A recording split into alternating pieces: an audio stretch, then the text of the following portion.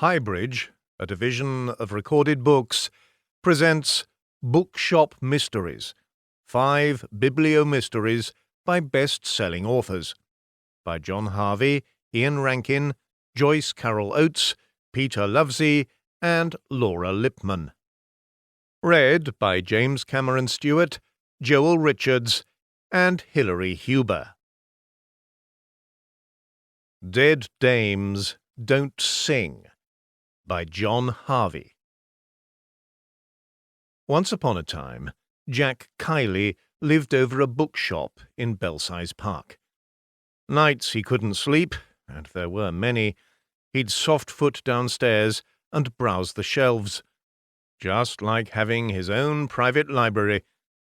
Patrick Hamilton, he was a particular favourite for a while, perversity in the seedier back streets of pre-war London, the siege of pleasure, Hangover Square. Then it was early Graham Greene, Eric Ambler, Gerald Kirsch.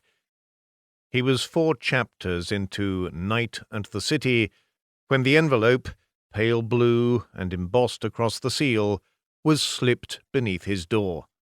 Notice to quit.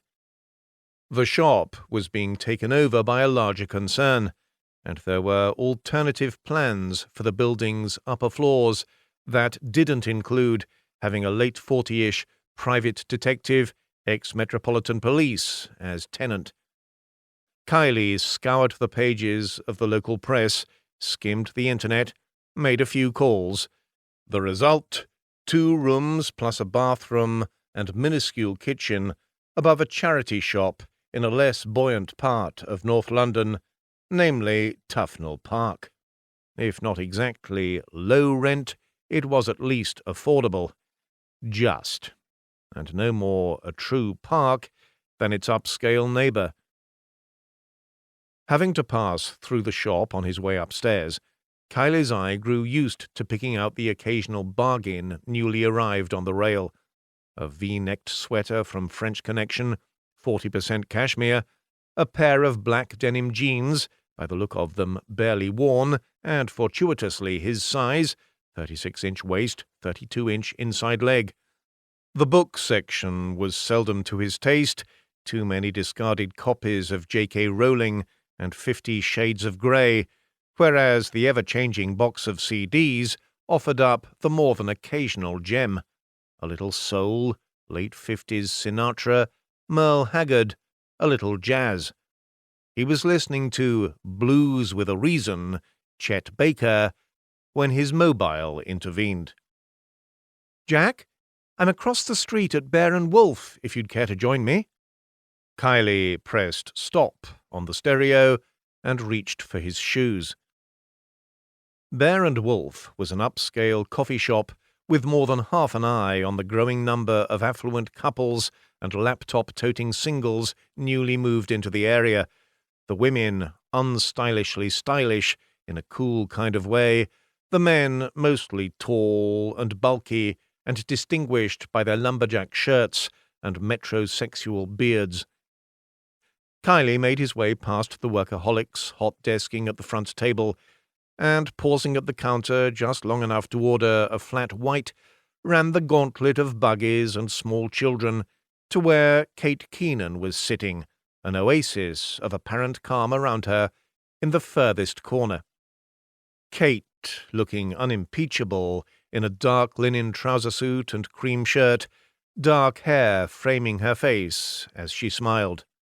"So, Jack, long time no see." It had been a month or so back, a private view for an exhibition of Saul Leiter photographs at the Photographer's Gallery, Kate there to do a piece for The Independent, one of the last before the print edition of the paper folded. Kiley had liked the photos, the colour shots especially, but felt uneasy in the crowd. After 20 minutes, he'd made his excuses and left. "Been keeping busy, I trust?" Kate asked now. "Not so you'd notice." "Don't tell me things in the PI business are slowing down." Kiley shrugged. Kate liked to tease him in a good-natured way about his late-chosen profession, referring to it with appropriate hard-boiled inflections, as if he was some combination of Sam Spade and Philip Marlowe, instead of an ex-copper who'd once played soccer in the lower leagues and now spent his time investigating dodgy insurance claims, snooping on behalf of a local firm of solicitors, or shadowing errant wives. "Only, if you're not overburdened, there might be something I could pass your way." And here was I, thinking this wasn't going to be business, but pleasure. "Can't it be both?"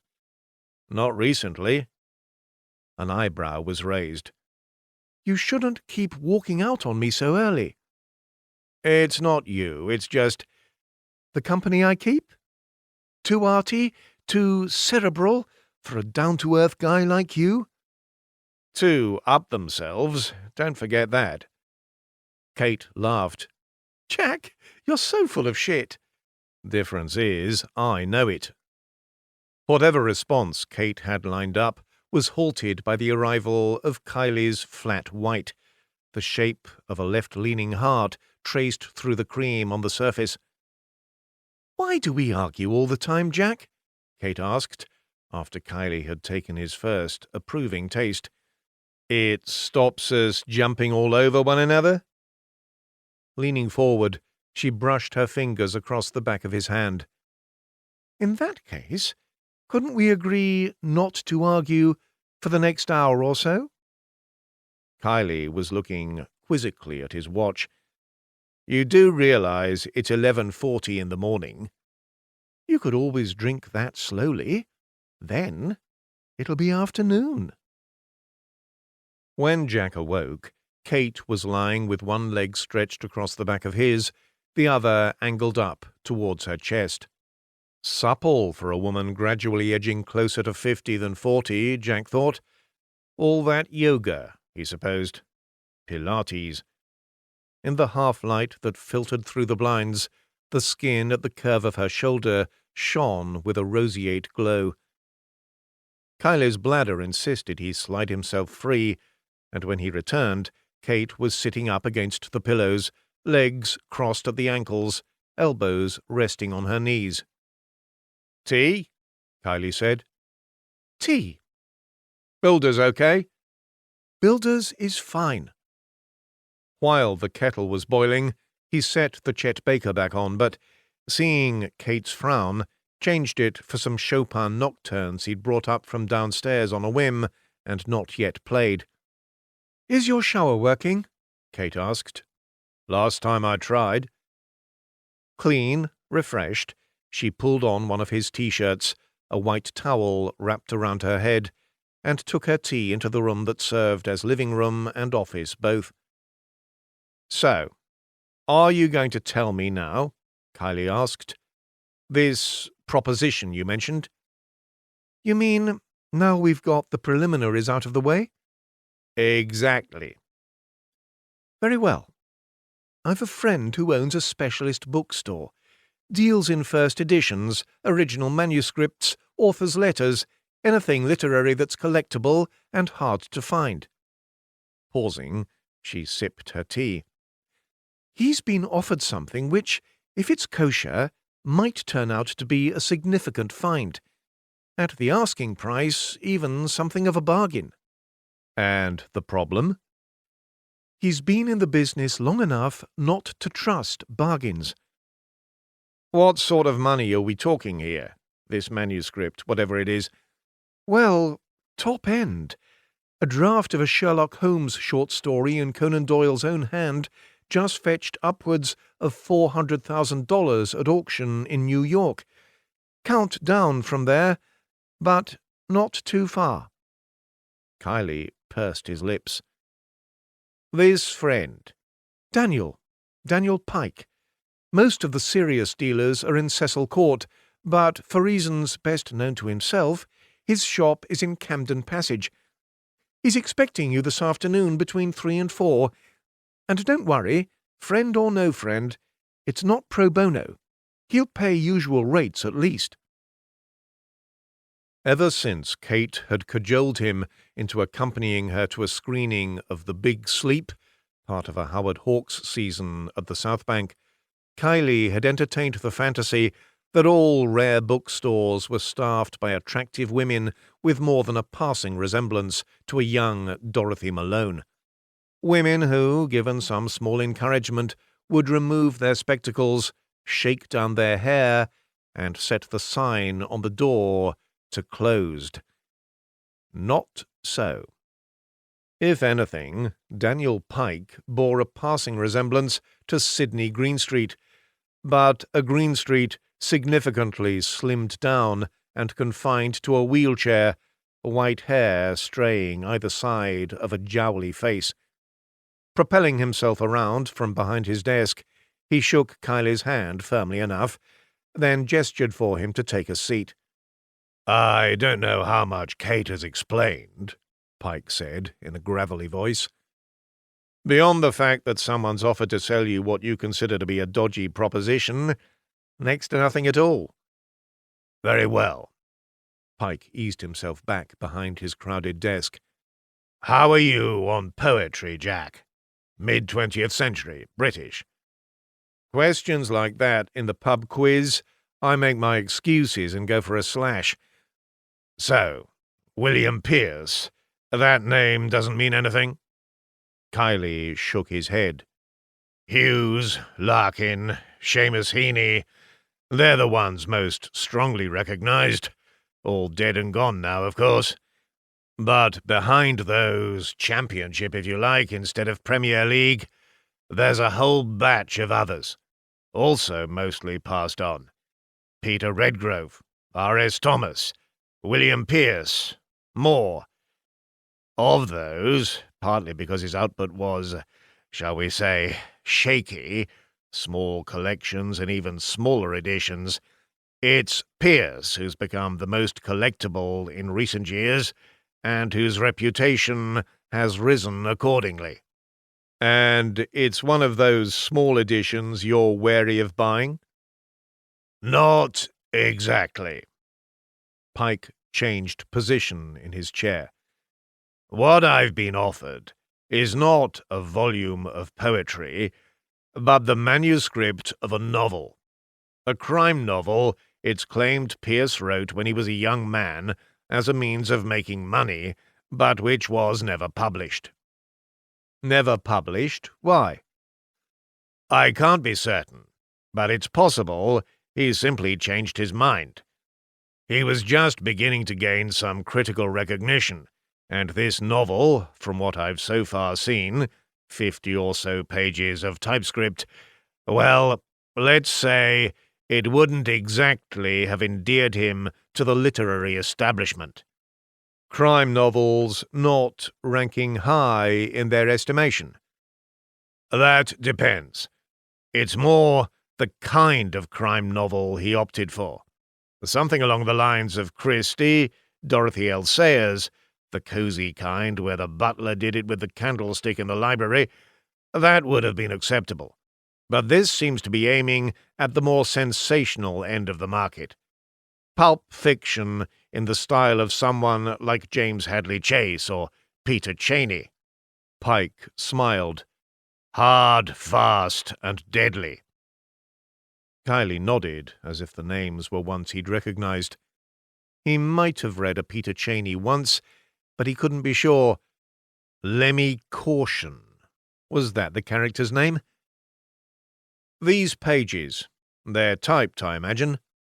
"Yes." "Doesn't that make it more difficult to prove they were written by Pierce himself?" "It would, but in this case, roughly a third of the pages I've seen have corrections and revisions inserted by hand." "Pierce's hand?" "Either that or a very accurate copy." "Presumably you can check." "We can bring in experts, certainly, to testify as to the validity or otherwise of the handwriting, analyze the ink if need be, the age and weight of the paper, and so on." "And still not be satisfied?" "There are other issues, less easy to determine. The provenance of the manuscript, for instance, whether the person wishing to sell it is the rightful owner. Added to which the fact that, so far, I have only that person's assurance that the remainder of the manuscript actually exists and is in her hands. Her? Alexandra Pierce, the youngest daughter. Younger by quite a long way. Pierce must have been well into his 50s when she was born. And she came to you directly, this Alexandra? Yes. I've acted for the family in the past. Some papers of her father's that were placed with an American university. Letters, mainly. Page proofs of a rare early chapbook. Even so, with something like this, which could, if authenticated, command a good deal of money, the more usual path would be to sell it at auction. Instead of which, Alexandra has suggested I should find a buyer without resorting to the open market. Did she give a reason for wanting to go down that route? As I understand it, she wants to avoid a lot of rigmarole, a lot of fuss. It would be easier, she thinks, more straightforward, to deal with me directly instead. Someone she knows she could trust. Kylie shifted his chair back a notch. It sounds as if that trust doesn't necessarily run both ways.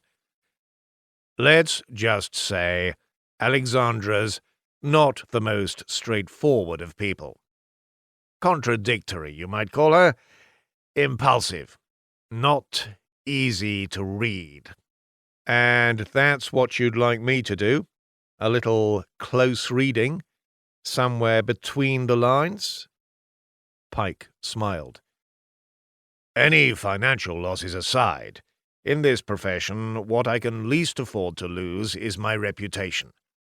If my personal situation were different, there are steps I would take to ensure, as far as is possible, that what I'm being offered is the real thing. As it is, he prodded the sides of his wheelchair, I need someone to be my legs for me. Eyes and ears, too. I understand. Good. And the sooner you can become involved, the better. Word about Pierce's supposed foray into sensational fiction is bound to leak out sooner or later. Rumors of that kind, they're the pornography of the rare book trade. The first chapters of Plath's follow-up to the bell jar that mysteriously disappeared after her suicide, the Hemingway manuscript that was in a suitcase stolen from a train, the Dashiell Hammett novel he wrote somewhere between finishing The Thin Man and his death 25 years later. We believe and don't believe in equal measure. Always hoping. If Dead Dames Don't Sing is legitimate, I'd like to get there ahead of the pack. I just don't want to move too soon and find my head on the block. I'll do what I can. Thank you. Kate assured me you were most resourceful. Reaching into one of the desk drawers, Pike lifted out a large envelope and passed it across into Kylie's hand. The first 50 pages, Jack. All I've so far seen myself. Copies, of course, enough to give you an idea of what we're dealing with. He levered himself around from behind his chair. I'll see you out. The passage was heaving with bargain hunters and the merely curious, a miscellany of languages rising on the air. Some old Dylan song from Highway 61 was playing from the used vinyl store across the way. Kylie shook Pike's hand and crossed towards the alley that would take him towards Islington Green. If you're not doing anything later, Kate had said, why don't we go to Casa Tua? My treat. Kate opted for the spinach green tagliatelle with porcini mushrooms and truffle oil sauce. Jack, the tortelloni stuffed with sausage and ricotta. For a short spell, it was possible to believe you were in a small cafe in Puglia rather than one facing out towards a busy road junction on the edge of Camden Town. Experiencing a moment of self-denial, Kate said no to the hazelnut cream gnocchi for dessert and asked for a double espresso instead. Kylie did the same. All through the meal, they had steered clear of what might be termed business. Now Kate asked how the meeting with Daniel Pike had gone, what impression he'd come away with. "Would I buy a used book from him, do you mean?" "Something like that." "On balance, probably yes, though I might shy away from his kind of prices." Primed by a flurry of car horns, Kate's attention turned towards the window and the street outside, in time to see a cyclist in full gear swerve up onto the pavement to avoid colliding with a 4x4 driven by a woman paying more attention to her mobile than the traffic lights ahead. "This Alexandra Pierce," Kylie said. "You know her at all?" "As a matter of fact, I do. I interviewed her a year or so back for the Guardian weekend. There was a small show of her photographs at Atlas, and they were reproducing some in the magazine." "I didn't know she was a photographer." "She's been a lot of things, Jack, for someone still just the right side of 30. Model, actor, minor celebrity. I think for a while she was in a band. These last few years, in the main, she seems to have been concentrating on the photography. If you hadn't walked out on the Soul Lighter when you did, you might have met her there." "My loss." "Well, there's a chance to make up for it this Sunday. An afternoon lecture at the British Library. Sebastian Barker, William Pierce, and the visionary heirs of William Blake." Kylie shuddered. "Over my dead body." "It's okay. You don't have to go to the actual lecture. It's the reception afterwards we're interested in." "We?" "Sherry and canapes, Jack. What's not to like? I'll come along, introduce you to Alexandra. She's sure to be there. After that, you're on your own." Standing on the corner of Royal College Street and Camden Road, traffic pouring past, they kissed, then went their separate ways. Back home, Kylie opened the bottle of 10-year-old Springbank a client had recently passed over in payment, together with a premium ticket for the Chelsea Spurs game, 12 rows up, level with the halfway line. The match had been a bruising, bad-tempered encounter. 12 players booked, 9 from Spurs, Chelsea coming back from 2 goals down to draw. As was always the case when Kylie watched soccer nowadays, part of the time was spent wishing he were out there on the pitch, the rest thankful that he was not. The leg that had been broken in 2 places in only his second game of the season for Charlton Athletic, his last as a professional, and just a few days short of his 31st birthday, still gave him jip when the weather turned. The whiskey was much easier to take. Settled in his one easy chair, Kylie opened the envelope Daniel Pike had given him, smoothed out the pages, and began to read. It was one of those streets that seemed to run on forever. No beginning, no end. Windows peering down at me as I walked. Doors locked and barred. The only sound of footsteps were my own. As I went slowly forward, shadows appeared on either side, closing in around me until I could barely see the ground beneath my feet or my breath upon the fetid air. And then I heard it. Cheryl's voice. Small, lonely, more than a little off-key. The last time I'd seen her, the last but one, had been a small club in Soho, the Bouillabaisse, an after-hours hangout for musicians, wide boys, users, and spades.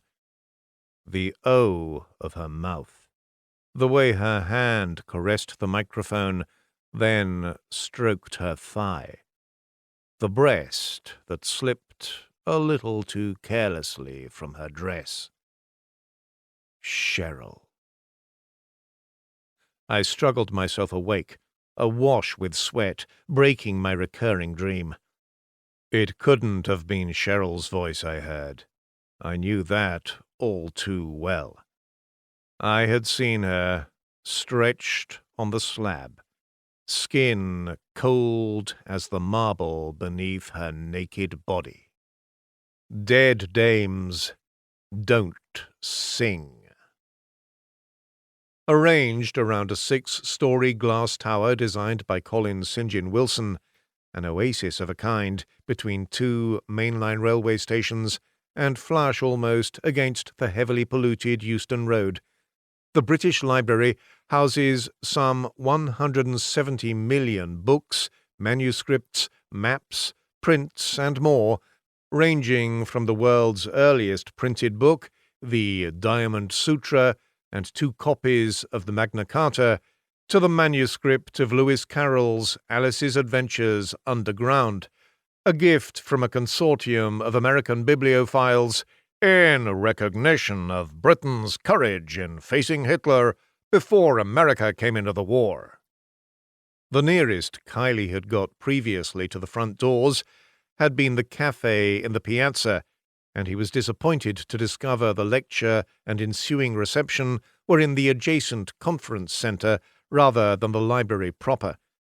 Kate guided him through the crowded foyer towards the Bronte room, where 60 or so assorted literary types were taking advantage of the opportunity to air a little superior knowledge. Giving the sherry a miss, Kylie settled for some sparkling mineral water from a previously undetected spring deep beneath the Malvern Hills, and a bite-sized sliver of Serrano ham wrapped around a small finger of asparagus. "There she is, Jack," Kate said quietly over his shoulder.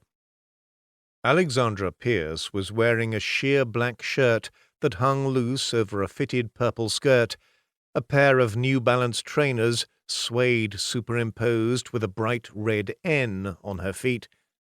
She was just turning away, glass in hand, from the man to whom she'd been talking, evidently bored with his company. Kate moved in fast. "Alex, hi. I don't know if you remember me." Alexandra swiveled round and looked at Kate with narrowed eyes. "Remember you? Sure. You spent a few thousand words making me look trivial in print. How could I forget?" "I liked your pictures, though." "Yes," a grudging smile. "Yes, you did. And who's this?" "This is my friend Jack. Jack Kylie, Alexandra Pierce." Kylie held out his hand. "I've heard about you. You're Kate's bit of rough." He pulled his hand away, untouched. "I thought you and Jack should have a little talk," Kate said. "It seems you've got something in common."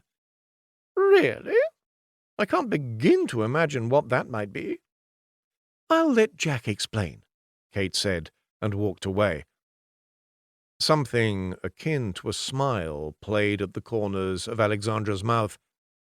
"So, Jack, do tell." "Your father's manuscript," Kylie said. "The one you're negotiating to sell. For now, let's say, in part at least, you're negotiating through me."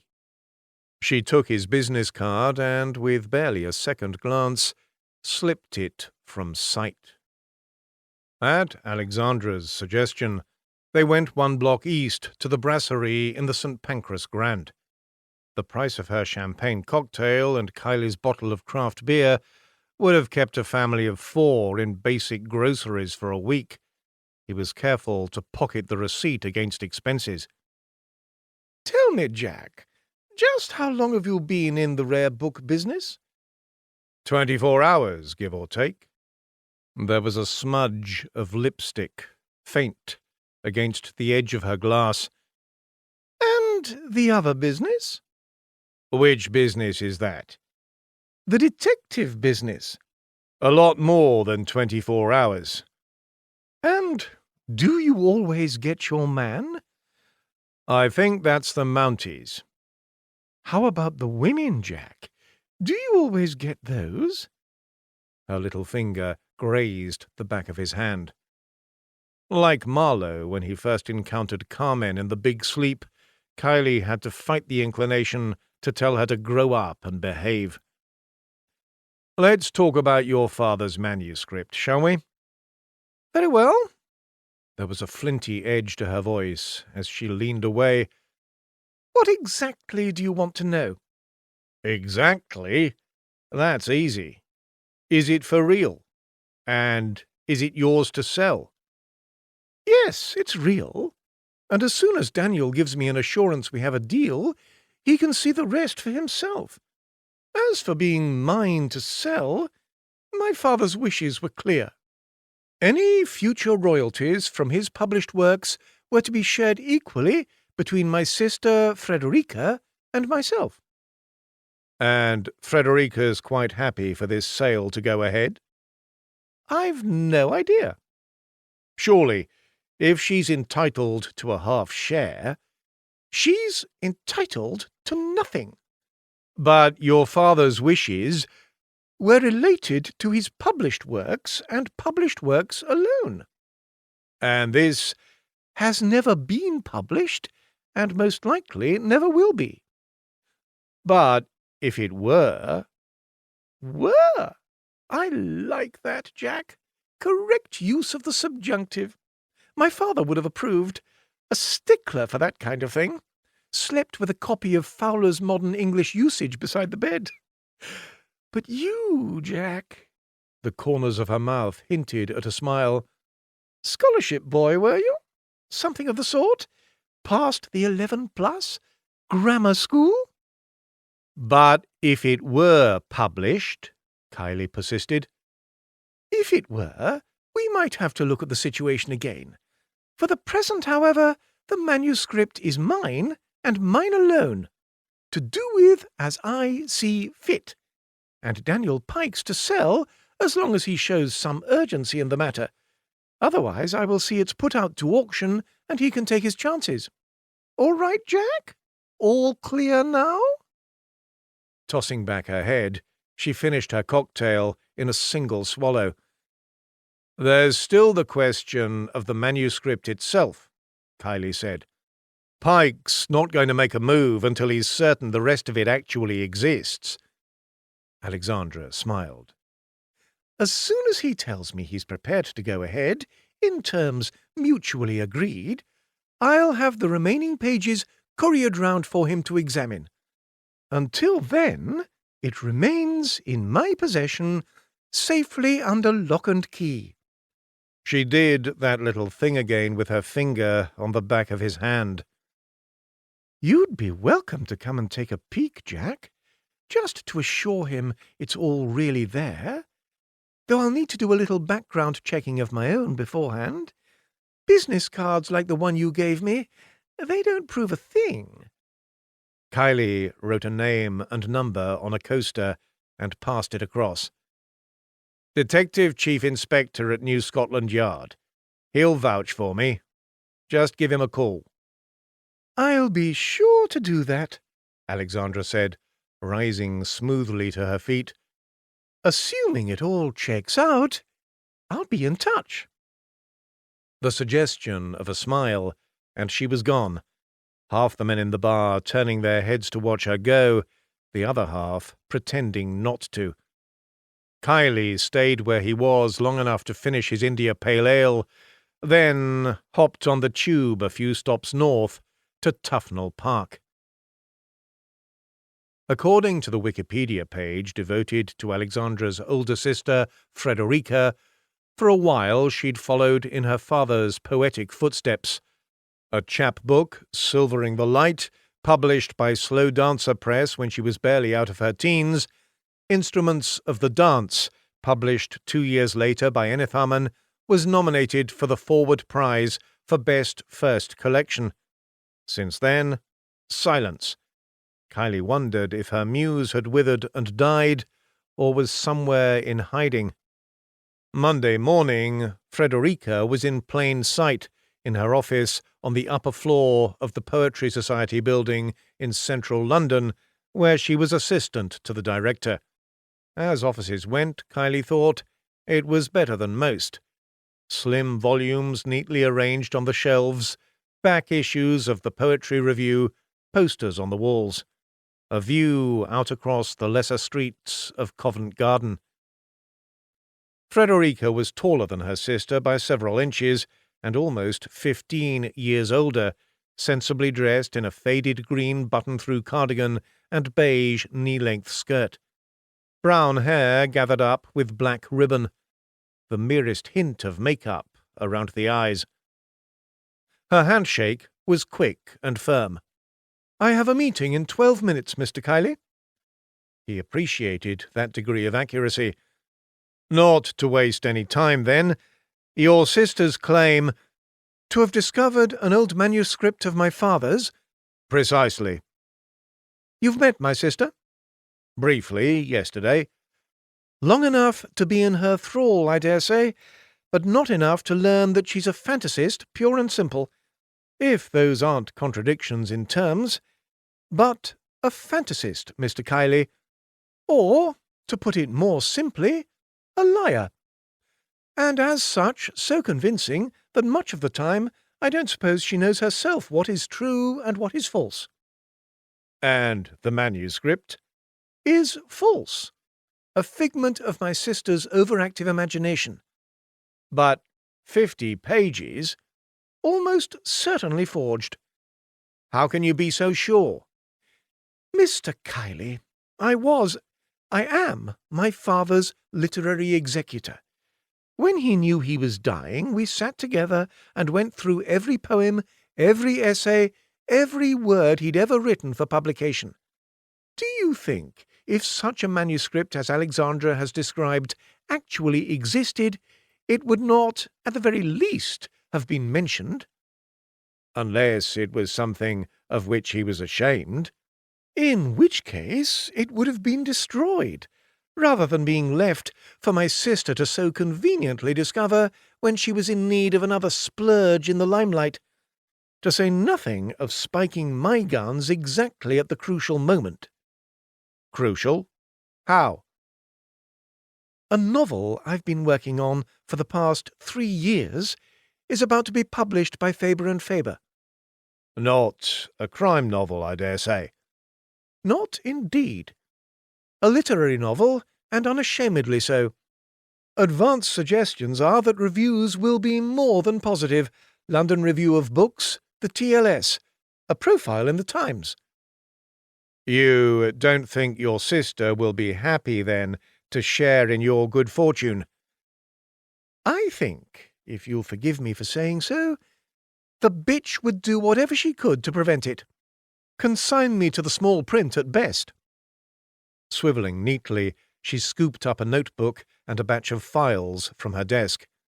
"If you follow me down, I can point you towards the exit." "It might be useful," Kylie said on the stairs, "if I could talk to you again." "I don't think so, Mr. Kylie. If you're going to find out my sister's an inveterate liar, you can do so all on your own." Stopping only to stock up on a fresh supply of beans from the Monmouth Coffee Company shop around the corner in Covent Garden, medium roast from Guatemala, his current favourite, and then to touch base with Pike in Camden Passage, Kylie hightailed it back north and home. The moment he set foot inside the charity shop, the manager beckoned him over to his cubbyhole at the rear. "What do you want first, Jack? Good news or bad?" "How about the good?" "There is no good." "Then the bad is terminal." The charities had notice to quit, Kylie guessed. 28 days. "I'm sorry. It gets worse. Who do you think's taking the lease? A dog's boutique? Carriers, accessories, and doggy couture? Worse still. Not another estate agent." "How did you guess?" "I'll start packing my things. You never know. You might be okay." Kylie shook his head. "I'm fussy about who I share space with, and besides, Can you imagine the hike in rent? Come with me, Jack. Back up to Yorkshire. The Calder Valley. I never should have left. Not for me, I'm afraid. All that fresh air makes me giddy. Suit yourself. Oh, and there's a friend of yours upstairs. I let her in. Didn't think you'd mind. I didn't even know you had a key. Just for emergencies. Fire and that. Fire and flood. Kate was seated in the easy chair, which she had moved closer to the window, a fat paperback open in her lap. Picked this up downstairs. David Copperfield. Read it? Afraid not. Just look, takes 2 hands to hold it. No book should be that long. There's no need. War and Peace? My point exactly. Kate's face showed her disapproval, then changed as she sniffed the air. Are those fresh coffee beans in your pocket, Jack?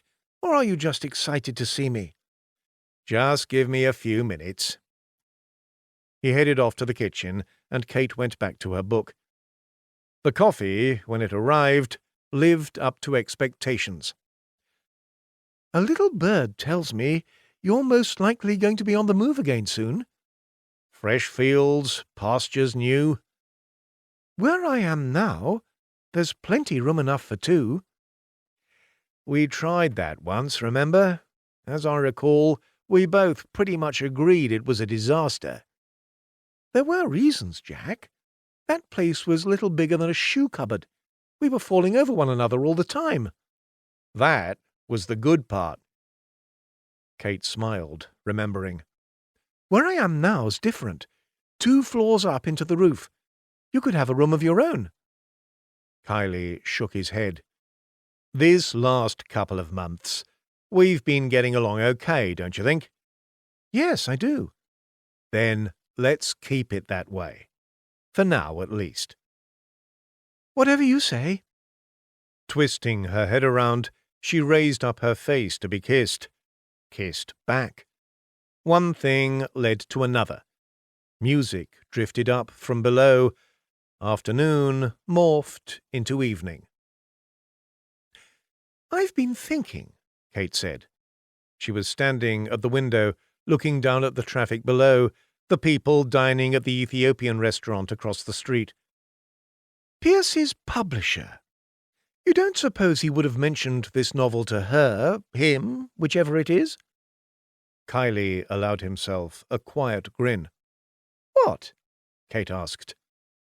For once, I got there before you. Looked in on your pal Pike on the way here. He thought it was a good idea too, and Pierce's former publisher, it's a man. Henry Swift. I'm going down to see him tomorrow. Down? Deal. On the Kentish coast. Kate's eyes brightened. I'll come with you. I've a friend in Deal. You've friends everywhere. The forecast is good. You should remember to take your trunks. Kylie thought that was unlikely. The last time he'd gone swimming in the sea had been on a primary school trip to Southend when he was 9. It was too late to start again now. For once, the forecast hadn't lied. The sun at mid-morning was bright enough for Kylie to wish he'd brought sunglasses, instead of which he was forced to narrow his eyes against the light. Kate's friend turned out to be an artist named Arthur Neal, whose strong and colourful paintings Kylie had surprised himself by liking a great deal. Leaving them to their conversation, he made his way along a gently winding stretch of Georgian terraced houses, and from there down onto the front. The retirement home was a few 100 metres north along the promenade, a generous-looking red brick building set back behind well-trimmed lawns. After signing in the visitor's book at the reception desk, a pleasant-faced woman in an ill-fitting uniform, part nurse, part warden, led him to where the former publisher was sitting at the side of the building, rug loose across his knees, eyes closed, catching the sun. Mr. Swift! Henry! You've got a visitor! The old man, Not so very old, really, according to Google, in his early 80s, opened an eye and let it fall closed. Kylie brought a folding chair over from where it was leaning against the wall and joined him. "I thought she'd woken me up," Swift said, "to give me another lecture on the risks of skin cancer, actinic keratosis, basal cell carcinoma. It never seems to occur to them. Any little thing that hastens the inevitable might be welcome. Save all the trouble and expense of organizing a one-way ticket to Switzerland, assisted suicide capital of the world. What can I do for you, Mr. Kylie? Jack Kylie." "Jack, then. I'm Henry." "William Pierce, Henry. You were his publisher?" Swift's head swiveled slowly. "Please don't tell me you're another mature student cobbling together a Ph.D. from our poetic yesterdays. The Open University has a great deal to answer for. If it makes you feel happier, my last brush with formal education was a little over 30 years ago. More passed than failed, but it was a close thing." "And now?" "Now I'm a private detective." Swift gave him a quick, approving smile. "Here to learn where the bodies are buried, no doubt." "Are there bodies?" "In publishing, quite a few. Stabbed in the back, mostly. Skeletons by now. Metaphorical for the most part, but not all." "Many in Pierce's cupboard?" "Skeletons? No more than to be expected. Savage bastards, poets." "Pierce included?" Swift shrugged. "No better, no worse than most." "You stuck with him, though? As a publisher, I mean." "And as a friend." "If there were any old unpublished manuscripts rattling round, you'd have known?" Laughter rattled around Swift's chest and emerged as a rasping cough. "That old chestnut, is it? Thought that had been done and buried years ago. William's brush with the potboiler trade." "There was a book, then? A manuscript, at least?" Swift pulled the rug higher with an arthritic hand. "Talk of a book! There was plenty of that. Late at night, the bottle down to its final dregs. How William was going to take on the Yanks and beat them at their own game. Jonathan Latimer, Mickey Spillane. He even had a title, something about dames." "Dead dames don't sing." "That's it. With a title like that, he used to say, 'Stick the right picture on the cover and it'll sell 1,000,000. Just one problem, I used to tell him. You can't just have a cover. You've got to have a story to go with it. And he'd tell me this yarn about a jazz singer and a black GI who'd hung around in Soho after the war, at which point I'd say that's all very fine, but it's not enough to have that all in your head. You've got to get it down on paper. And he'd wave his hands around and say, 'Tomorrow, tomorrow, tomorrow,' and pour himself another drink." Swift paused for breath. "We all know what happens to tomorrow." "So it never got written? That's what you're saying?" "Oh, some maybe. A little. A chapter or two. Nothing more. Nothing that I ever saw." "And he couldn't have finished the book and taken it to someone else instead? Another publisher?" "Someone less literary, you mean? It's not impossible. There were enough to be found. Bottom feeders happy to swim in the muck. Writers, too. Hacks who'd turn around a manuscript in 4 or 5 weeks, 3 at a push. Science fiction, westerns, fantasy, crime. 128-page paperbacks, 50,000 words. The sort of work that called for one thing William never had, and that was discipline. The kind that keeps you at your desk for up to 8 hours a day. Sonnets, they were more his cup of tea. 14 lines you could worry away at between lunch and heading off back down to the pub. A sudden flurry of coughing bent the older man almost double and sent Kylie inside in search of water. Swift drank in small sips and dabbed a tissue at his eyes. Go days practically without speaking, and then when I do, this happens. Reaching out a crippled hand, he patted Kylie gently on the knee. Piece of advice. Don't get old, and don't take my word for any of this. There must be one or two of the old crowd still alive. Fitzrovia, Soho, the Wheat Sheaf, that's where a lot of them used to congregate, Rathbone Place. Later it was the Highlander in Dean Street, changed its name since. A lot of film people used to drink in there. Where William met her, of course, that actress he had a bit of a fling with. The one who was going to be in the movie he was sure was going to be made from his novel. After it had topped the bestseller lists, of course. Swift shook his head. Bit of a fantasist, William. All right for a poet, desirable, in fact. Not so good when it comes to real life. A fantasist, Kylie thought, as he stood his chair back up against the wall. Where had he heard that before? When they met at the station, Kate had a carefully bubble-wrapped and brown-papered package the size and thickness of a large fat book under one arm. He didn't ask. She'd also brought homemade scones from the Neil's kitchen and a thermos of coffee, the flask to be returned at a later date. "Good day?" Kylie asked. "Lovely. You?" "Interesting." At Ramsgate they changed trains, the last vestige of sun faltering gradually towards evening. The coffee was black and strong, the scones rich with butter and black-currant jam. Kylie thought about Henry Swift, living out his last years alone but looked after, in sight and sound of the sea. On a good day, if he screwed his eyes up tight, he would just be able to spy the coast of France.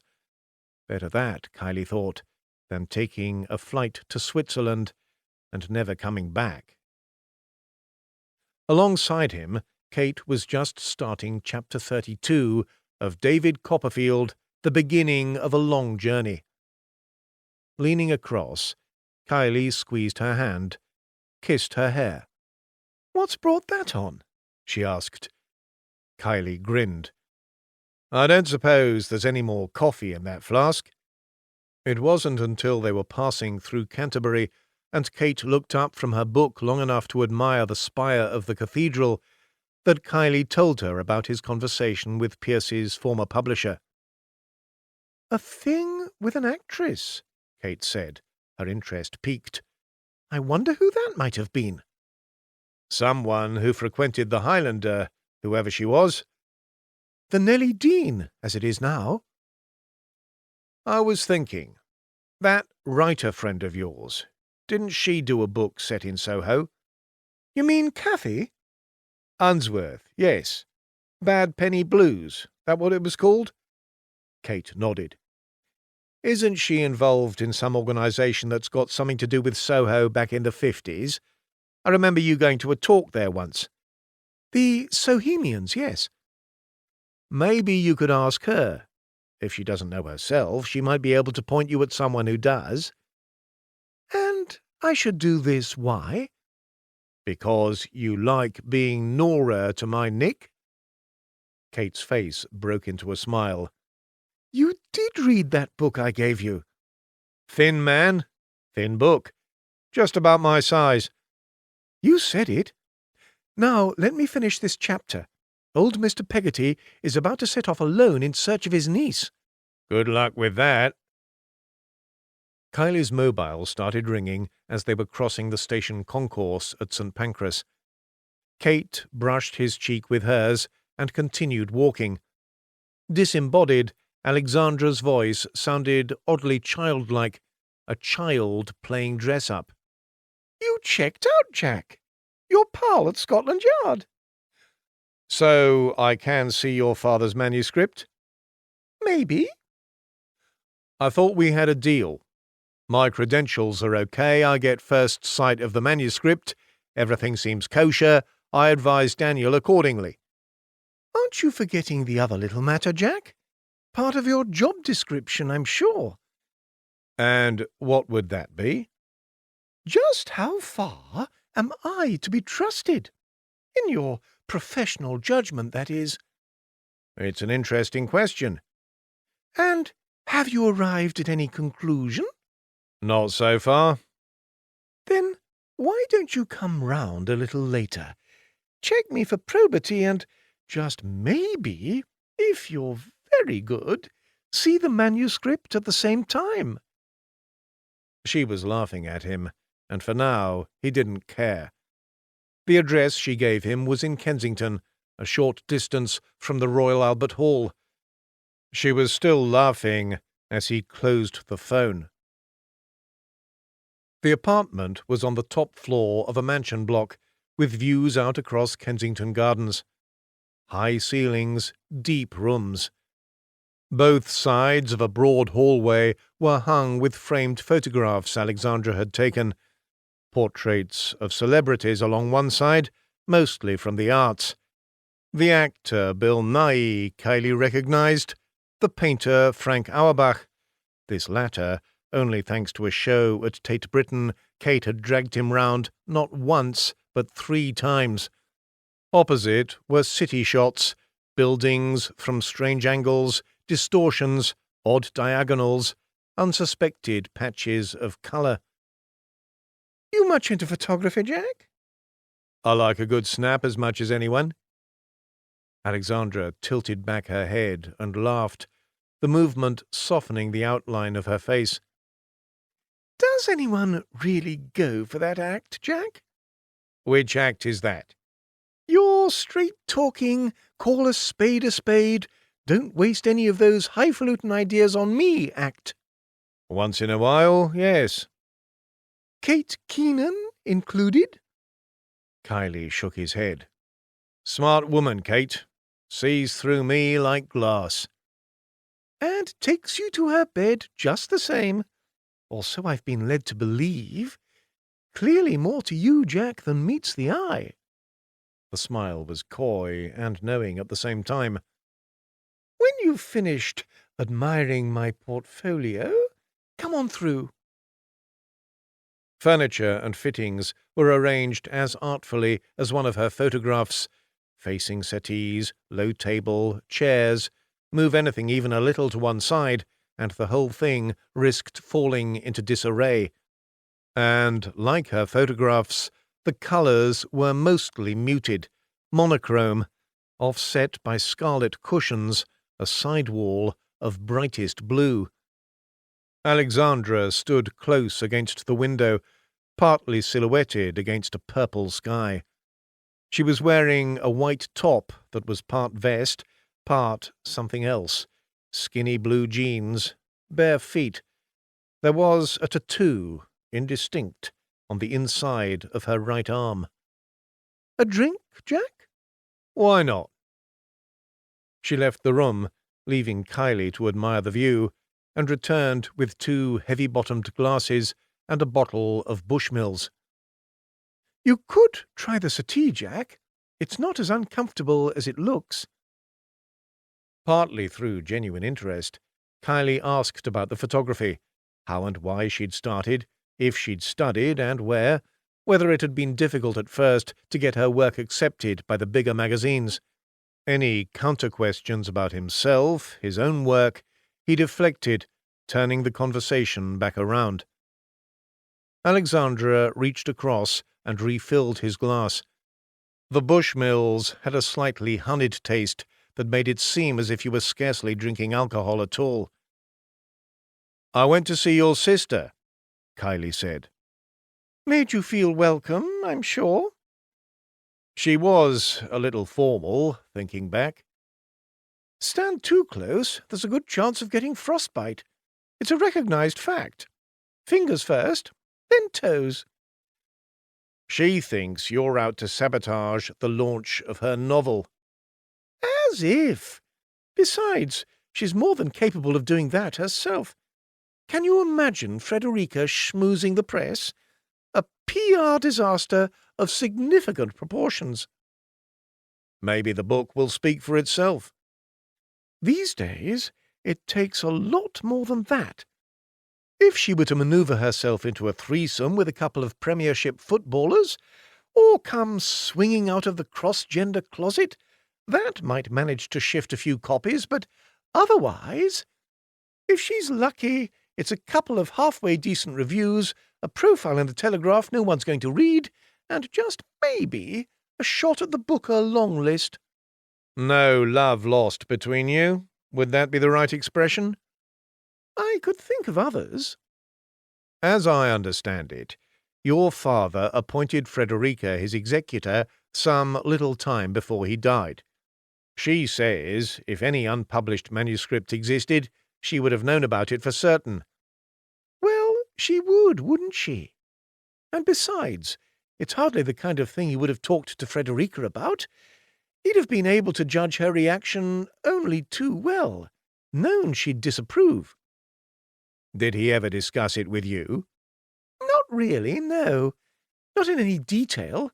Just, when he'd been drinking sometime. It never occurred to me that he'd actually put in the time, committed his ideas to paper, until I saw it with my own eyes. And that was when? Earlier this year. In Cornwall. Just outside St. Just. Miller's Cottage. It belonged to my mother, her side of the family. We used to go there on holiday when we were children. Sometimes my father would go down on his own, squirrel himself away whenever things got too hectic at home and he needed time and space for his poetry. It must have been where he wrote the novel as well. And what? It was hidden away in a drawer somewhere? The loft space. We scarcely used the cottage any more, and it was falling into disrepair, so we were going to put it with an agency, rent it out. Holidays. There were things that needed doing before that could happen, and Frederica reckoned she was too busy. So I went down to make an inventory, see what was worth keeping, what wanted throwing away. There'd been some kind of leak, and the man I called in to fix it went looking for a header tank in the roof. He found this bundle wrapped in sacking, tied up with string. There was a stationery box inside, a manila folder inside that. When I turned it over, there was the title, Dead Dames Don't Sing. My father's name underneath. The pages inside were a little damp, but nothing more. At first, I could scarcely believe it, but there it was, all 16 chapters, right up to the end. You read it? Not then, not right away, but later. And? Alexandra laughed. Everything the title led you to expect. Desperate women and dangerous men. She swiveled sideways, her bare foot sliding across the top of Kylie's shoe. You've been very patient, Jack. You wanted to take a peek? The safe was in the bedroom. Where else? The room itself, oddly austere, a white duvet, barely creased. Little by way of decoration, save for the portrait of Alexandra, nude, that hung above the bed. She moved the canvas just far enough aside to expose the safe. The manuscript was in a folder, as Alexandra had said, a label stuck to the front bearing the title and the author's name. You can take it out, Jack. It won't bite. Shouldn't I be wearing special gloves or something? Just make sure you handle with care. The pages were smooth, like any other. What did he expect? Most of the paper was off-white, save for a section towards the end, around 30 pages, which was pale blue. The type was faint in places, as if Pierce had waited too long before changing the ribbon. Notes were scattered here and there in the margins, similar to the ones in the section Kylie had already seen. The occasional word crossed out and an alternative written in, circled where necessary and arrowed into place, all in the same recognizable hand. "Satisfied?" Alexandra asked. "Yes, as far as it goes." "You wanted to make sure the rest of the manuscript was all there. There it is." There was a new tightness in her voice, as if everything up to now had been just pleasant fooling around. Now it was as if she were handing him his coat and ushering him out the door. "Go and see Daniel. Tell him he's got another 48 hours. After that, he can take his chances along with the rest."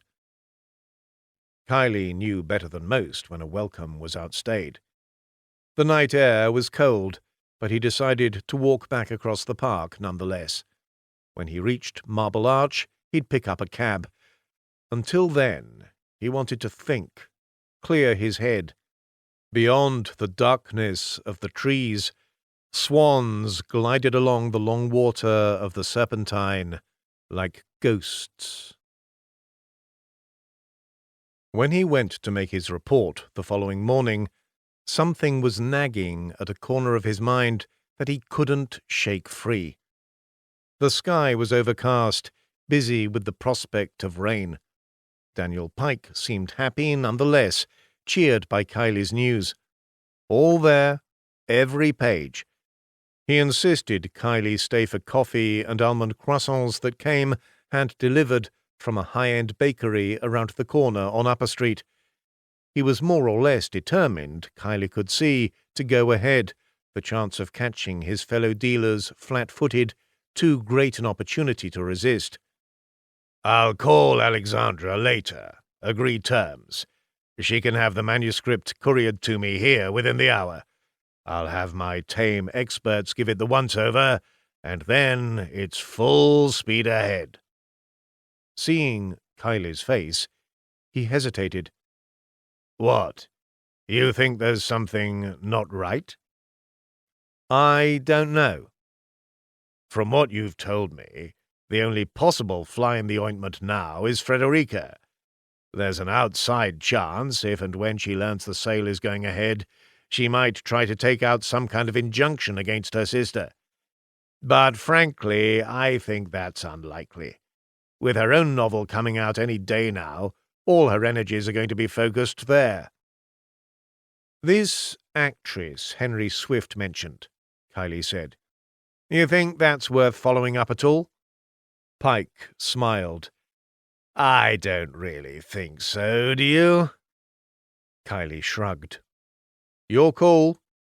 He chased down the last piece of croissant with a swig of coffee and reached across to shake Pike's hand. "I'll let you have an invoice, expenses as agreed, sometime in the next few days." Back outside, the threat of rain seemed to have abated. The new movie about Miles Davis was playing at the screen on the green. Kylie wondered why he'd never really liked Davis's music as much as he probably should have. Perhaps there was simply too much. Like Dickens. All those albums, all those fat, baggy books. A man can only do what time allows. There were 2 emails waiting for him when he logged back on. One was from Margaret Hamblin at her offices at Hamblin, Laker & Clark Solicitors, where she was a senior partner. Would Jack get back to her ASAP? He would. The other was from Derek Becker, a saxophone player who'd had the misfortune to get mixed up in one of Kylie's investigations and ended up in hospital for his troubles. "Got a gig at the Vortex, Jack, this coming Sunday. Be good to see you there." There was nothing from Kate. When he phoned Margaret Hamblin, her assistant said she was in a meeting and might be tied up for the remainder of the day. Just minutes later, the assistant called back. Could he meet Margaret at Grain Store by the Regent's Canal at 6 o'clock? He certainly could, especially if it was on her expense account and not his. The remainder of the day was his to waste. Waste it he did. Margaret was at the restaurant when he arrived, tucking into some sprouting seeds and beans with a potato wafer and a dab of miso aubergine. Hint of treats to come. There was a bottle of Sancerre open and underway. A quick glance at the menu reassured Kylie the rump of lamb was still holding its own amongst the quinoa falafels and the seaweed and vegetable dashi. Immaculately tailored as usual, Margaret's face was showing signs of strain. Too full a workload, too little sleep. Even with a willing partner, adopting a 2-year-old well into your mid-40s was perhaps not a top idea. One of the potential witnesses in a court case involving a client had disappeared, could be hiding out in Cyprus, family in Nicosia, more likely the Mile End Road. "It's urgent, Jack." "Have I ever let you down?" "Shall I count the ways?" He thought she was quoting from something, but didn't know what. Back in his flat a couple of hours later, he poured himself a small glass of the remaining Springbank and slid Kind of Blue into the stereo. Maybe it wasn't too late to give Miles a serious try. Still no message from Kate. Never mind. He had yet to finish the first 50 pages of Dead Dames Don't Sing. The smoke inside the club was so thick it seemed to hang in coils from the ceiling, the smell of marijuana sweet and lingering on the air. I made my way between tables busy with mainly black bodies, West Indians and former American GIs, faces turned expectantly towards the small semicircle of stage where a microphone stood lonely in the spotlight, a baby grand at an angle behind, lid optimistically raised. By the time I'd found myself a seat in a corner by the side wall and ordered a gimlet, a piano player with hunched shoulders and fingers like spindles was stroking the keys. After several aimless moments, the doodling became a tune, a song the audience recognized as her song, and a desperate hush fell over the room. Then, there she was, her body cocooned in a sheath of shimmering gold that emphasized the startling whiteness of her skin, the globes of her partly exposed breasts reflecting back the light. Fingers of one hand smoothing her dress down along her thigh. With the other, she reached for the microphone as tenderly, as urgently as she might reach for a lover, eased it closer to her mouth, and began to sing. As Margaret Hamblin had suspected, her reluctant witness had not strayed far from the Mile End Road, Kylie unearthing him in the back room of a greasy spoon that was trying urgently to reinvent itself as cool. Derek Becker's Vortex gig went down a storm. Kate's text, when it finally arrived, was brief and to the point. "Kathy putting me in touch with a film buff from the Sohemians. Expect more soon." Then this, in the Morning Post. "A very special announcement to our clients from Pike Fine and Rare Books. Dead Dames Don't Sing by William Pierce. The remarkable and unrecorded manuscript of an unpublished crime novel by the distinguished British poet throws a completely new light on his development as a young writer. The novel is vividly set in London's bohemian Soho in the mid-1950s and revolves around the murder of a female jazz singer who had been simultaneously involved with a saxophone player and former American GI. All the available evidence suggests the novel was composed in the late 1950s, when Pierce was in his mid-20s and still to find serious recognition as a poet. The novel's survival is in the form of an unbound working manuscript comprising 234 pages on white and or light blue typing paper of A4, i.e. 25 by 20 centimeters. Many of the pages bear Pierce's working revisions in blue ink in his identifiable hand. The typescript is housed in its original square-cut manila folder with Pierce's holograph title of the novel formally stated in capitals on a cream label pasted to the flap. Several pages are somewhat creased and stained, and there is occasional smudging of the blue ink, but the entire text is absolutely legible. This is a truly unique item for which we have fully confirmed provenance, having come to us directly through negotiation with a family member, and as such we are very proud to make it available for purchase to one of our valued customers. Its rarity and biographical significance would suit a high-quality and select collection of 20th-century literary papers, and our private buyers may well recognize this as a once-in-a-lifetime opportunity, as, in all probability, will various distinguished institutions in the UK or overseas. Interested clients are most warmly invited to contact Daniel Pike at Pike Fine and Rare Books to discuss the terms of this purchase at their earliest opportunity. So, there it is, Kiley thought, done and dusted, his first venture into the world of rare books coasting to an end. Client well satisfied. Time to step away. Kate's voice, when she rang, was a little ragged, as if perhaps she'd had a later night than usual, too little sleep. He didn't ask. "The Sohemians," she said. "They had a meeting yesterday. This actress you're interested in, I've got a name. Yvonne Fisher." It rang no bells. "Any way of contacting her?" Kiley asked. "Ouija board? Crystal ball?" "Dead, then?" "Not so long ago. 2010, at the age of 79. But she had a daughter, Susan, still very much alive. It was her I spoke to. Explained your interest." "You think she'd talk to me?" "I don't see why not." Susan Fisher was 60, and in a more forgiving light could have passed for 10 years younger. Her hair, platinum blonde with a hint of silver, looked to have been recently styled and cut.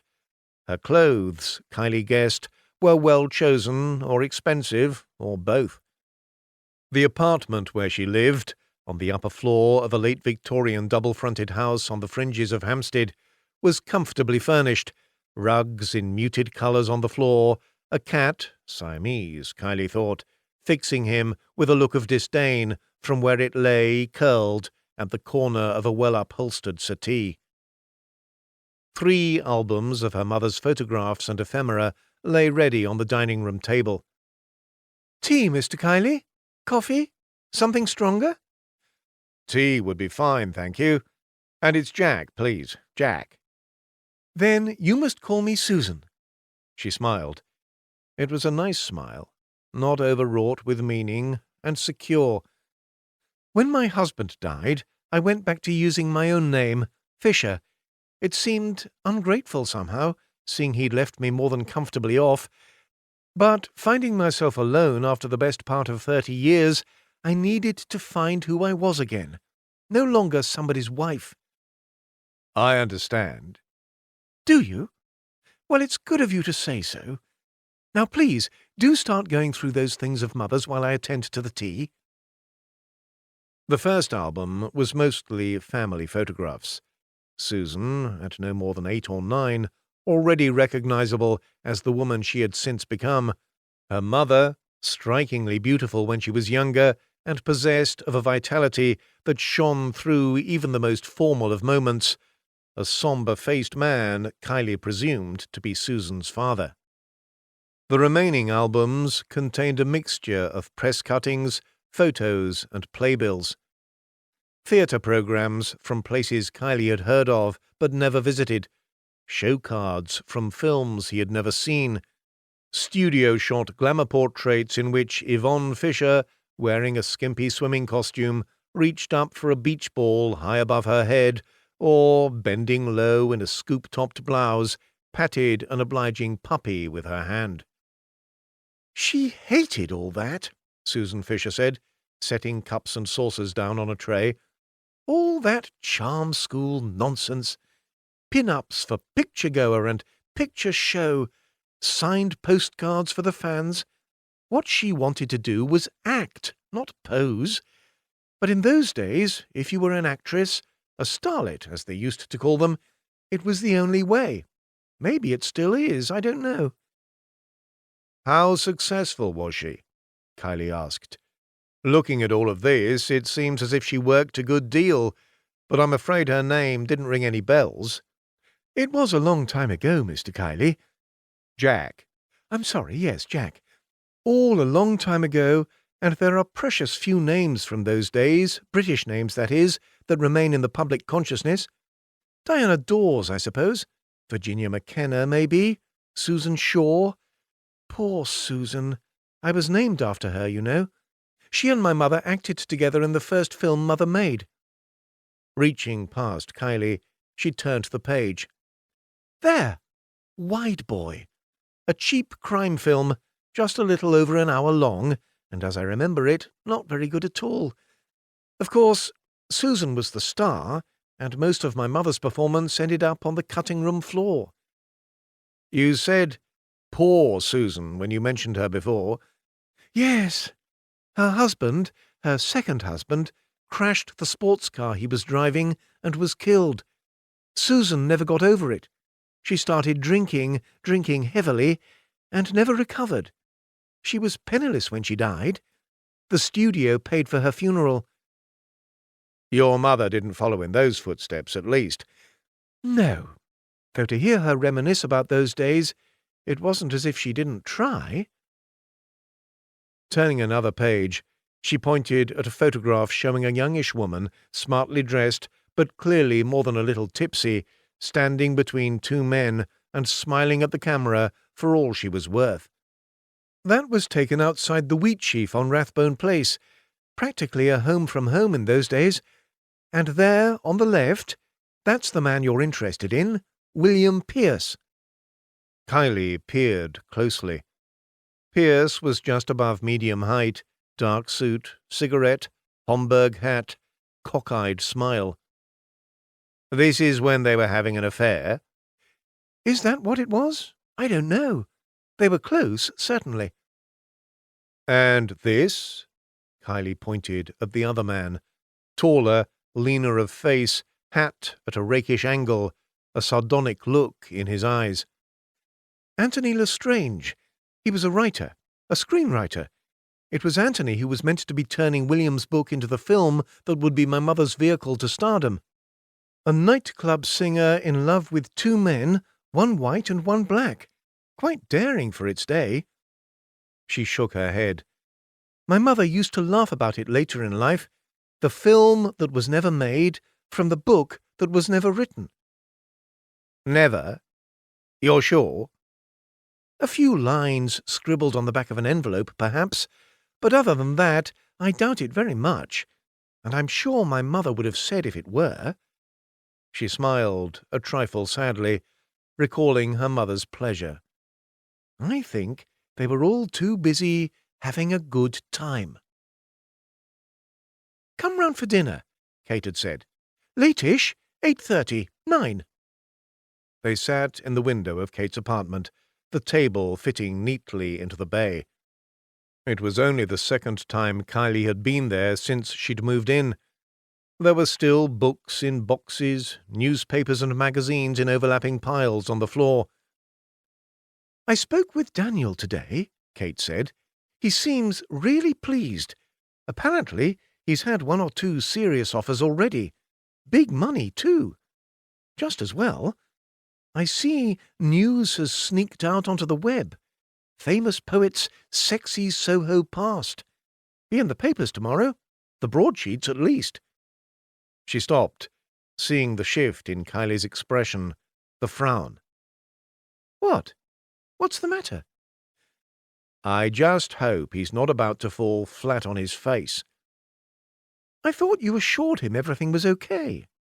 As far as I could tell. I offered to poke around further, but he wasn't interested. Too anxious to go ahead. And you think that was a mistake? I hope not. I don't know. Was this something Susan Fisher said? Something to do with her mother? Not really, no. Just some stupid itch that won't go away. Calamine lotion, Jack. That, or a good night's sleep. Dinner over, fillets of brill, new potatoes, broccoli, green beans. Kylie said no to a second glass of wine, stood stranded between table and door. Go home, Kate said, not unkindly. Get some rest. He woke at 3, a little after, 7 minutes past, the time top right on the screen when he switched on the computer. Typed the name into the search bar. Anthony Lestrange, William Pierce's drinking companion, screenwriter and friend. Who was to say he hadn't turned his hand to fiction as well? There were 11 entries under his name, 4 of them immediately relevant. Wikipedia, IMDb, filmmakers.com, screenplaylists.com. 7 screenplays filmed between 1949 and 1962, and Lestrange was listed as co-writer on 3 more and an associate producer credit on 2 others. But nothing to suggest he'd ever turned his hand to other forms of writing, not even the shortest of short stories, an article on screenwriting for Sight and Sound. Before going back to bed, Kylie went across to the window and looked down at the street outside. A young fox, lean and with a healthy brush of tail, stood stock still at the curb edge, nose in the air, before trotting neatly across the road and disappearing out of sight. Almost the next thing he knew was the phone going, jerking him awake. Susan Fisher's cultivated voice, "Jack, I hope I'm not calling too early." No, not at all." "It's just that I've remembered. Anthony had a brother, Christopher. I think he was some kind of writer too." Kylie thanked her, bundled out of bed, splashed water on his face, and set coffee on the stove. Christopher, then. Christopher Lestrange. LinkedIn offered him the opportunity to view the profiles of 25 top professionals with that name. PQ, better still, boasted 43 with the same name, or near enough. Then there were Facebook, MySpace, and Spokeo. 2 cups of coffee later, Kylie was bowed down by information overload, disappointed and confused. If Susan Fisher had been correct in remembering Anthony's brother as a writer, he seemed to be a writer who, unless he were the Christopher Lestrange whose research area had been disorders of the lower bowel, or the Lestrange with a seemingly inexhaustible interest in the Southern India Railway companies of the 1860s, didn't seem to have published a thing. His back was aching from sitting in the same position too long, and his eyes blurry from staring at the screen. By some small miracle, Margaret Hamblin's assistant was able to put him through right away. "A favour, Margaret." "Name it." "That whiz-kid of yours who can track down absolutely anything on the internet from a window seat in Starbucks. In only a little more time than it would take to down and digest a large caramel cocoa cluster frappuccino with layers of graham cracker crumble, the results were spooling onto Kylie's computer.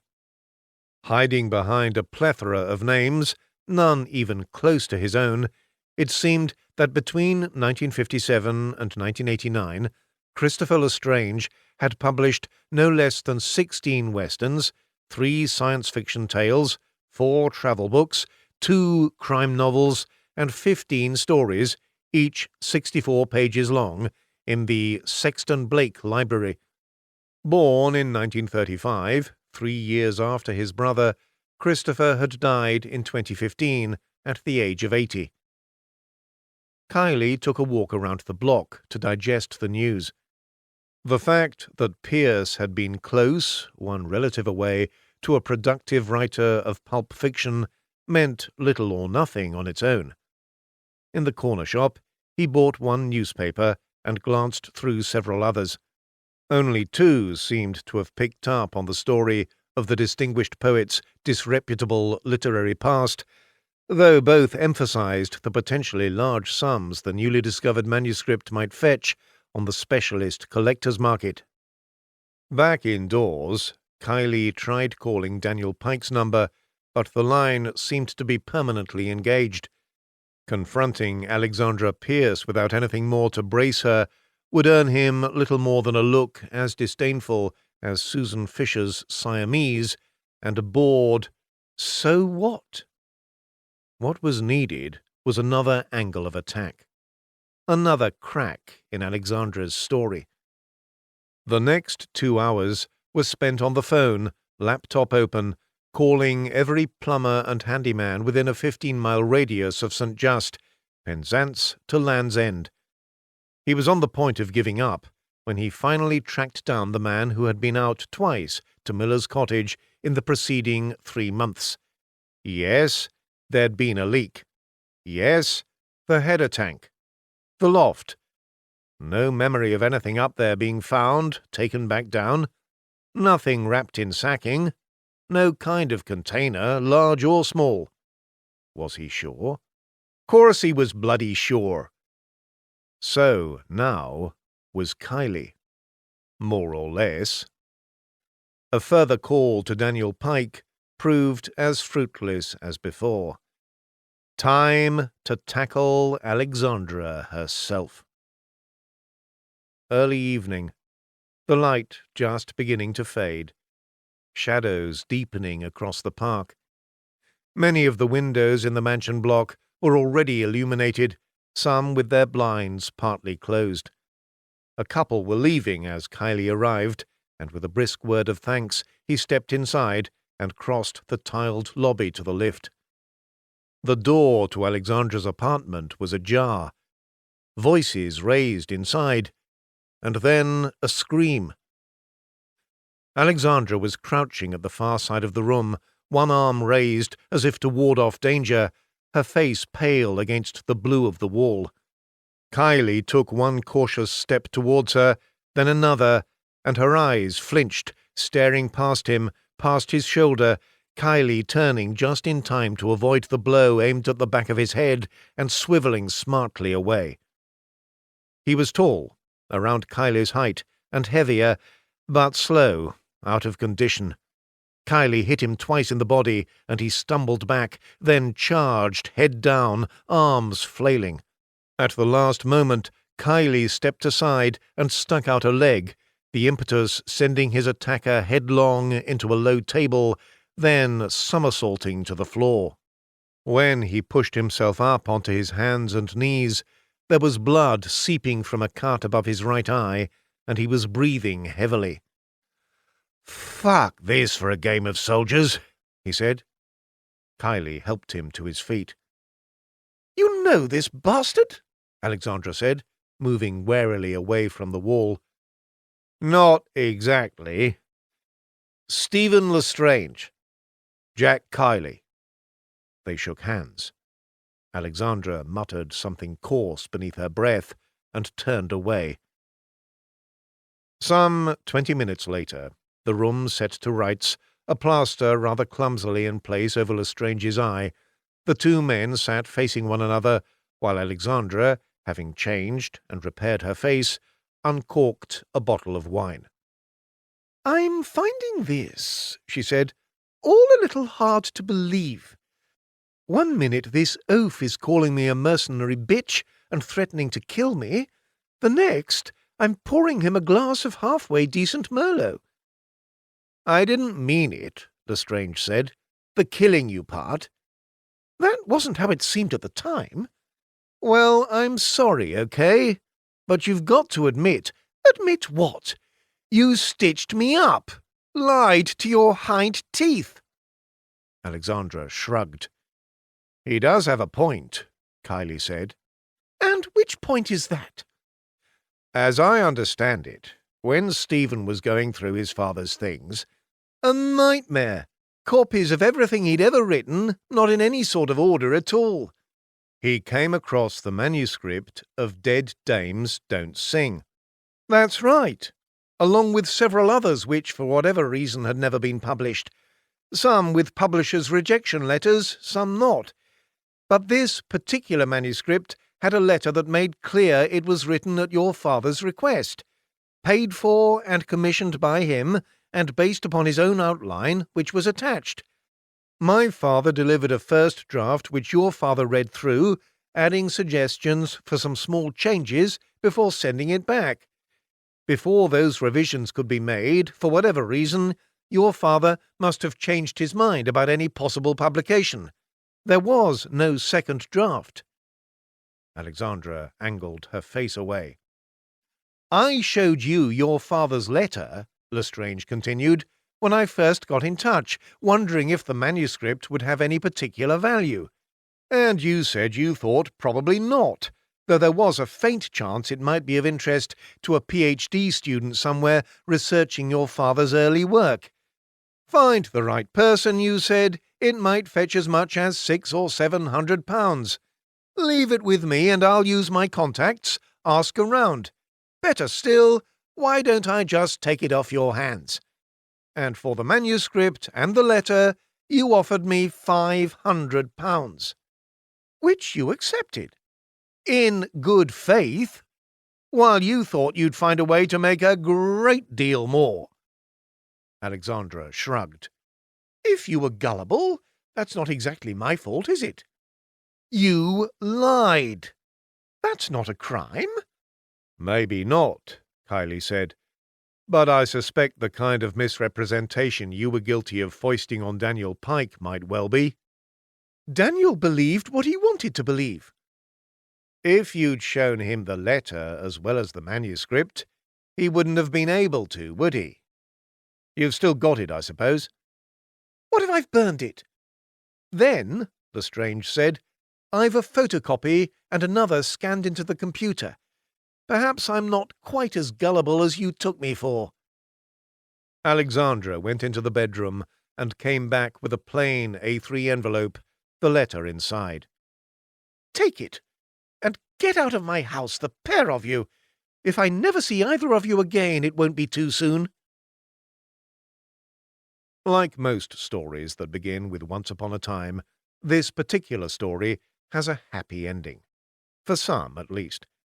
Daniel Pike withdrew the advertised manuscript of Dead Dames Don't Sing from private sale in sufficient time to keep his customers on side and avoid his integrity being besmirched.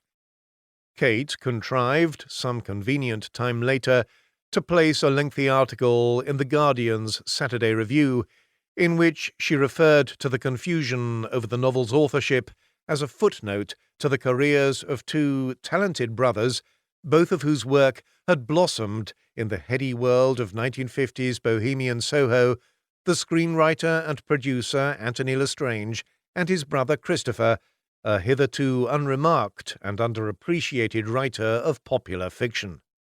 As a consequence of this and several related pieces, a short retrospective of films written by Anthony Lestrange was shown at the British Film Institute's South Bank Cinema, and Daniel Pike was able to sell the manuscript of Christopher's unpublished novel Dead Dames Don't Sing for a four-figure sum.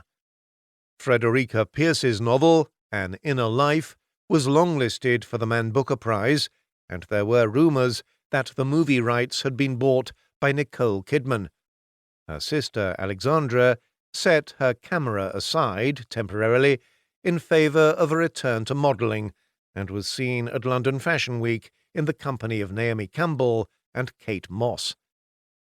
As for Kylie, after some scrabbling around, he found an affordable studio apartment in the nether regions of Kentish Town, the building sandwiched between a hardware store and a tattoo parlour.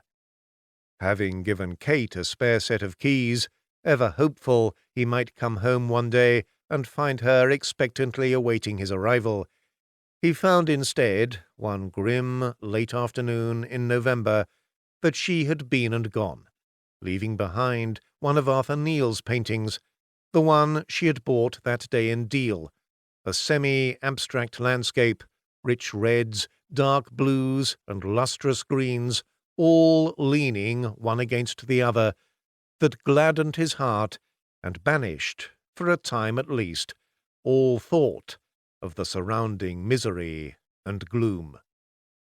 So nice to come home to. He had that Chet Baker CD somewhere still, didn't he? The Travelling Companion by Ian Rankin. My French isn't very good, I told him. The seller is English. You'll be fine.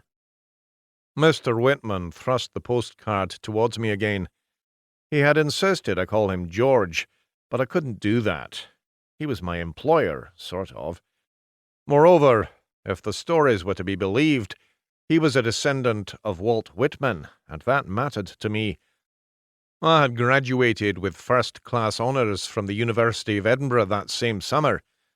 My focus had been on Scottish rather than American literature, but still, Whitman was Whitman.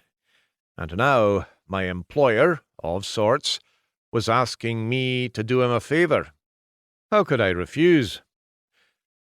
I watched as my fingers plucked the postcard from his grip. It was one of the bookstore's own promotional cards. On one side were drawings of Shakespeare and Rue de la Boucherie, on the other, my handwritten destination. A 5-minute walk, Mr. Whitman assured me. His accent was an American drawl. He was tall, his silver hair swept back from his forehead, his eyes deep-set, cheekbones prominent. The first time we'd met, he had demanded a cigarette. On hearing that I didn't smoke, he had shaken his head, as if in general weariness at my generation. This meeting had taken place outside a nearby couscous restaurant, where I had been staring at the menu in the window, wondering if I dared go inside. Money wasn't the main issue. I had been rehearsing my few French phrases and considering the possibility that the staff, seeing me for a lone traveller, might mug me for my pocketful of francs before selling the contents of my heavy rucksack at some street market in the vicinity. "Passing through?" the stranger next to me had inquired, before demanding that I give him one of my smokes. A little later, as we shared a table and the menu's cheapest options, he had told me about his bookstore. "I know it," I'd stammered. "It's rightly famous." He had offered a tired smile, and when we'd filled our bellies, had produced an empty thermos flask, into which he poured the leftover food before screwing the lid back on. "No point wasting it," he had explained. "The store doesn't pay, you know, but there's the offer of a bed. A bed's all you get." "I was going to look for a hotel." "You work the till for a few hours and mop the floor at closing time. Rest of the day's your own. And we do have some interesting books on the shelves."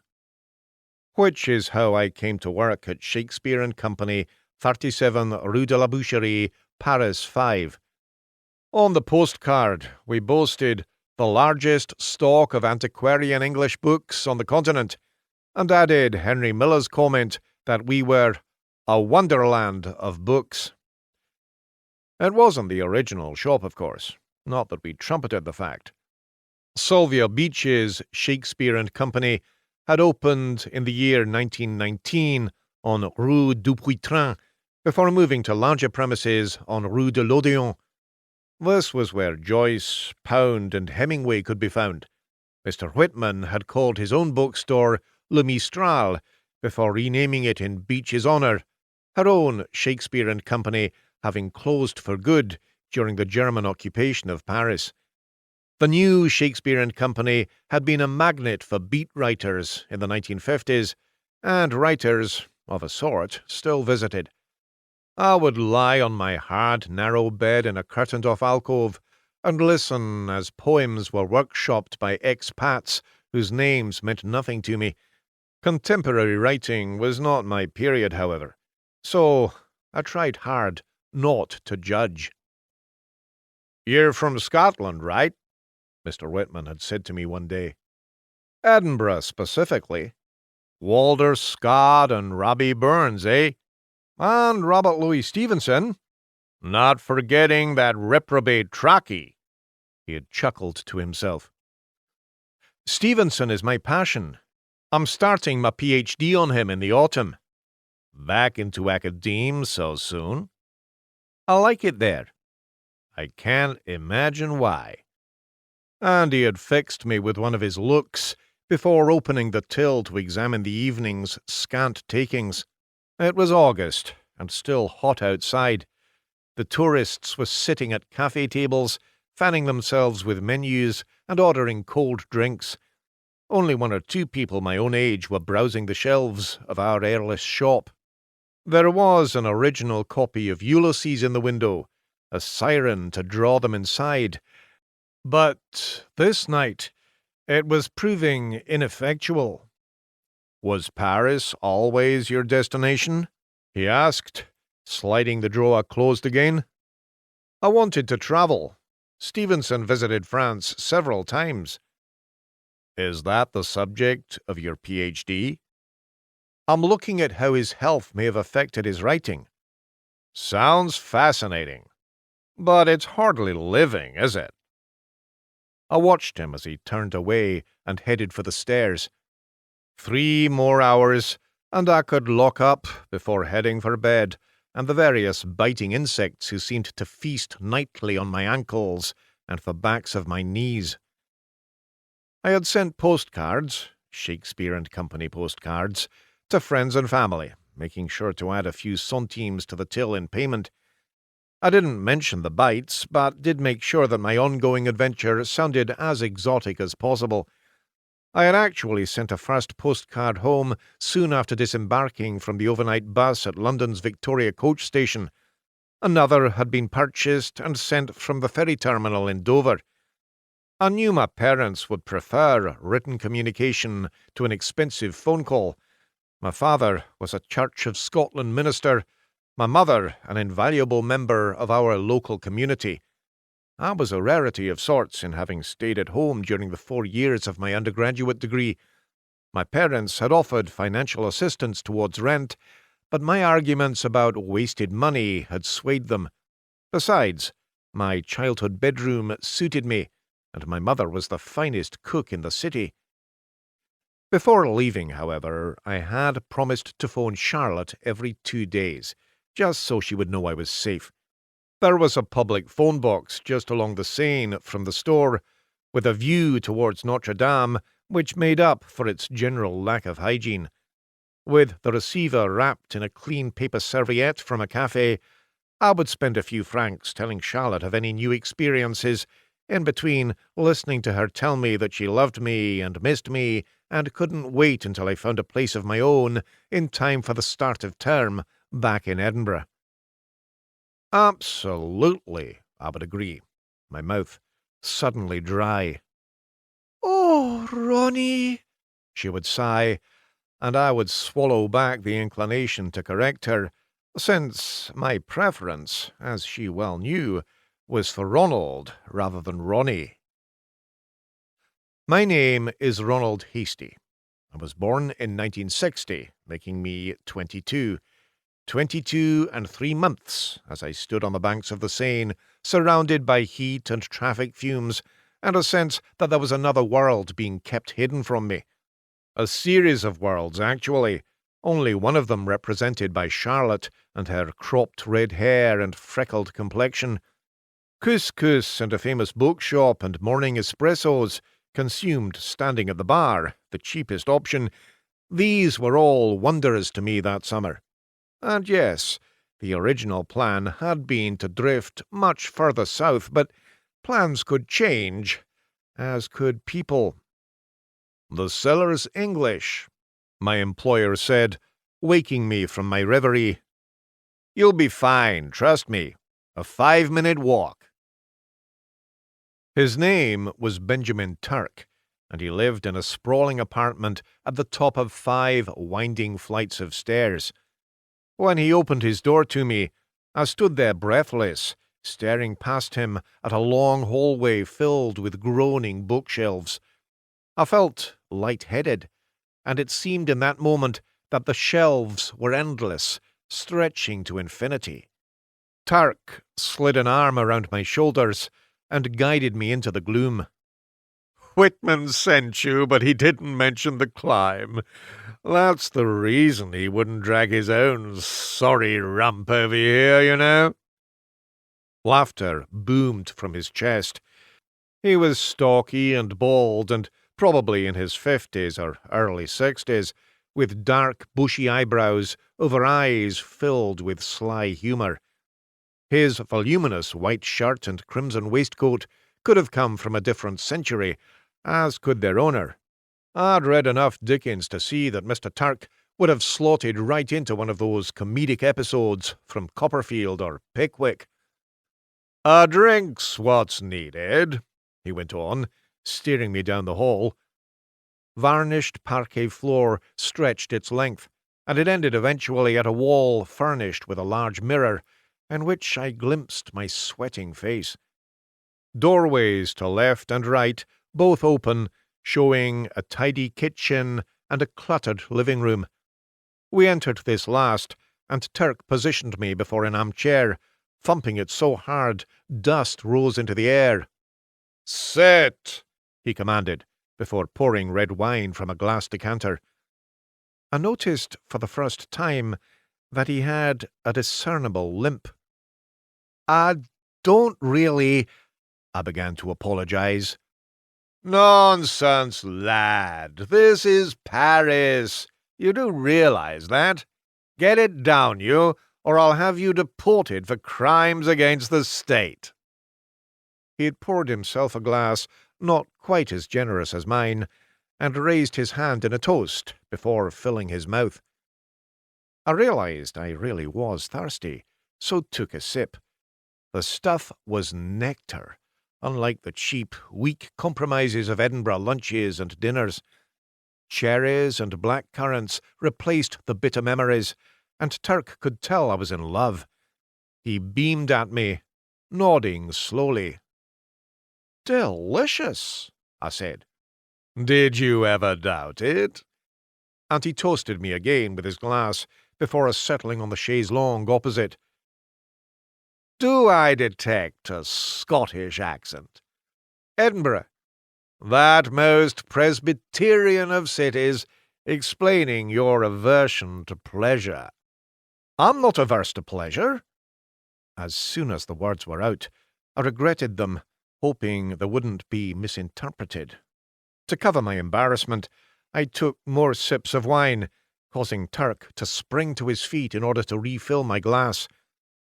"Mr. Whitman says you're one of his oldest customers," I stammered.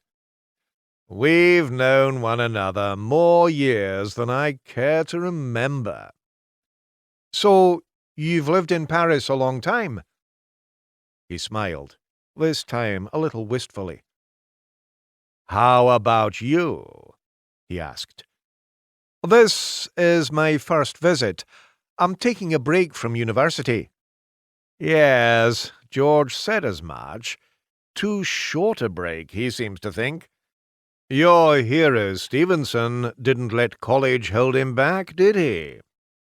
He saw my surprise. "George again," he explained. "Stevenson completed his studies." "And passed the law exam," Turk said airily. "But his family expected him to stick to that path, or one very like it. But the bold Louis had other ideas." My host was swirling the wine in his glass. I found the motion hypnotic, and sensed I was not yet fully recovered from the climb. The room was stuffy, too, with the smell of leather-bound books, old curtains, and faded rugs. "You should take your jacket off," Turk said. Who the hell wears a black velvet jacket in Paris in the heat of summer? It's not velvet, I mumbled, shrugging my arms out of the sleeves. But the nearest you could find? Turk smiled to himself, and I could tell that he knew that Stevenson's nickname at university had been Velvet Jacket. I lay the jacket across my knees and cleared my throat. Mr. Whitman says you have some books to sell. A few boxes, mostly bought from George himself.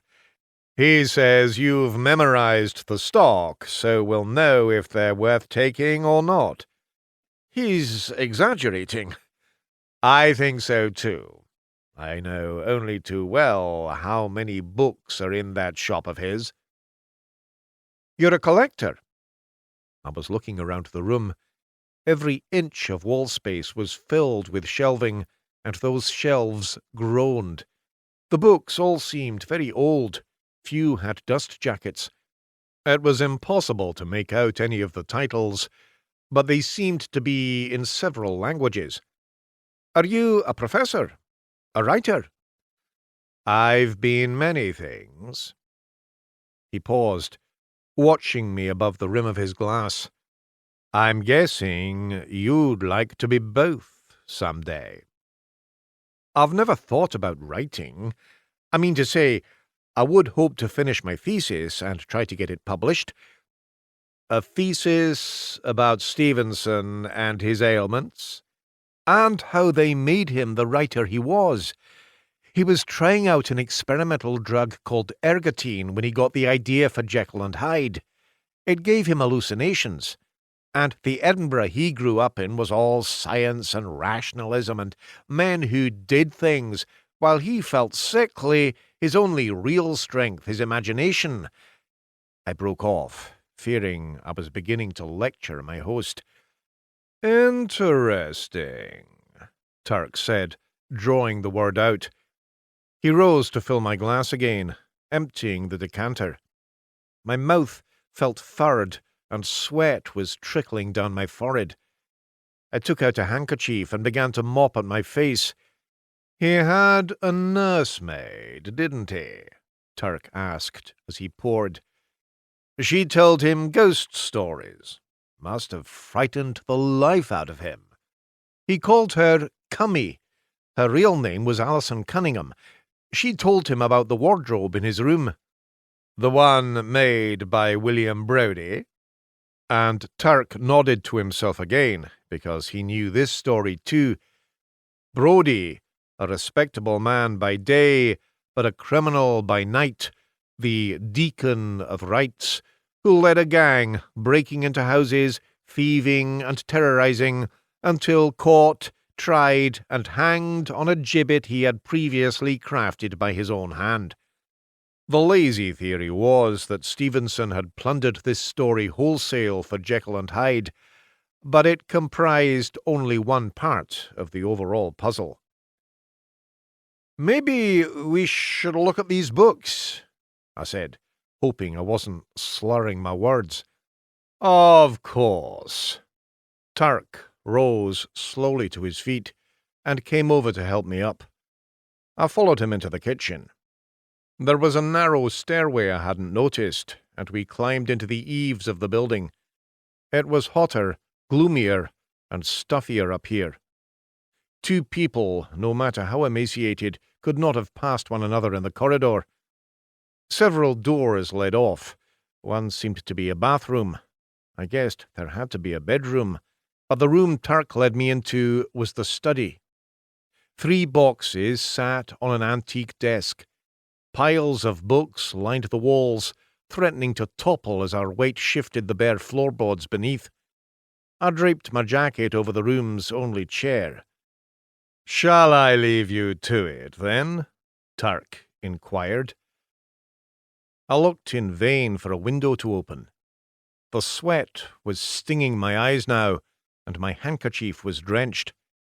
Outside, bells were chiming.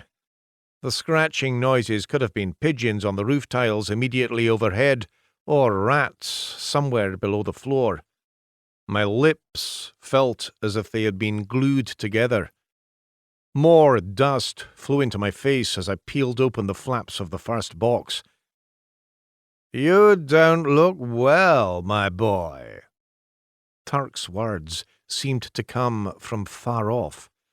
Were we still in the attic, or had we somehow moved to that infinite entrance hall with its books and mirror? I had a sudden vision. A cold drink, something non-alcoholic, in a tall glass filled with ice. I craved it without being able to say the words out loud. There was a book in my hand, but it seemed to weigh far more than its size would suggest, and the title on its spine seemed to be a jumble of letters or hieroglyphs of some kind. My boy. And then a darkening tunnel. Wait, let me... And then sleep. I awoke, laid out on a bed. My shirt had been unbuttoned, and Benjamin Turk was dabbing at my chest with a damp towel.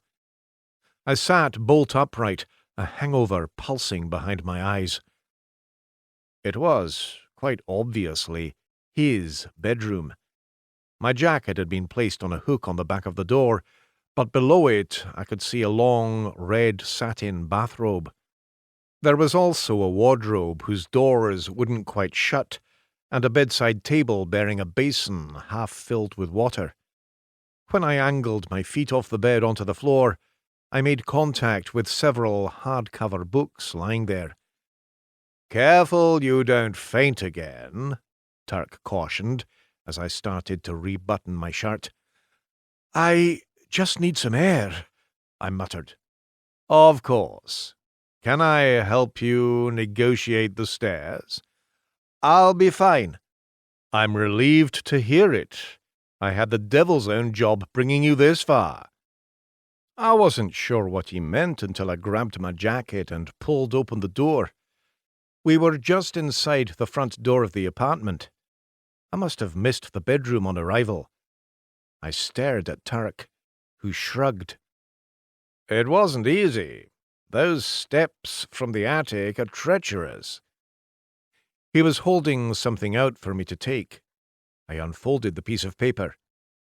"A list of the books," he explained, "so that your employer can be kept in blissful ignorance, if that's what you would like."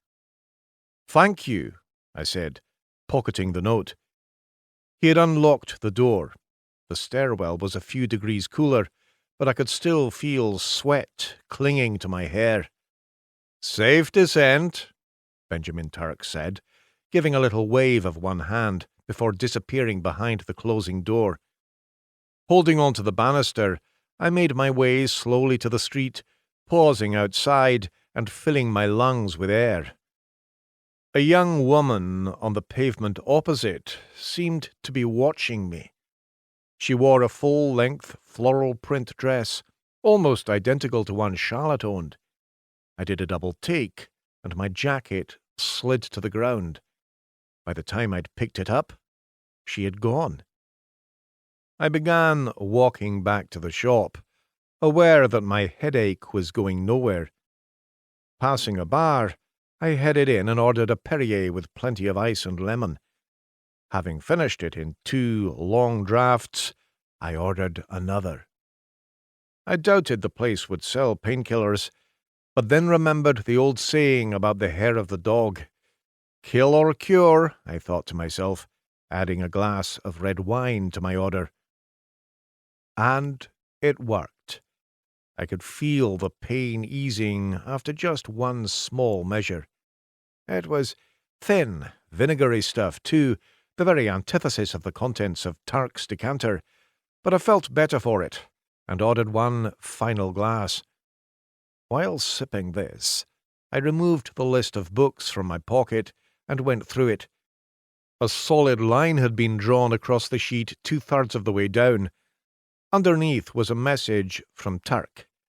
"Not for sale, but possibly of interest. The Travelling Companion. I blinked a few times and furrowed my brow. I knew that title, but couldn't immediately place it. The books listed above it could probably find buyers. Historical non-fiction and philosophy titles mostly, with Balzac, Zola, and Mann thrown in. Turk omitted to say whether they were first editions or what condition they were in, and I had only the most fleeting memory of opening the first box. I felt I had let Mr. Whitman down somehow. Not that he need ever know, unless Turk decided to tell him. But that didn't stop me feeling bad. Preoccupied, I was halfway to the doorway before the barman reminded me I hadn't yet paid. I mumbled an apology and rooted in my pockets for change. Curiously, there seemed a couple of 100-franc notes there that I thought I'd spent earlier in the week. There would be couscous again that evening, rather than a tin of cheap tuna from the supermarket. Heartened, I added a small tip to the bill. An Australian backpacker called Mike was minding the store on my return. He told me, to my relief, that Mr. Whitman would be gone the rest of the day. I resented Mike, his broad-shouldered height, perfect teeth, and mahogany tan. His hair was blonde and curly, and he had already made his mark on a couple of female students who liked to hang about the place, reading but never buying. When he ended his shift and I took over, I found that there was a letter for me next to the till. Typical of him not to have mentioned it. It was from my father, and I opened it as respectfully as possible. 2 small sheets of thin blue airmail. He had news of my mother, my aunt and uncle, my clever cousins, clever in that they both had good jobs in the City of London, and the neighbours on our street. His tone was clipped and precise, much like his sermons, not a word wasted. My mother had added a couple of lines towards the foot of the last page, but seemed to feel that nothing really need be added to my father's update. The return address had been added to the back of the envelope, lest it be lost in transit somehow. As I reread it, I caught a glimpse of someone on the pavement outside, someone wearing the same floral dress as before. I sauntered to the open doorway and looked up and down the street, but she had done her vanishing act again, if it had been her in the first place. What I did see, however, was Australian Mike, stepping briskly in the direction of Notre Dame, with an arm draped across the shoulders of a couple of giggling students. 2 hours before closing, Mike and his entourage were back. He had promised the girls a lesson in retail, and informed me with a wink and a salute that I was relieved of all duties. That was fine by me. I slipped into my black, almost velvet jacket and headed out for a late dinner. The staff in the couscous restaurant knew me by now, and there were smiles and bows as I was escorted to one of the quieter tables. I had lifted a book from the shelves at Shakespeare and Company, an American paperback of Conrad's Heart of Darkness. There was too much food, and I half wished I had thought to pack an empty flask. Instead of which, I refilled my bowl for a third time.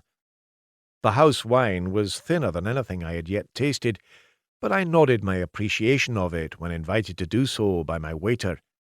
And at meal's end, this same waiter, who had told me a couple of visits back to call him Harry, signalled that he would meet me at the restaurant's kitchen door in 5 minutes. Having paid the bill, my curiosity piqued, I wound my way down the alley behind the restaurant and its neighbours.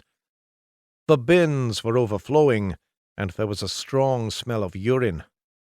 I skidded once or twice, not daring to look down at whatever was beneath my feet. Eventually, I reached Harry. He stood at the open door of the kitchen, while vocal mayhem ensued within, accompanied by the clanging of cooking pots. He was holding a thin cigarette, which he proceeded to light, sucking deeply on it before offering it to me. "Dope," I said. "Very good." After 4 years of an arts degree at the University of Edinburgh, I was no stranger to drugs. I had been to several parties where a room, usually an underlit bedroom, had been set aside for use by drug takers. I'd even watched as joints were rolled, enjoying the ritual while refusing to partake. "I'm not sure," I told Harry, whose real name was more like Ahmed. "It's been a strange enough day already." When he persisted, however, I lifted the cigarette from him and took a couple of puffs without inhaling. This wasn't good enough for Harry, who used further gestures to instruct me until he was happy that I had sucked the smoke deep into my lungs. Another waiter joined us, and it was soon his turn. Then Harry. Then me again. I had expected to feel queasy, but that didn't happen.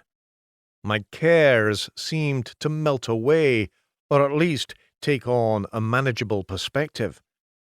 Once we had finished the joint, Harry produced a small cellophane wrap, inside which was a lump of something brown.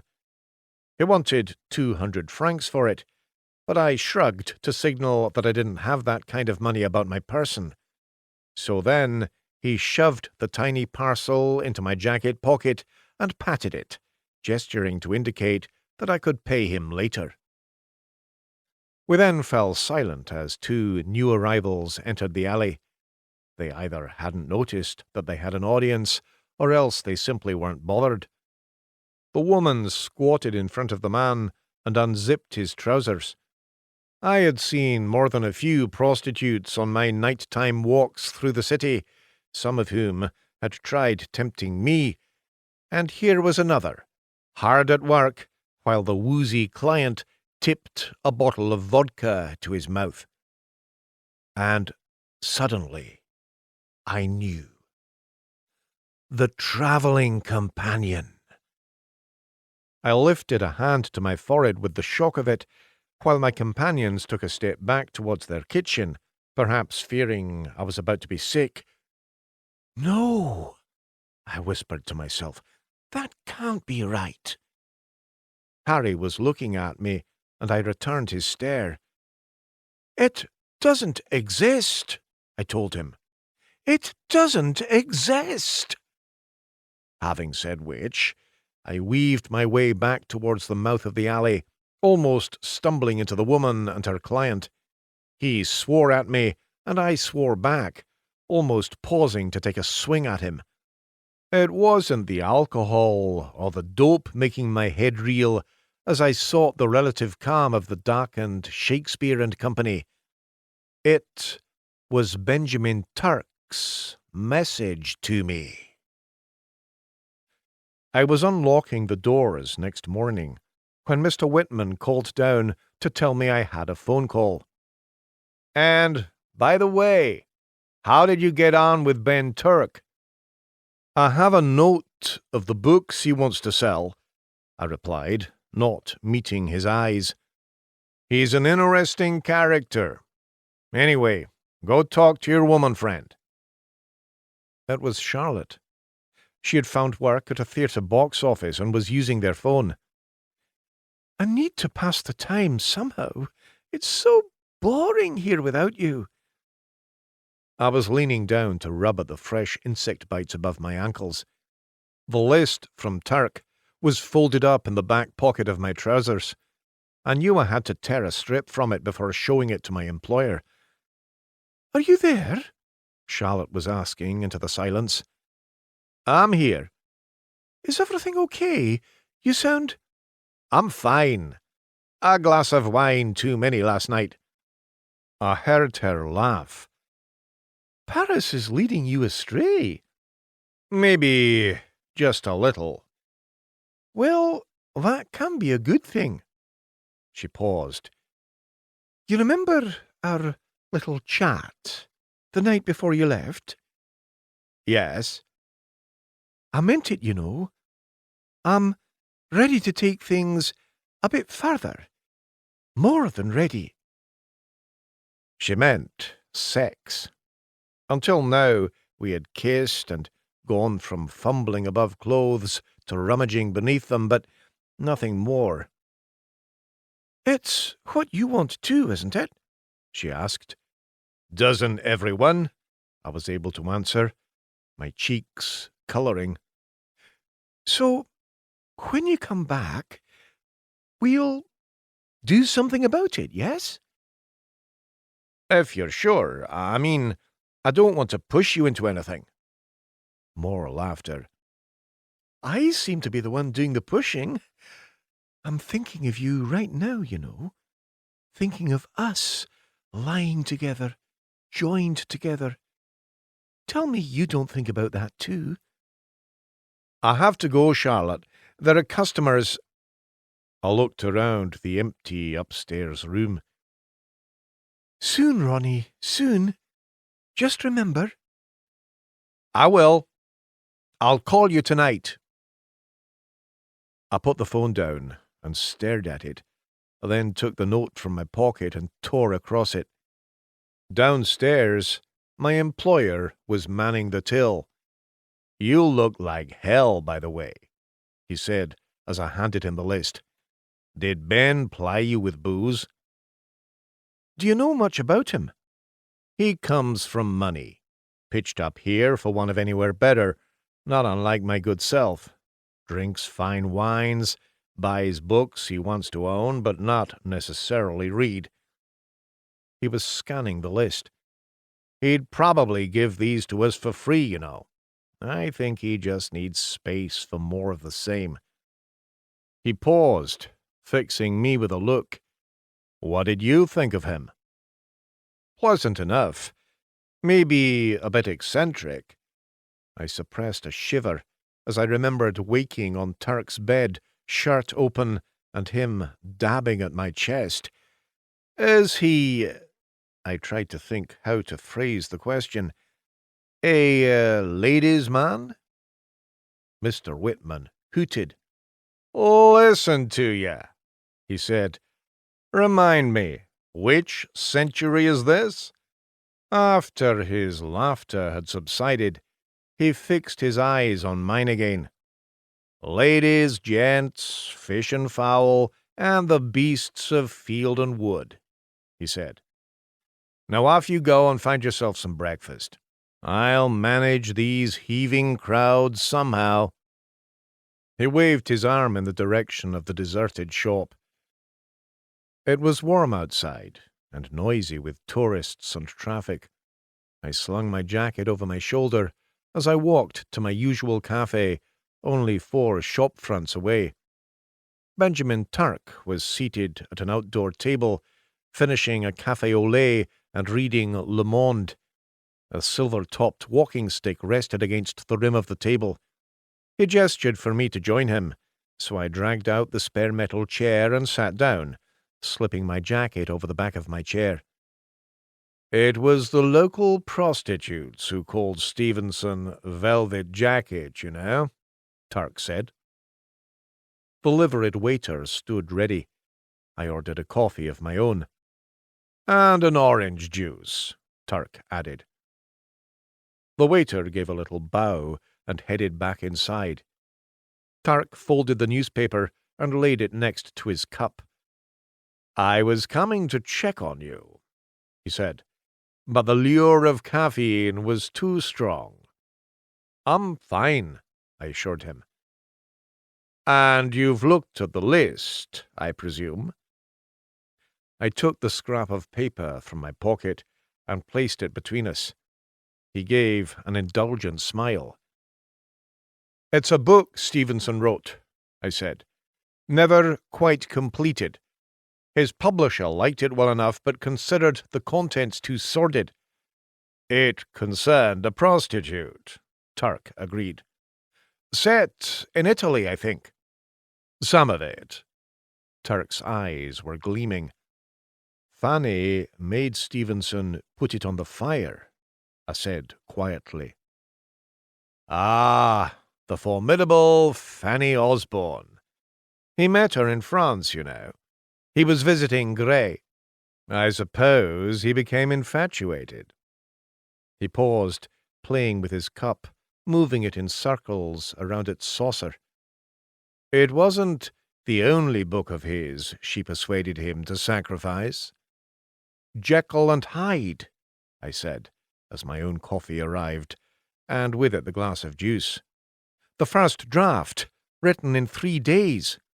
Yes. Though some commentators say 3 days is impossible, despite the author's Presbyterian work ethic. But then he was taking drugs, wasn't he? Ergotine and possibly cocaine. Quite the cocktail for a writer whose imagination was already inflamed. You know why he consigned it to the flames?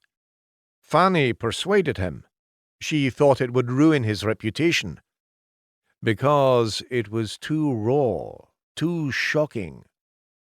He watched me as I finished the orange juice in 2 long gulps, watched as I poured hot milk into the viscous black coffee.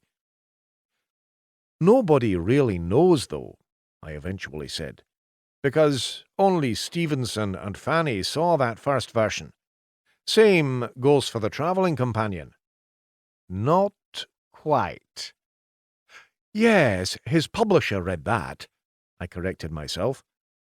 Not quite, Turk repeated, almost in a whisper. You're not seriously telling me you have that manuscript? Do you really think any author could burn the only copy of a work they considered worthwhile? Didn't Fanny see it burn in the grate? She saw something burn. She saw paper. I'm guessing there would have been plenty of paper in the vicinity. Lifting the coffee towards my mouth, I realized my hand was shaking. He waited until I'd taken a first sip. I have both manuscripts, he then announced, causing me to splutter. I rubbed the back of my hand across my lips. I'm not sure I believe you, I eventually said. Why not? Because they'd be worth a small fortune. Besides, the world would know. It's been almost a century. Impossible to have kept them a secret. Nothing is impossible. Then you'll show me them? It can be arranged. But tell me, what would it mean for your doctoral thesis? I thought for a moment. They'd probably move me from student to full professor. I laughed at the absurdity of it. Yet I almost believed. Almost. My understanding, Turk went on airily, is that he entrusted both to his good friend Henley. They found their way into my family because my grandfather bought many of Henley's possessions on his death. They were friends of a sort. There are notations in what seems to be Henley's handwriting. They add, well, you'd need to read them to find out. That smile again. I wanted to grab him and shake him. I'm not very good at keeping secrets, I told him. Maybe it's time for the truth to be told, he retorted. Wouldn't you say you're as good a vessel as any? He had taken some coins from his pocket and was counting them onto the tabletop as payment for the drinks. I should imagine most Stevenson scholars would be on their knees right now, begging to be shown even a few pages. He paused, reaching into his jacket. Pages like these. He held them out towards me. 6 sheets. Copies rather than the originals, you understand. Handwritten on unlined paper. The openings to both books, Turk was saying, as my head swam and my eyes strained to retain their focus. You'll notice something from the off. Edinburgh, I mouthed, near silently. "The setting for both," he agreed. "Well, there are some French scenes in The Travelling Companion, but our harlot heroine hails from your own fair city, Ronald, and since Jekyll is reputed to be a conflation between Deacon Brodie and the Scottish physician John Hunter, I suppose Edinburgh makes sense. Too much sense for Fanny to bear, as it transpired." I glanced up at him, seeking his meaning. "There's too much of Stevenson himself in both works," he obliged, rising to his feet. "You could be the victim of a hoax," I blurted out. "I mean to say, forgeries, maybe." I held the pages up in front of me, my heart racing. "Handwriting analysis comes later on in the story," Turk said, adjusting the cuffs of his pale linen jacket and seeming to sniff the mid-morning air. "I expect you'll be paying me a visit later, if only to collect those boxes of books." "This is insane," I managed to say, holding the pages by both trembling hands. "Nevertheless, you'll want to read them. I'm out most of the day, but should be home later this evening." He turned and walked away, leaning lightly on his walking stick. I watched him. He seemed to belong to a different age or culture. It was something about his gait as well as his clothes. I could imagine him with a top hat propped on his head, horse-drawn carriages passing him as he tip-tapped his way down the boulevard. The waiter said merci as he scooped up the coins and cleared the table, but I was in no rush to leave. I read and reread the excerpts. They revealed little by way of plot, but it was true that Edinburgh was the setting for both, Stevenson's descriptions of his precipitous city as trenchant as ever. It was a place he seemed to have loved and hated in equal measure.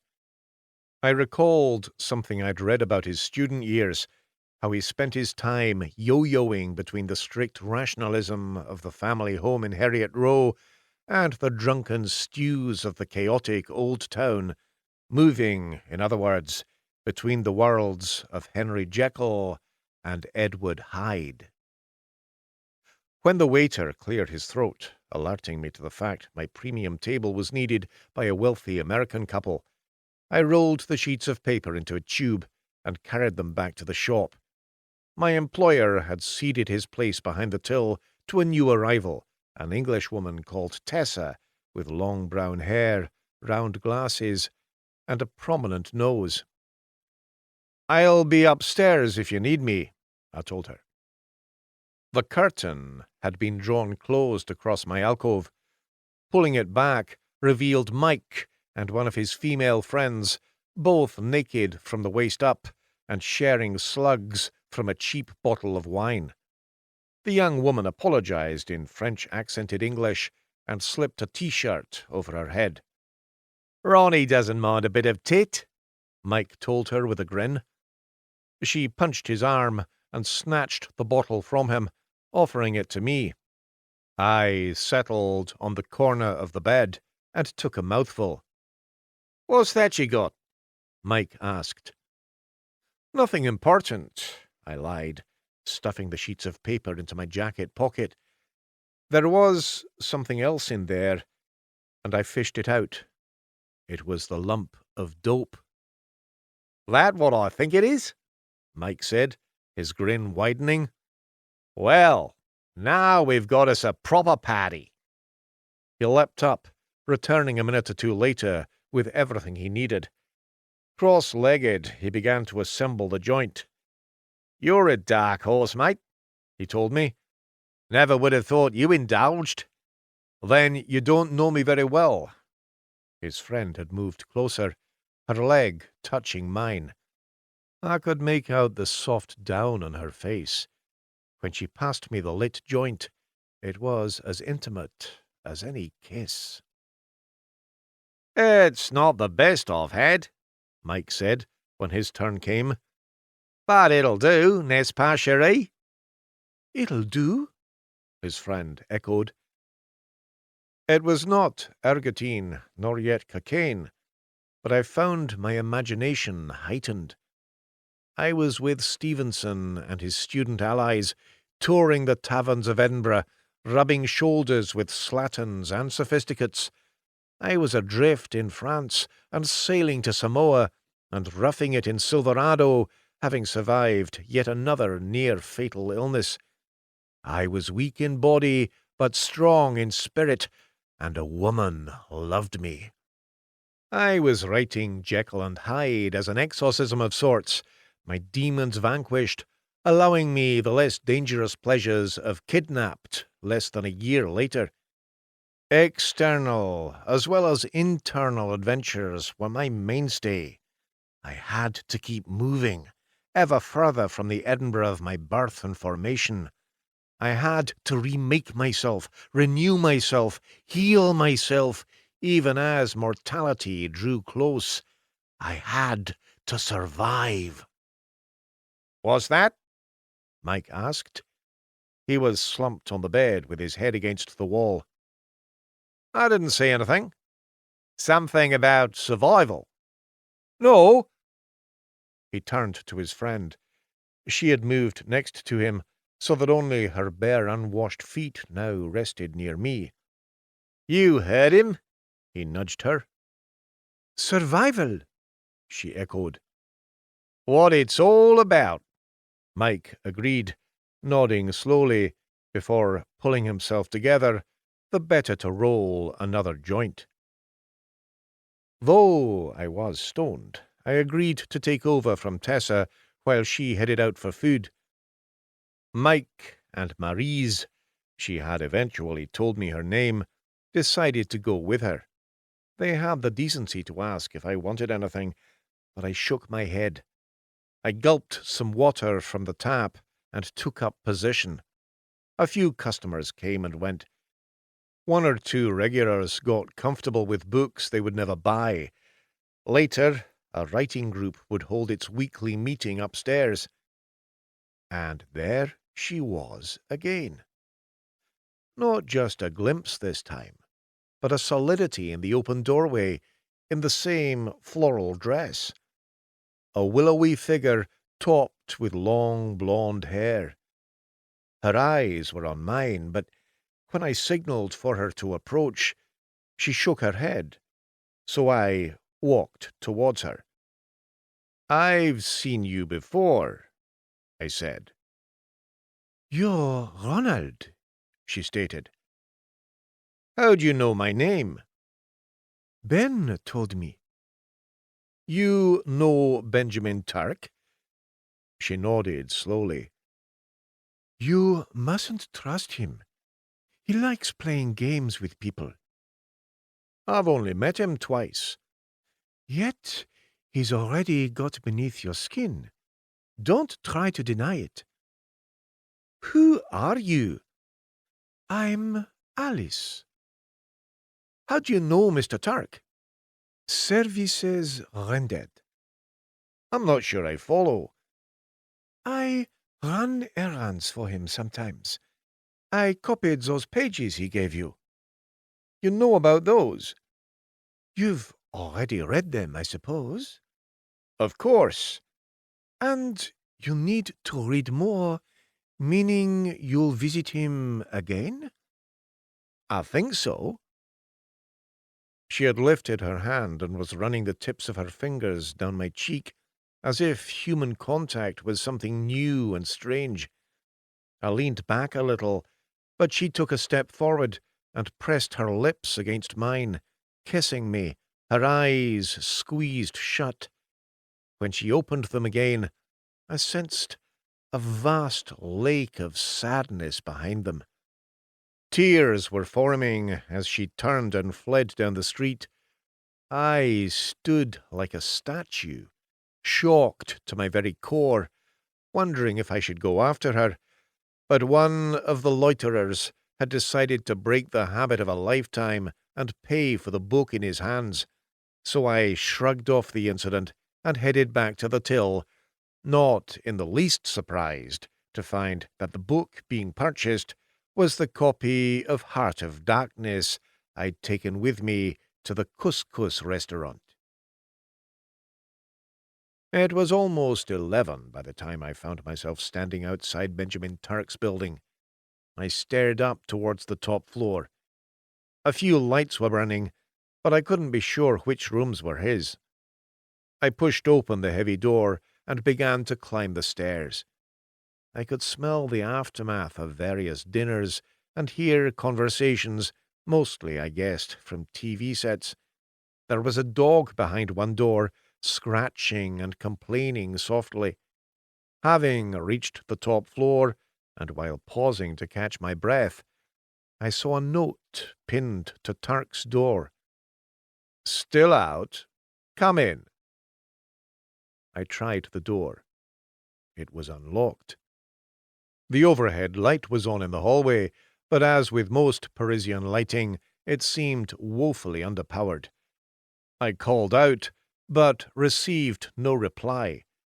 There was something lying on the floor a few yards into the apartment. Further sheets of manuscript, again photocopied. I lifted them and carried them into the living room, where I settled on the same chair as before.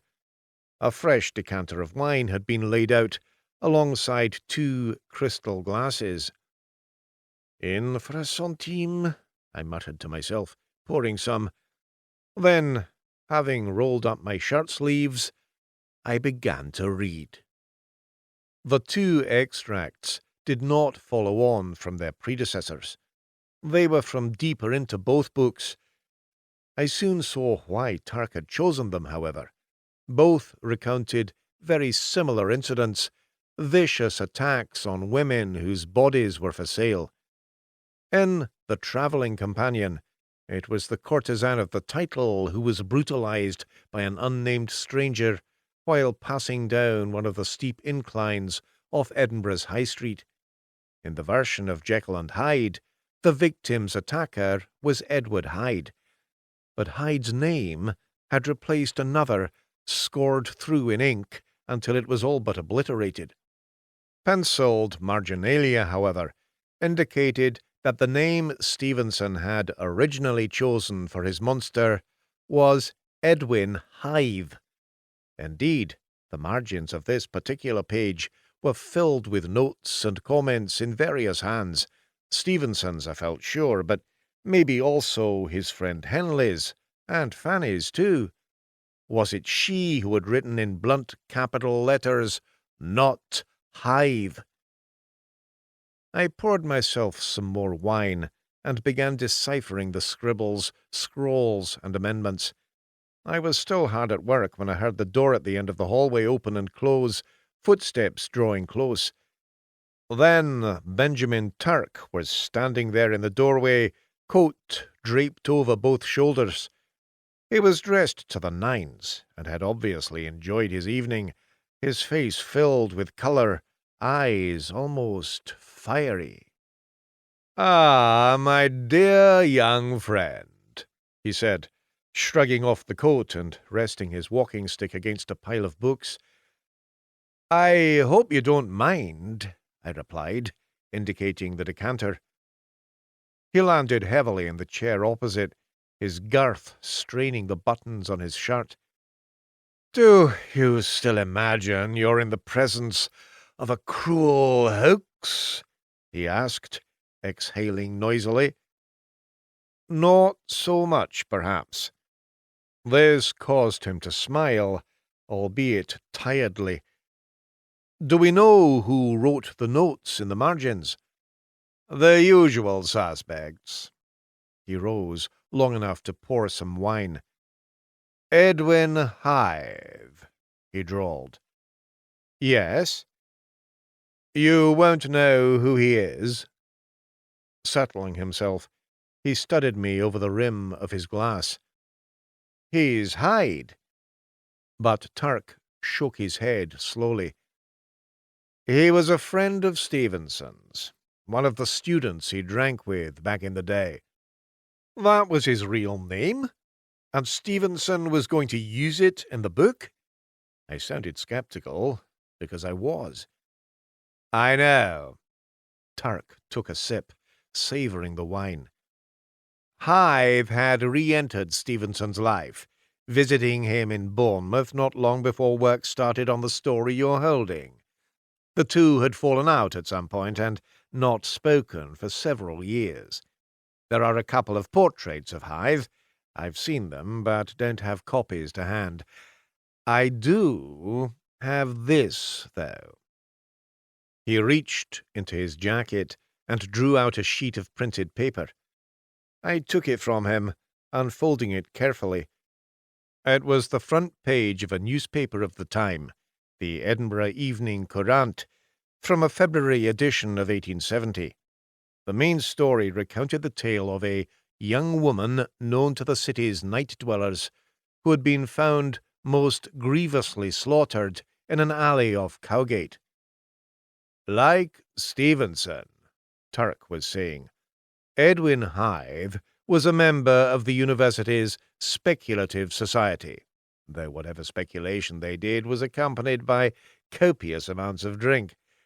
And don't forget, this was at a time when Edinburgh was noted for scientific and medical experiments, meaning the students had access to pharmaceuticals of all kinds, most of them untested, a few probably lethal. Hythe had a larger appetite than most for drink and narcotics and lively behavior. He was arrested several times and charged once for lewd and libidinous acts. Why are you telling me this? You know why. Hyde was Hythe, and the newspaper, I think you know that too. Hythe killed her. Is that what you're saying?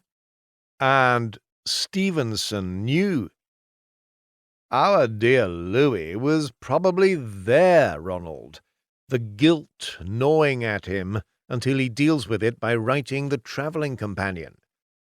That particular book gets spiked, but word of it reaches Hythe, and he hot-foots it down to Bournemouth to make sure his old pal isn't going to crack. Maybe he leans on him, but my hunch is he finds it a lot easier to enlist Fanny instead. She thinks she's succeeded when Louis shows her the burning pages. He then rewrites the story, shifting location from Edinburgh to London and changing Hythe to Hyde. Was he a doctor? I'm sorry. I met Turk's look. Was Edwin Hythe a doctor? I watched him shake his head. I had emptied my glass and refilled it without thinking. How do you know all this? It's a tale passed down through my family. Why, though? As a warning, maybe. You're a Hythe, I stated, maintaining eye contact. He eventually let out a snort of laughter. I sincerely hope not. And he raised his own glass in a toast. Can I see the whole story? Which one? Both. In good time. Why not now?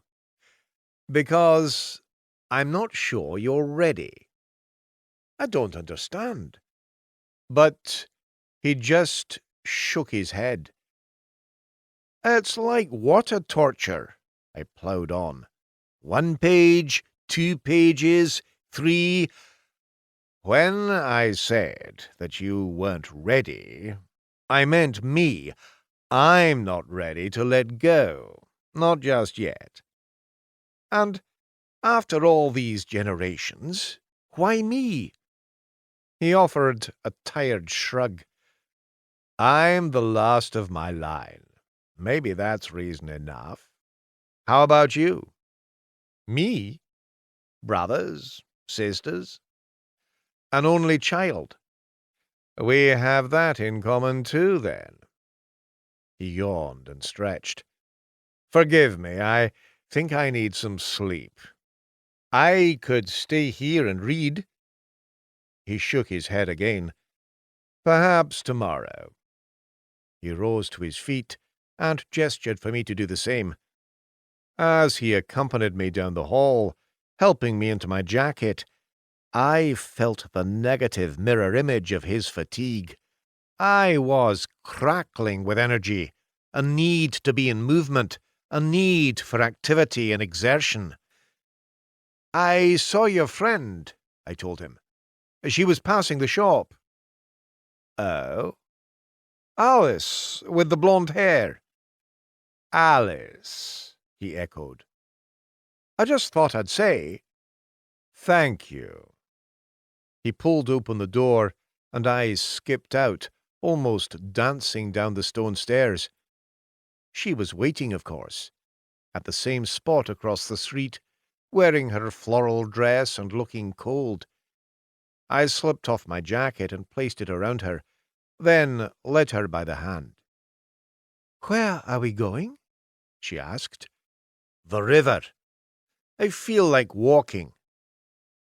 There were no tourist boats at this hour, just a few silent lovers and noisy drunks. "Do you live with him?" I asked her. "No." "So, where do you live?" "Not far." "Can we go there?" "No." She sounded almost aghast at the idea. "My room back at the shop, then," I offered. "Why would I go anywhere with you?" "Because you kissed me." "I shouldn't have done that." "I'm glad you did, though." I came to a halt, facing her. "I'd like it to happen again." She took a few moments to make her mind up, then stroked my face again, this time with both hands, as though checking that I really was flesh and blood. I leaned in, and our lips met, mouths opening. But part way through, she started to laugh, easing away from me. I tried for a disappointed look, and she had the good grace to look slightly ashamed. "I'm sorry," she said. "It's just—" "What?" "Nothing."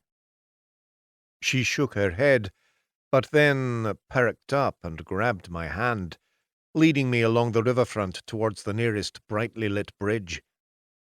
"We can cross to the other side." "Why would we do that?" "It's quieter there. Do you have any dope?" "Just this." I showed her the remains of the cannabis. "I don't have any cigarettes or papers, though." "That doesn't matter." She peeled away the cellophane and nibbled at a corner. "You can just eat it. It's almost nice." "Almost?" I smiled and bit into the gritty cube. "Will it have the same effect?" "We'll know the answer soon enough. Did Harry sell you this?" "You know him." "If you've not paid, offer him half of whatever he asks." "What if he doesn't like that?" She looked me up and down. "You're bigger than him." "He has friends, though." "So, pull a knife." She mimed the action of drawing a blade from its sheath and lunging with it. "Straight into his gut, and his friends will run for the hills." She saw the look on my face and burst out laughing, hiding her mouth behind the palm of her hand. I grabbed both her arms and pulled her towards me, waiting until she was ready for our next kiss. "Keep your eyes open this time," I said in a whisper. "I want to see whatever's in them." For the next week, whenever I walked out of Shakespeare and Company, she was waiting. In deference to the dress she always wore, I'd stopped changing my own clothes, even though Mike had complained, wrinkling his nose as he made show of sniffing my shoulder. "Mate, when was the last time you saw the inside of a shower?" But Alice didn't seem to mind. We would buy a plastic bottle of the cheapest wine and head for the river or the Louvre or the Arc de Triomphe, laughing at the tourists as they posed for their little photos. On one occasion, we indulged in a 5-litre cubitanere of red, sharing it with the tramps who congregated near one of the bridges, until a fight broke out and the arrival of the gendarmes sent us scurrying. I had stopped shaving, and Alice would run her hands down my cheeks and across my chin, calling me her bit of rough. There was a folded letter in my pocket from my father. I hadn't opened it, and hadn't troubled to call Charlotte. Theirs was another world entirely. I could feel myself changing, growing. When Harry grabbed me one night outside the restaurant to remind me of the money I owed, I laid him out with a single punch, after which I had to keep my distance from the restaurant. Not that this mattered. Alice never ate a thing, and that seemed to suit both of us. With money from the bookshop till, I bought us a few grams of cocaine from an African dealer, which killed any appetite remaining. And when Mike nagged me for missing a shift which he had been obliged to cover, I gave as good as I got, until he backed away, hands held in front of him, fear in his eyes at my clenched fists and gritted teeth. Oh, yes, I was changing. I'd been back to Benjamin Turk's apartment, but its door remained locked and unanswered. Alice had advised a shoulder charge, which had left me with nothing other than a large bruise and a slight deflation of ego. I could scale the front wall, window to window, I'd muttered over more pavement wine, receiving an indulgent smile and a hug. He's often gone for a few days, she'd sympathized. He'll be back soon enough. And then she'd kissed me. There hadn't been any sex as yet, which suited both of us. We were happy to wait for the right moment, the most intense moment. Hugs and kisses, the holding of hands, fingers stroking an arm, cheek, or the nape of the neck. She seemed to have no other friends, or none she wouldn't give up in order to spend time with me, and I felt the same. I wasn't about to share what we had with Mike or anyone else. Every moment I could, I spent with her.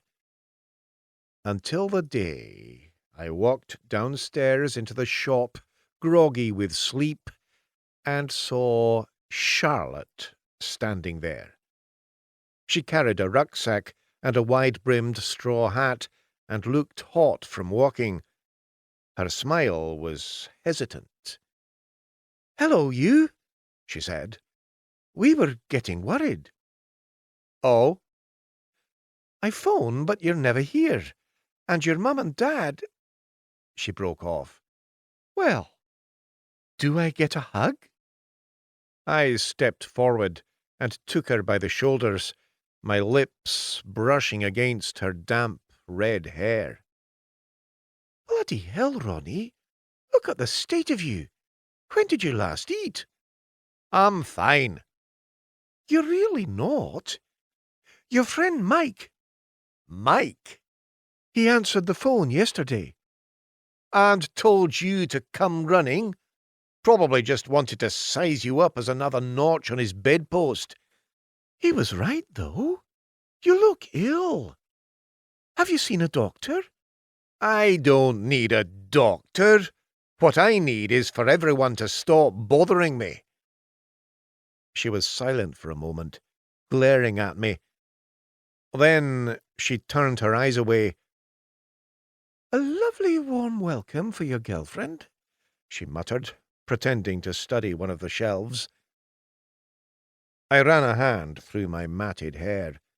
"Look, I had a bit to drink last night, and the shock of seeing you here—" I broke off. I'd been about to say that I was sorry, but part of me resisted.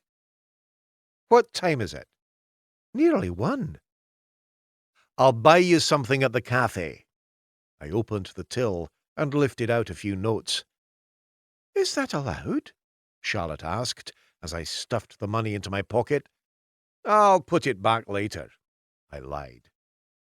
When we stepped outside, there was, for once, no sign of Alice, but Marise was setting out boxes of cheap paperbacks on the pavement. Tell Mike I'll be having a word with him later, I said, my face set like stone. Then I led Charlotte a few meters along the road, entering the cafe and taking up position by the counter. Charlotte slid the rucksack from her shoulders. Thinking of staying? I inquired. I wasn't about to do Paris and back in a day. Since when did you smoke? I looked down at the cigarette I was rolling. Not sure, I admitted. Which was the truth. I had no memory of buying either the pouch of drum tobacco or the packet of tissue-thin papers. All I knew was that Alice obviously didn't mind.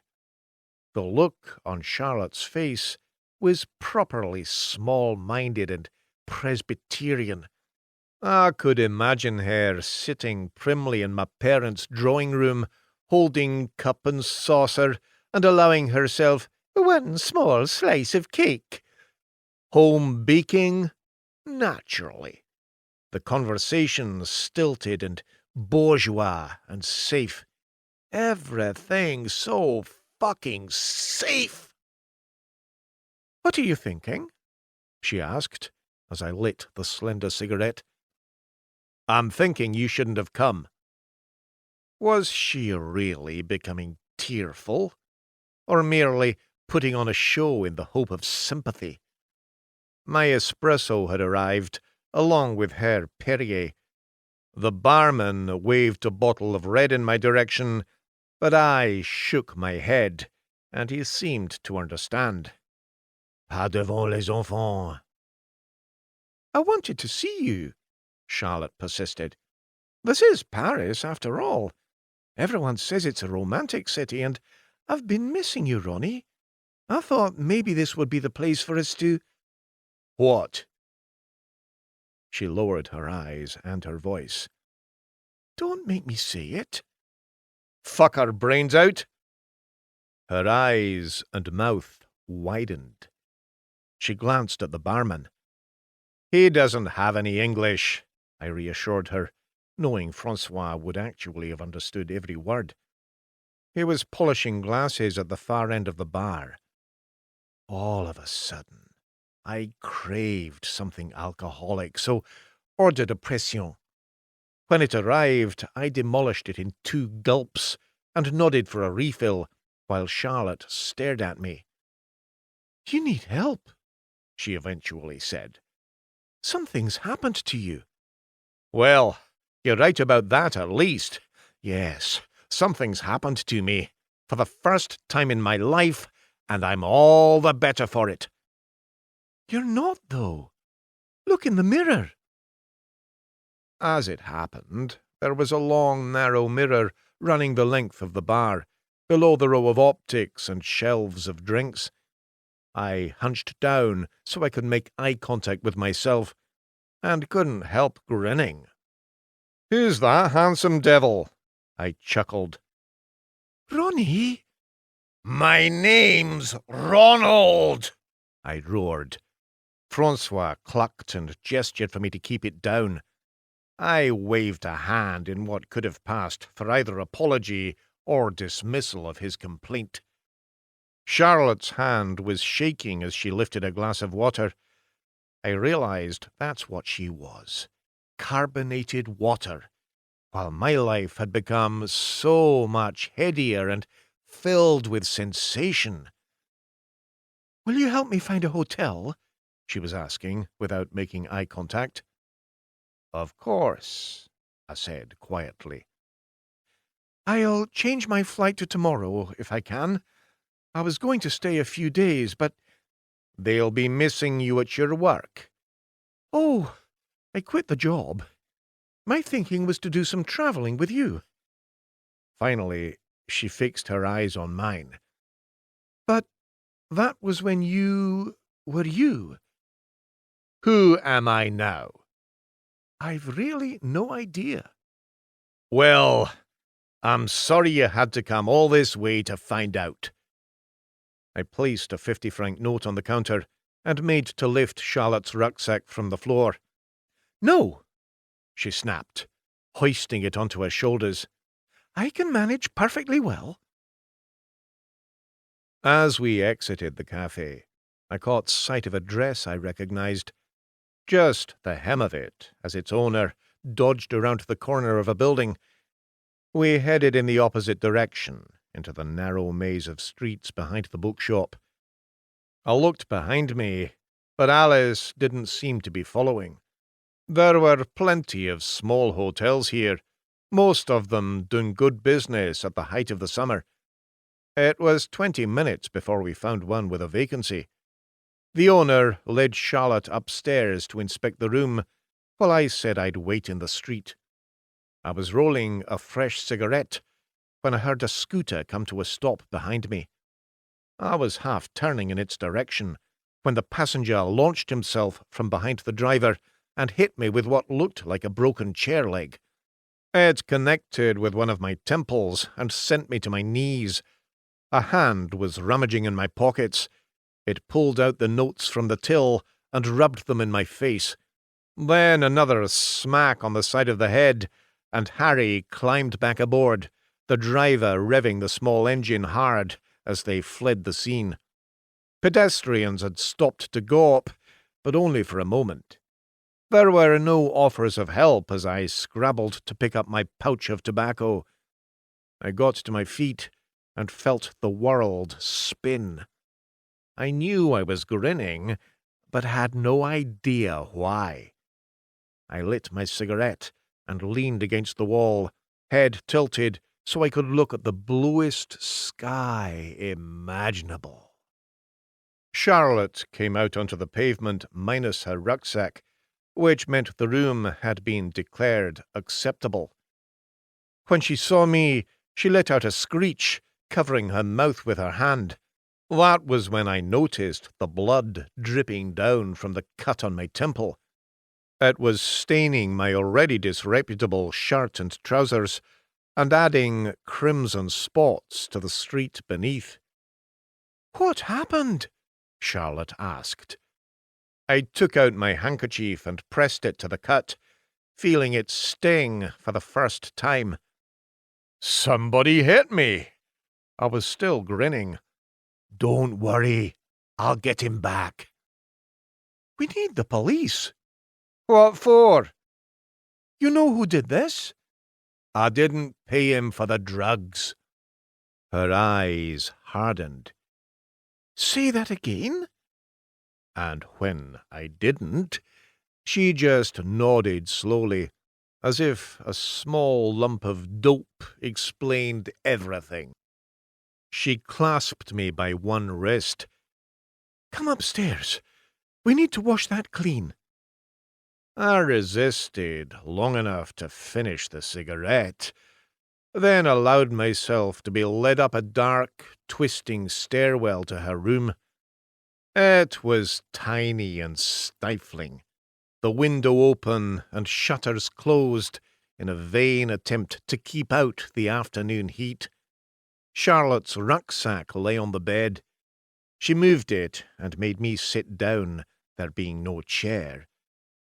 Then she knelt in front of me, examining the damage. It's deep, she said. There was a thin towel on the end of the bed, and she took it with her when she left the room. I could hear water running in the sink of the communal bathroom along the hall. Then she was back, dabbing and wiping. Any nausea? She asked. No more than usual. She smiled as if I'd made a joke. You're being very brave, she cooed. I'm tougher than you think. I'm sure you are. She made another trip to the bathroom to rinse the towel. This time, she wiped it slowly across all of my face, studying my features as she worked. You're filthy, Ronald. Really, you need a bath. Will you scrub my back? I might. Her eyes were locked on mine. I leaned forwards and kissed her on the mouth. You're bristly, she said afterwards, but I sort of like it. So I kissed her again. Then we were standing, arms wrapped around one another. My hands felt beneath her sweat-dampened blouse, running down her spine. Our mouths opened as our tongues got to work, and she gave a small moan. Her fingers brushed the front of my trousers, then started to work at the zip. My eyes were still open, but hers were closed, as she concentrated hard on fulfilling the whole purpose of the trip. So greedy and so intent on her own selfish self. I put my hand on hers, squeezing. She opened her eyes. "I'm going to take that bath," I said. Good idea, she replied, sounding only half convinced. There's only the one towel, though, and it's already wet. I'll be fine. I gave a smile and a wink and managed to escape the airless room. The bath was old and stained, but hot water gushed from its tap. I locked the door before stripping. There were bruises on my body I was at a loss to explain. Piled on the floor, my clothes looked like rags. I sank into the water and slid beneath its surface. I had been soaking only a couple of minutes when Charlotte tried the door. "I won't be long," I called out. I thought you wanted someone to scrub your back. "Another time." I could sense her lingering, but she moved away eventually, her bedroom door closing. I was debating my next move. Get dressed and slink away? Would that make me a coward? No. I would talk to her face to face and explain everything. I would tell her about Benjamin Turk and Alice and my newly blossoming life. We would part as friends, and I would then pay a visit to Harry and Mike, where both men would learn what happened to people who crossed me. "Yes," I said to the bathroom walls, nodding slowly to myself. And then I closed my eyes and slid below the waterline again. The water had turned tepid by the time I climbed out. I used the towel as best I could and slid back into my clinging clothes. Blood still trickled from the cut, so I held the towel as a compress as I unlocked the door and padded down the hall. The door to Charlotte's room stood gaping. Charlotte herself lay on the bed, half undressed, and with a scarf knotted tightly around her neck, digging into the flesh. Her eyes and tongue bulged, her face almost purple. I knew she was dead, and knew, too, the identity of the culprit. She had unpacked one dress from her rucksack, the one almost identical to Alice's. Pushing open the shutters, I looked down onto the courtyard and saw a familiar flash of colour. Alice was heading for the street. I studied Charlotte a final time, knowing there was nothing to be done, then ran to the stairs, barging past the hotelier, who was on the way up. I crossed the courtyard, scanning the pavement to left and right. Making a decision, I started running again. I didn't know Alice's address or even her surname. Would she head for the Seine and the derelicts we had shared our wine with? Or to the bookshop, where she could wait for me on my infested alcove bed? Bars and cafes and the usual landmarks. We had crisscrossed the city, making it our own. But there was only one destination I could think of. Turk's apartment. She wasn't outside, nor was she seated on the stairs. I climbed to the top floor and tried the door. Locked, as before. But this time, when I hit it with my fist, there were sounds from inside. Benjamin Turk opened the door and studied me from head to foot. "It looks to me as though you're finally ready," he said, with a thin smile, ushering me in. "Have you seen Alice?" I demanded. "Forget about her," he said, his back to me as he hobbled towards the living room. "I've laid everything out for you." He was pointing towards the desk. Various documents lay there. "Took me some time and effort, but you'll only begin to comprehend when you examine them." "What are they?" "The story of Edwin Hythe. Sit down. Read. I'll fetch you a drink." "I don't want a drink." But I realized that I did. I wanted the darkest wine in the largest glass imaginable. Turk seemed to understand this, and returned with a glass filled almost to the brim. I gulped it down, exhaling only afterwards. "Does the wound hurt?" he was asking. I dabbed at my head. "No," I said. "Then you should read." He pulled over a chair so he could sit next to me, and while I focused on the various sheets of paper, he explained the significance. Stevenson and Hythe were close friends as students, belonging to the same clubs and drinking in the same low dives late into the night. Then the murder of a prostitute is recorded in the newspaper, and there's a parting. Hythe disappears from Stevenson's life. The murderer is never apprehended. When Stevenson writes a novel about just such a woman, his wife persuades him it is not going to be good for his reputation. But Hythe, too, hears about it and makes his way to Bournemouth. He comes from money, so he stays at the best hotel in town, a hotel that keeps impeccable records.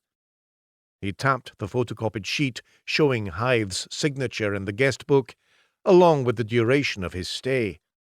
It's fairly obvious that Hythe was the killer, and that Stevenson was either a witness or else was privy to his friend's confession.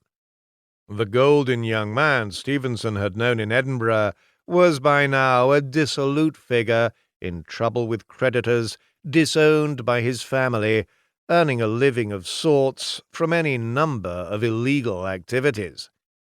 He tapped a series of court reports and newspaper stories. Pimping, trafficking, receiving stolen goods, and with a temper on him. One arrest talks of the superhuman rage of the man after too much drink had been taken. Turk paused.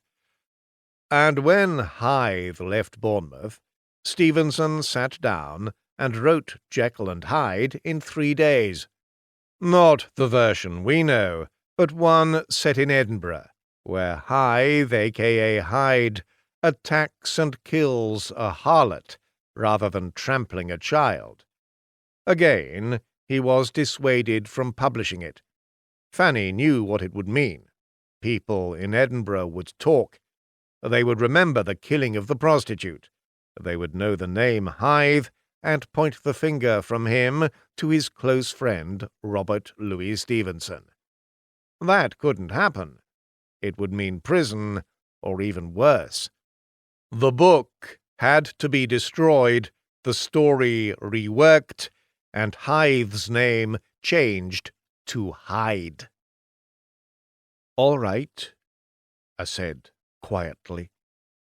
Tears were falling from my eyes onto the desk.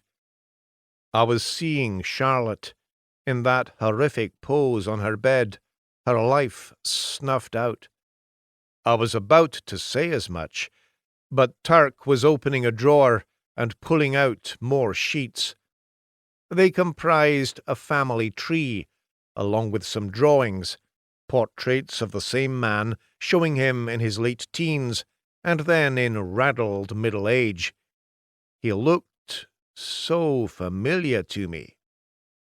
"Edwin Hythe," Turk was explaining. "The first time I saw you, I was struck by the resemblance. This was some time back, through the window of the shop. I asked George about you, and decided it was no mere coincidence, which is why I asked him to send you on that particular errand." "I don't understand." "It's on your mother's side," he said, running a finger back up the family tree from my name. "You are descended from Edwin Hythe. His blood in your blood, and with it, unfortunately, his curse." "His what?" I was rubbing at my eyes, trying to blink them into some kind of focus. "Your devil has been long caged, Ronald. He has come out roaring." There was a mad gleam in his eye as he spoke. I leapt to my feet. "You're crazy," I told him.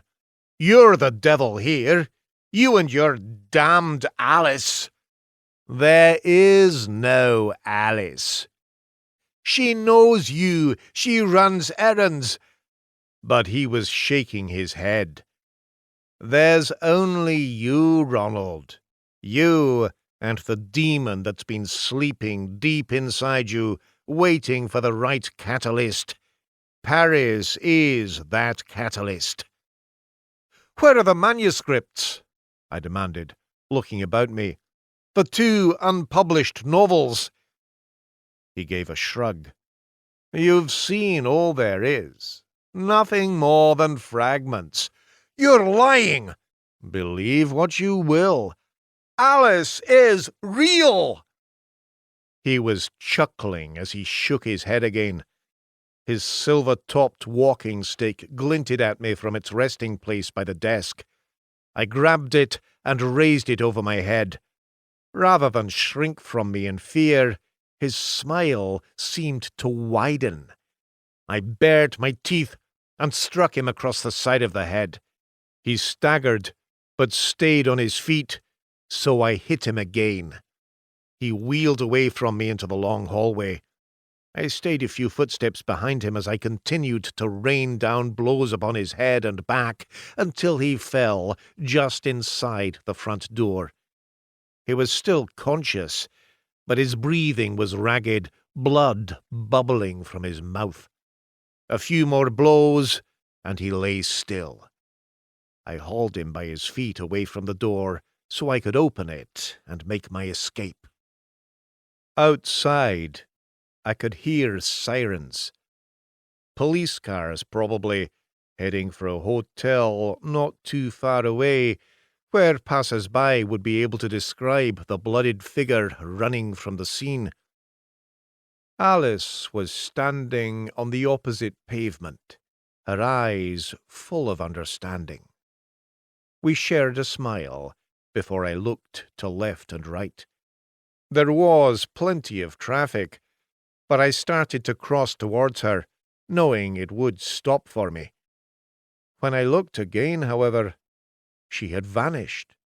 Pedestrians and drivers were beginning to stare. I noted the fresh spattering of bright red blood on my shirt, so began to rip at it, throwing it from me until I stood half naked in the middle of the road, the sirens drawing closer. I stretched out both arms, angled my head to the heavens above, and roared. Mystery, Inc. by Joyce Carol Oates. I am very excited, for at last, after several false starts, I have chosen the perfect setting for my bibliomystery. It is Mystery, Inc., a beautiful old bookstore in Seabrook, New Hampshire, a town of less than 2,000 year-round residents overlooking the Atlantic Ocean between Newcastle and Portsmouth.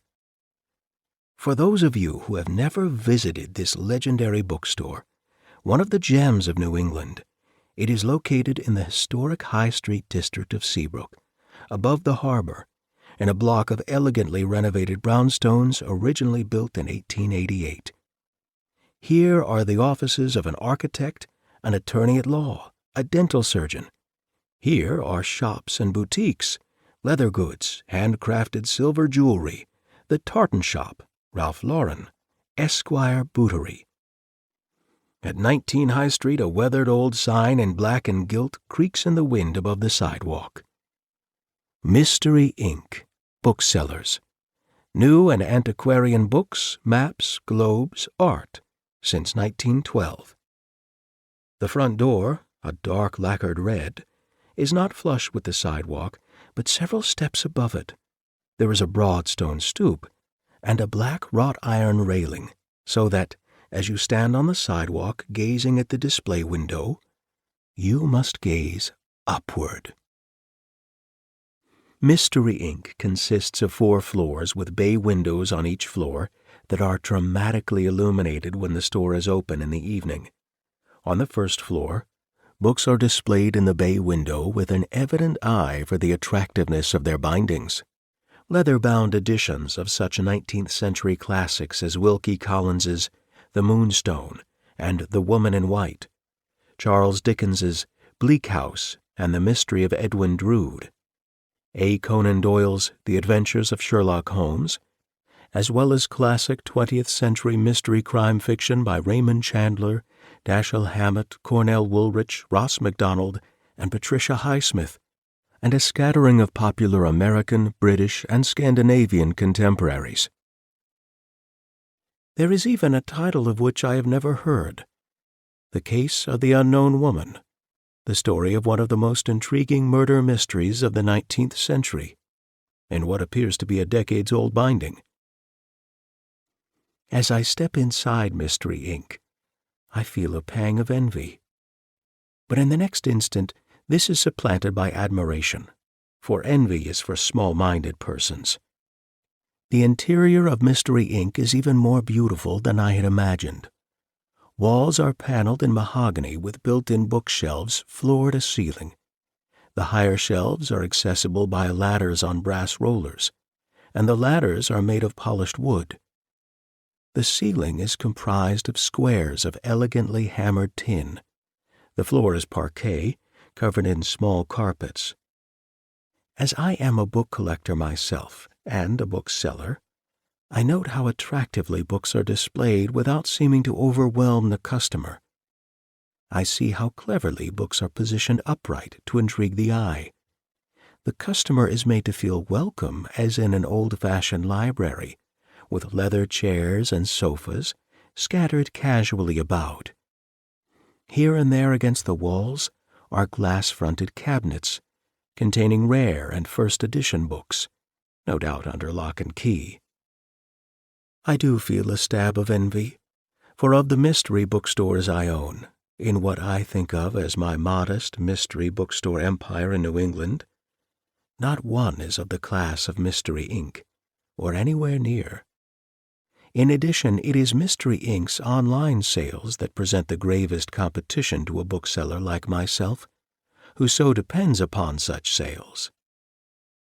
Shrewdly, I have timed my arrival at Mystery, Inc. for a half-hour before closing time, which is 7 p.m. on Thursdays, and hardly likely to be crowded. I think there are only a few other customers, at least on the first floor within my view. In this wintry season, dusk has begun as early as 5:30 p.m. The air is wetly cold, so that the lenses of my glasses are covered with a fine film of steam. I am vigorously polishing them when a young woman sales clerk with tawny gold, shoulder-length hair approaches me to ask if I am looking for anything in particular, and I tell her that I am just browsing, thank you, though I would like to meet the proprietor of this beautiful store if he's on the premises. The courteous young woman tells me that her employer, Mr. Newhouse, is in the store, but upstairs in his office. If I am interested in some of the special collections or antiquarian holdings, she can call him. Thank you. I am interested indeed, but just for now, I think I will look around. What a peculiar custom it is, the openness of a store. Mystery Inc. might contain hundreds of thousands of dollars of precious merchandise, yet the door is unlocked, and anyone can step inside from the street into the virtually deserted store, carrying a leather attaché case in hand and smiling pleasantly. It helps, of course, that I am obviously a gentleman, and one might guess a book collector and book lover. As the trusting young woman returns to her computer at the checkout counter, I am free to wander about the premises. Of course, I will avoid the other customers. I am impressed to see that the floors are connected by spiral staircases, and not ordinary utilitarian stairs. There is a small elevator at the rear, which doesn't tempt me as I suffer from mild claustrophobia. Being locked in a dusty closet as a child by a sadistic older brother surely is the root of this phobia, which I have managed to disguise from most people who know me, including my bookstore employees who revere me, I believe, for being a frank, forthright, commonsensical sort of man free of any sort of neurotic compulsion. The first floor of Mystery Inc. is American books. The second floor is British and foreign language books, and Sherlock Holmesiana, an entire rear wall. The third floor is first editions, rare editions, and leather-bound sets. The fourth floor is maps, globes, and antiquarian artworks associated with mayhem, murder, and death. It is here on the fourth floor, I'm sure, that Aaron Newhouse has his office. I can imagine that his windows overlook a view of the Atlantic at a short distance, and that the office is beautifully paneled and furnished. I am feeling nostalgic for my old habit of book theft, when I'd been a penniless student decades ago with a yearning for books, the thrill of thievery, and the particular reward, a book. In fact, for years my most prized possessions were books stolen from Manhattan bookstores along 4th Avenue that had no great monetary value, only just the satisfaction of being stolen. Ah, those days before security cameras. Of course, there are security cameras on each floor of Mystery Inc. If my plan is successfully executed, I will remove the tape and destroy it. If not, it will not matter that my likeness will be preserved on the tape for a few weeks, then destroyed. In fact, I am lightly disguised.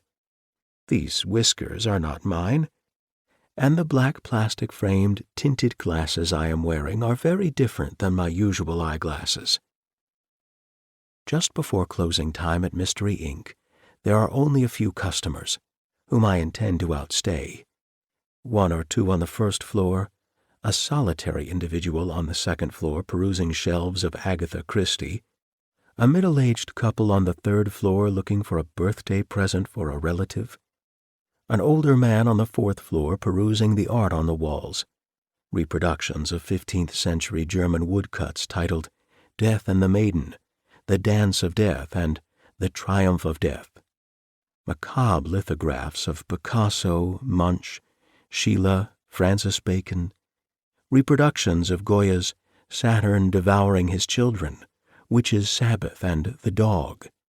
Too bad it would be imprudent of me to strike up a conversation with this gentleman, whose taste in macabre artwork is very similar to my own, judging by his absorption in Goya's black paintings.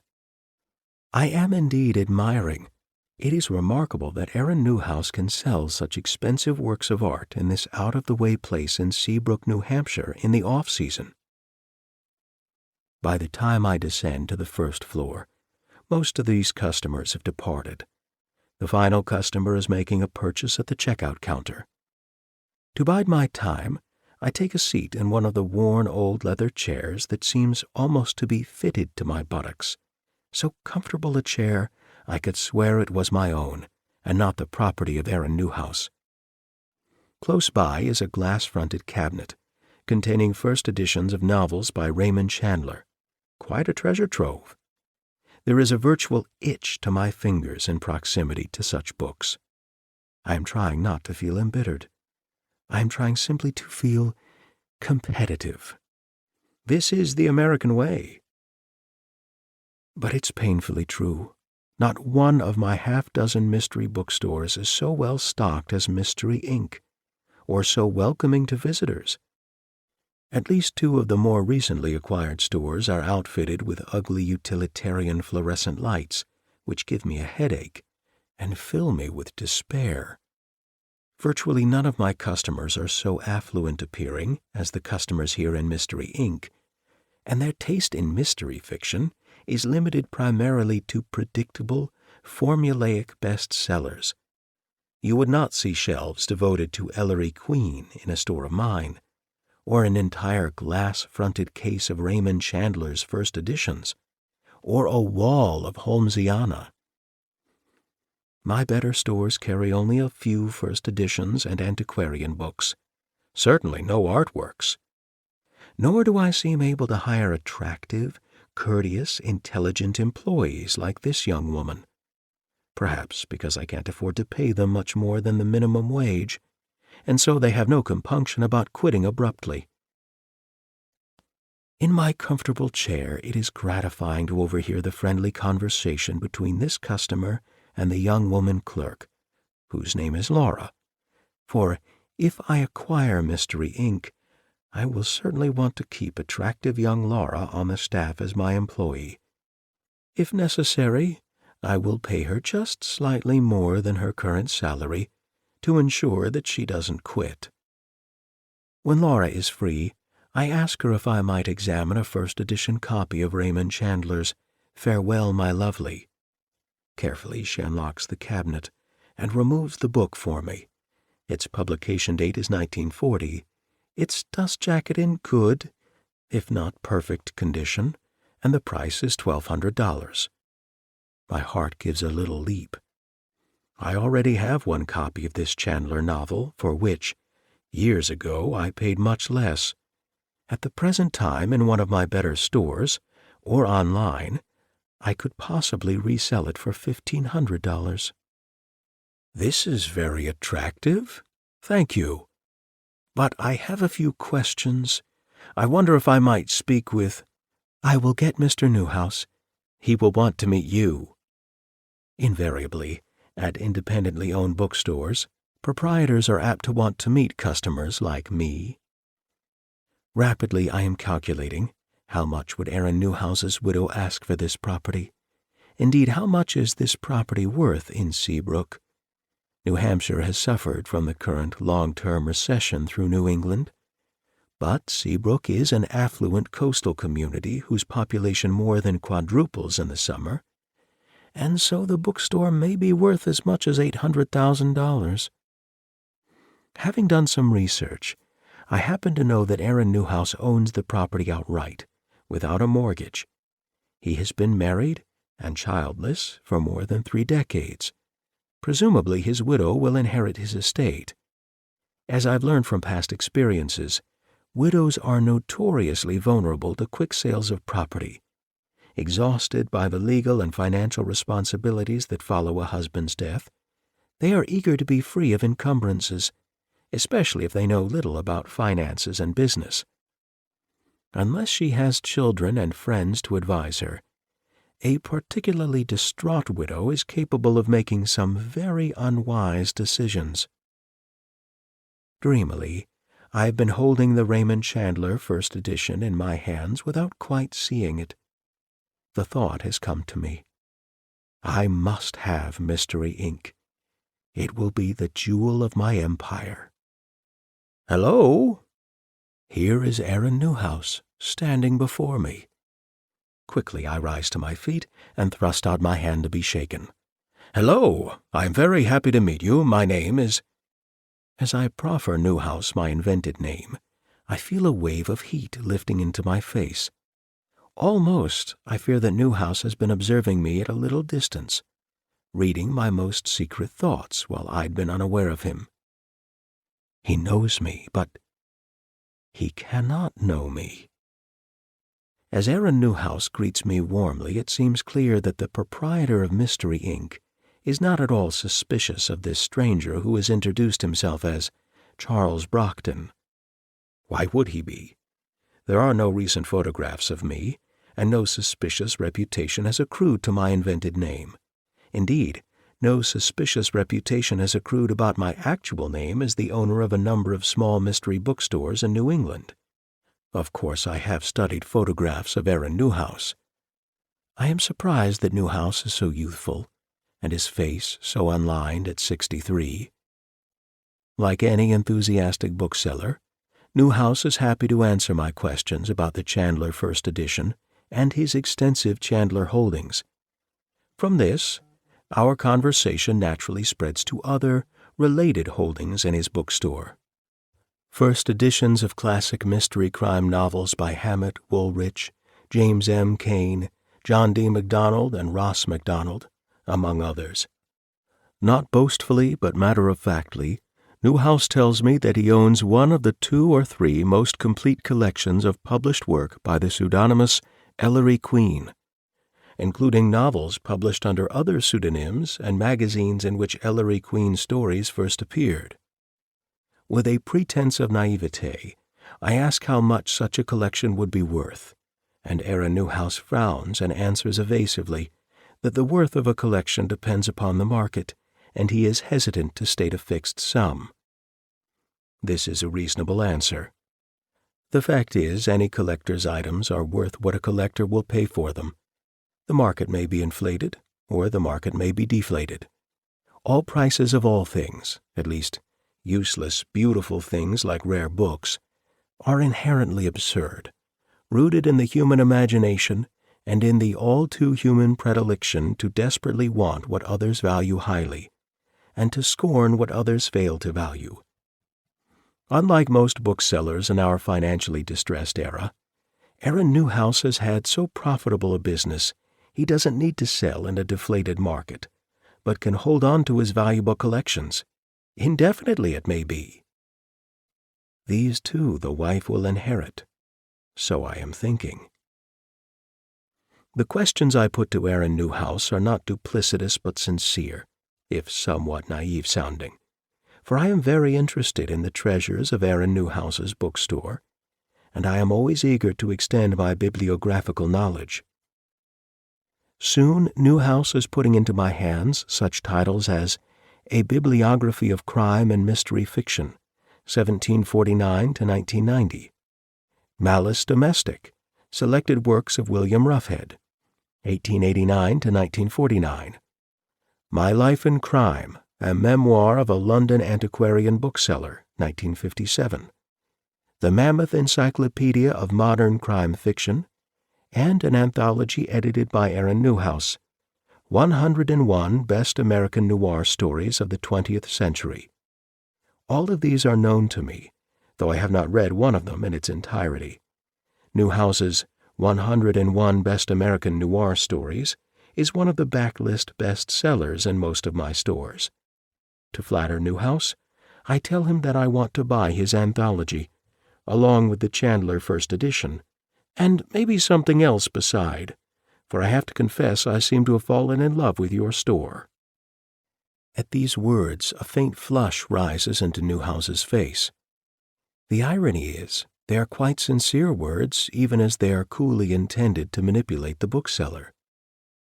Newhouse glances at his watch, not because he's hoping that it's nearing 7 p.m. and time to close his store, but rather because he hopes he has more time to spend with this very promising customer. Soon, as booksellers invariably do, Aaron Newhouse will ask his highly promising customer if he can stay a while, past closing time.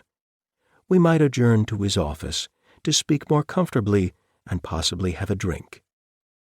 Each time it has worked this way, though there have been variants, and my first attempt at each store wasn't always successful, necessitating a second visit. This has been the pattern. Bait taken. prey taken. Newhouse will send his attractive sales clerk home. The last glimpse Laura will have of her beloved employer will be a pleasant one, and her recollection of last customer of the day, the last customer of Newhouse's life, will be vivid perhaps, but misleading. A man with ginger-colored whiskers, black plastic-framed glasses, maybe 40 years old, or 50, not tall, but not short, very friendly. Not that anyone will suspect me. Even the brass initials on my attaché case, C.B., have been selected to mislead. Sometime this evening Aaron Newhouse will be found dead in his bookstore, very likely his office, of natural causes, presumably of a heart attack, if there is an autopsy. He will be late to arrive home. His distraught wife will call. She will drive to Mystery Inc. to see what has happened to him, or she will call 911 to report an emergency long after the emergency has expired. There could be no reason to think that an ordinary-seeming customer who'd arrived and departed hours earlier could have had anything to do with such a death. Though I am a wholly rational person, I count myself one of those who believe that some individuals are so personally vile, so disagreeable, and make the world so much less pleasant a place, it is our duty to eradicate them. However, I have not acted upon this impulse yet. My eradications are solely in the service of business, as I am a practical-minded person. Unfortunately for me, however, Aaron Newhouse is a very congenial person, exactly the sort of person I would enjoy as a friend, if I could afford the luxury of friends. He is soft-spoken yet ardent. He knows everything about mystery detective fiction, but isn't overbearing. He listens closely and never interrupts. He laughs often. He is of moderate height, about 5 feet 9 or 10, just slightly taller than I am, and not quite so heavy as I am. His clothes are of excellent quality but slightly shabby and mismatched. A dark brown Harris tweed sport coat, a red cashmere vest over a pale beige shirt, russet brown corduroy trousers. On his feet, loafers. On his left hand, a plain gold wedding band. He has a sweetly disarming smile that offsets, to a degree, something chilly and Nordic in his gray-green gaze, which most people, I think, would not notice. His hair is a steely gray, thinning at the crown and curly at the sides, and his face is agreeably youthful. He is rather straight-backed, a little stiff, like one who has injured his back and moves cautiously to avoid pain. Probably no one would notice this except one like myself, who is by nature sharp-eyed, and has had bouts of back pain himself.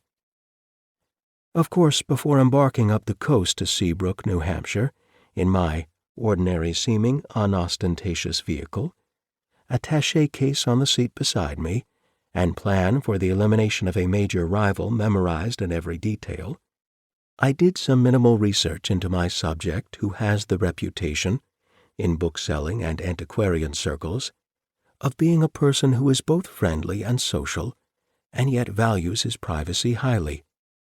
It is held to be somewhat perverse that many of Newhouse's male friends have never met his wife, who has been a public school teacher in Glastonbury, New Hampshire, for many years. Dinner invitations to Newhouse and his wife from residents in Seabrook are invariably declined with regret. Newhouse's wife is said to be his high school sweetheart, whom he first met in 1965 and married in 1977 in Clarksburg, North Carolina. So many years, faithful to one woman.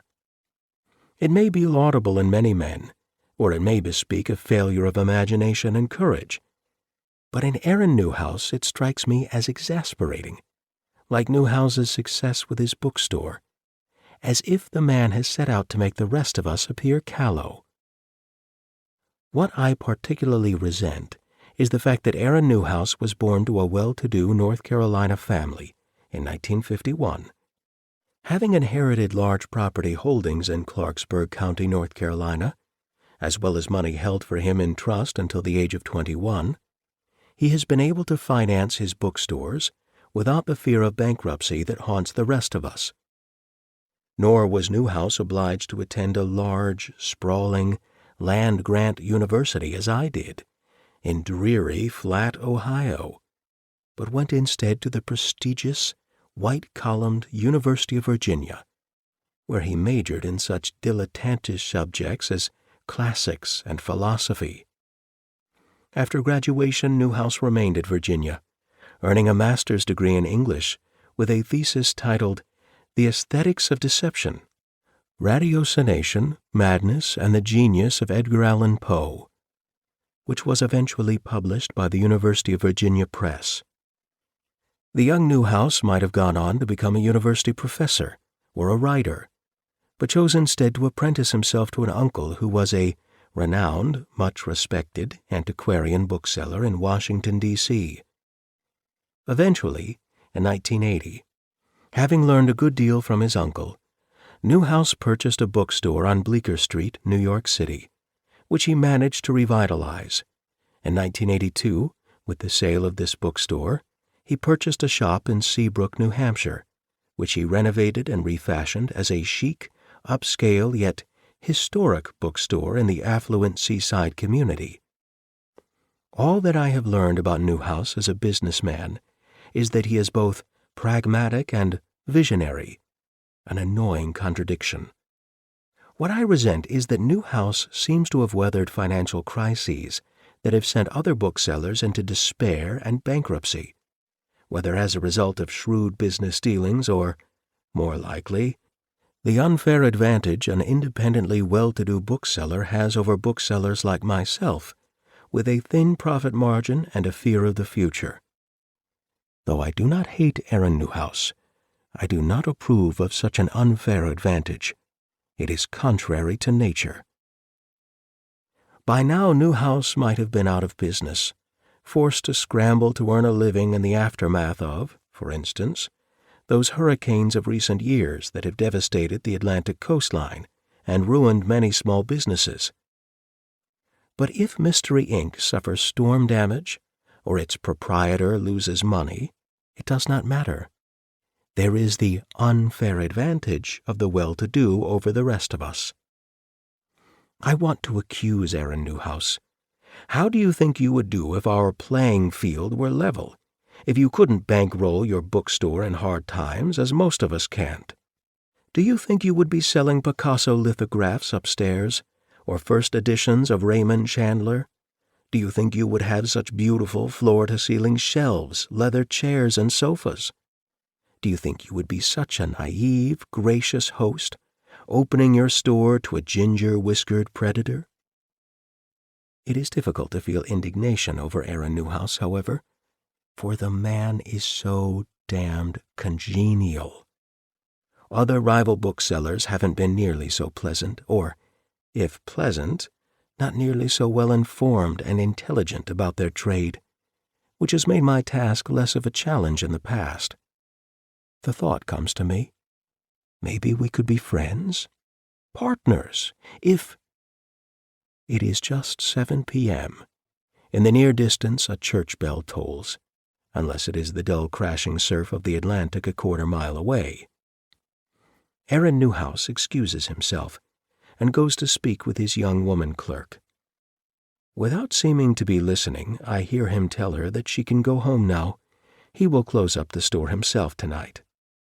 Exactly as I have planned. But then such bait has been dangled before. Like any predator, I am feeling excited. There is a pleasurable surge of adrenaline at the prospect of what will come next, very likely within the hour. Timing is of the essence. All predators or hunters know this. But I feel, too, a stab of regret. Seeing how the young blonde woman smiles at Aaron Newhouse, it is clear that she reveres her employer, perhaps loves him. Laura is in her mid-20s, possibly a college student working part-time. Though it seems clear that there is no sexual, romantic intimacy between them, She might admire Newhouse as an older man, a fatherly presence in her life. It will be terribly upsetting to her if something happens to him. When I acquire Mystery Inc., I will certainly want to spend time in this store. It is not far-fetched to imagine that I might take Aaron Newhouse's place in the young woman's life. As the new owner of Mystery Inc., I will not be wearing these gingery, bristling whiskers, nor these cumbersome black plastic-framed glasses. I will look younger and more attractive. I have been told that I resemble the great film actor James Mason. Perhaps I will wear Harris tweeds and red cashmere sweater vests. Perhaps I will go on a strenuous diet, jogging along the ocean each morning, and will lose 15 pounds. I will commiserate with Laura. I did not know your late employer, but Aaron Newhouse was the most highly regarded of booksellers and gentlemen. I am so very sorry for your loss, Laura. Certainly I will want to rent living quarters in Seabrook, or even purchase property in this beautiful spot. At the present time I move from place to place, like a hermit crab that occupies the empty shells of other sea creatures with no fixed home of its own. After acquiring an old, quasi-legendary mystery bookstore in Providence, Rhode Island a few years ago, I lived in Providence for a while overseeing the store, until I could entrust a manager to oversee it. After acquiring a similar store in Westport, Connecticut, I lived there for a time. Most recently, I've been living in Boston, trying to revive a formerly prestigious mystery bookstore on Beacon Street. One would think that Beacon Street would be an excellent location for a quality mystery bookstore, and so it is, in theory.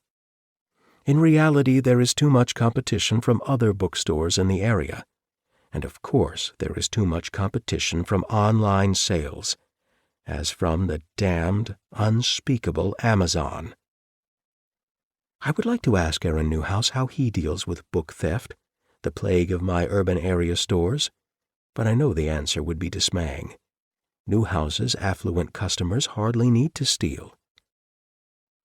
When Aaron Newhouse returns, having sent the young woman home, he graciously asks if I would like to see his office upstairs, and would I like a cup of cappuccino. As you see, we don't have a cafe here.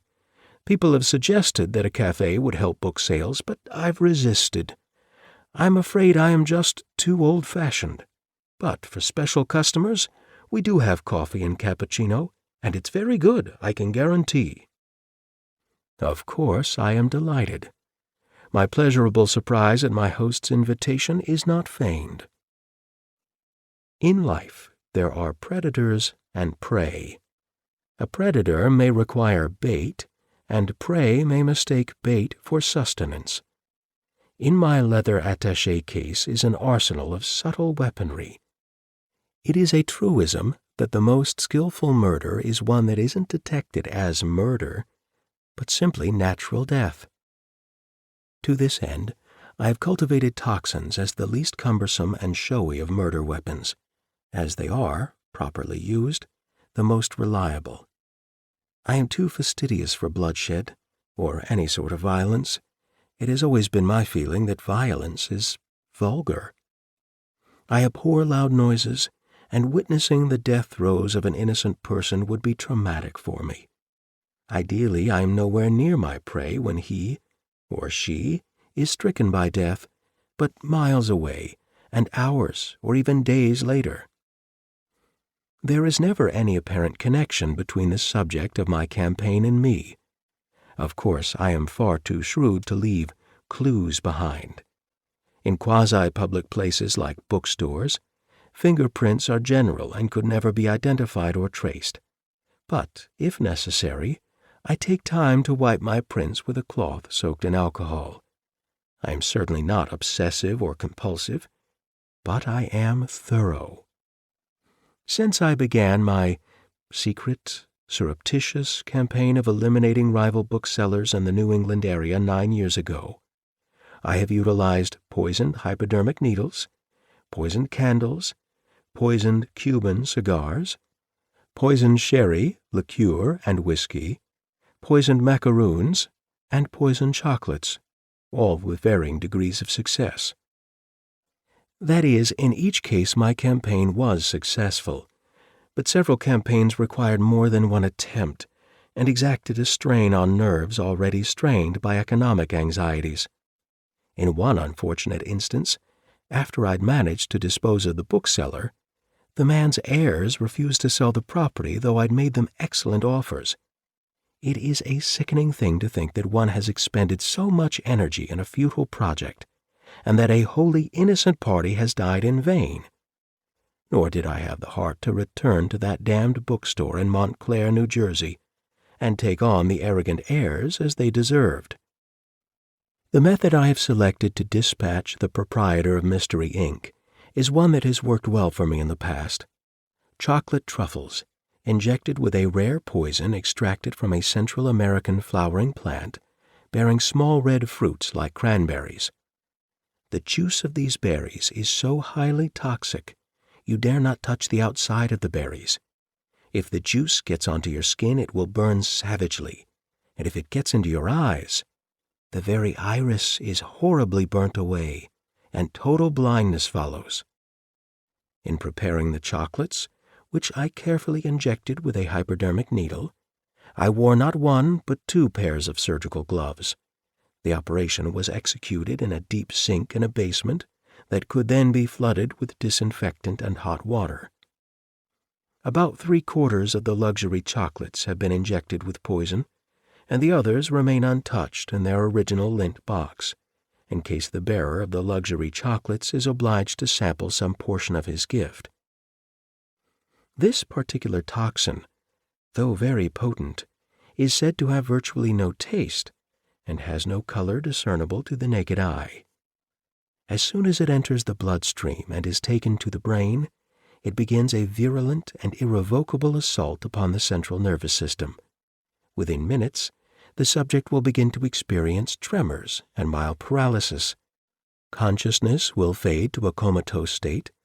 By degrees, over a period of several hours, the body's organs cease to function. At first slowly, then rapidly, the lungs collapse and the heart ceases to beat. Finally, the brain is struck blank and is annihilated. If there is an observer, it will appear to him or her as though the afflicted one has had a heart attack or stroke. The skin is slightly clammy, not fevered, and there is no expression of pain or even discomfort, for the toxin is a paralytic and thus merciful. There are no wrenching stomach pains, hideous vomiting as in the case of cyanide, or poisons that affect the gastric intestinal organs. Stomach contents, if autopsied, will yield no information. The predator can observe his prey ingesting the toxin and can escape well in time to avoid witnessing even mild discomfort. It is advised that the predator take away with him his poisoned gift, so that there will be no detection. Though this particular poison is all but undetectable by coroners and pathologists, only a chemist who knew exactly what he was testing for could discover and identify this rare poison. The aromatic lavender poisoned candles I'd left with my single female victim, a gratingly flirtatious bookseller in New Hope, Pennsylvania, had to work their dark magic in my absence, and may have sickened or even killed more victims than were required. No extra poisoned cigars should be left behind, of course, and poisoned alcoholic drinks should be borne prudently away. Though it isn't likely that the poison would be discovered, there is no point in being careless. My gracious host, Aaron Newhouse, takes me to the 4th floor of Mystery Inc. in a small elevator at the rear of the store that moves with the antique slowness of a European elevator. By breathing deeply, and trying not to think of the terrible darkness of that long-ago closet in which my cruel brother locked me, I am able to withstand a mild onslaught of claustrophobia. Only a thin film of perspiration on my forehead might betray my physical distress, if Aaron Newhouse were to take particular notice. But in his affably entertaining way, he is telling me about the history of Mystery Inc. Quite a fascinating history, in fact. Someday I must write a memoir along the lines of the classic My Life in Crime. On the 4th floor, Aaron Newhouse asks me if I can guess where his office door is, and I am baffled at first, staring from one wall to another, for there is no obvious sign of a door. Only by calculating where an extra room must be, in architectural terms, can I guess correctly. Between reproductions of Goya's black paintings, unobtrusively set in the wall, is a panel that exactly mimics the room's white walls, that Aaron Newhouse pushes inward with a boyish smile. "Welcome to my sanctum sanctorum." There is another purely utilitarian office downstairs where the staff works. Very few visitors are invited here. I feel a frisson of something like dread, and the deliciousness of dread, passing so close to Goya's icons of hell. But Aaron Newhouse's office is warmly lighted and beautifully furnished, like the drawing-room of an English country gentleman. There is even a small fire blazing in a fireplace. Hardwood floor, partly covered in an old, well-worn yet still elegant Chinese carpet. One wall is solid books, but very special, well-preserved antiquarian books. Other walls are covered in framed artworks, including an oil painting by Albert Pinkham Ryder that must have been a study for the artist's famous The Racetrack, Death on a Pale Horse. That dark-hued, ominous, and yet beautiful oil painting by the most eccentric of 19th-century artists. A single high window overlooks, at a little distance, the rough waters of the Atlantic, that appear in moonlight like shaken foil, the very view of the ocean I'd imagined Aaron Newhouse might have. Newhouse's desk is made of dark, durable mahogany, with many drawers and pigeonholes. His chair is an old-fashioned swivel chair, with a well-worn crimson cushion. The desktop is comfortably cluttered with papers, letters, galleys, books. On it are a Tiffany lamp of exquisite colored glass and a life-sized carved ebony raven, no doubt a replica of Poe's raven. On the wall above the desk is a daguerreotype of Edgar Allan Poe looking pale-skinned and dissolute, with melancholy eyes and drooping mustache. The caption is, Edgar Allan Poe, creator of C. Auguste Dupin, 1841. Unsurprisingly, Newhouse uses fountain pens, not ballpoint. He has an array of colored pencils and an old-fashioned eraser. There is even a brass letter opener in the shape of a dagger. On such a desk, Newhouse's state-of-the-art console computer appears out of place as a sleek synthetic monument in an historic graveyard. "Please sit, Charles. I will start the cappuccino machine and hope the damned thing will work. It is very Italian. Temperamental." I take a seat in a comfortable, well-worn leather chair facing Newhouse's desk and with a view of the fireplace. I have brought my attaché case with the brass initials C.B. to rest on my knees. Newhouse fusses with his cappuccino machine, which is on a table behind his desk. He prefers cappuccino made with Bolivian coffee and skim milk, he says. I have to confess to a mild addiction. There's a Starbucks in town, but their cappuccino is nothing like mine. Am I nervous? Pleasurably nervous? At the moment, I would prefer a glass of sherry to cappuccino. My smile feels strained, though I am sure Aaron Newhouse finds it affable, innocent. It is one of my stratagems to ply a subject with questions, to deflect any possible suspicion away from me, and Newhouse enjoys answering my questions, which are intelligent and well-informed, yet not overly intelligent and well-informed. The bookseller has not the slightest suspicion that he is dealing with an ambitious rival. He is ruefully telling me that everyone who knew him, including an antiquarian bookseller uncle in Washington, D.C., thought it was a very naive notion to try to sell works of art in a bookstore in New Hampshire. But I thought I would give myself 3 or 4 years as an experiment, and it has turned out surprisingly well, especially my online sales.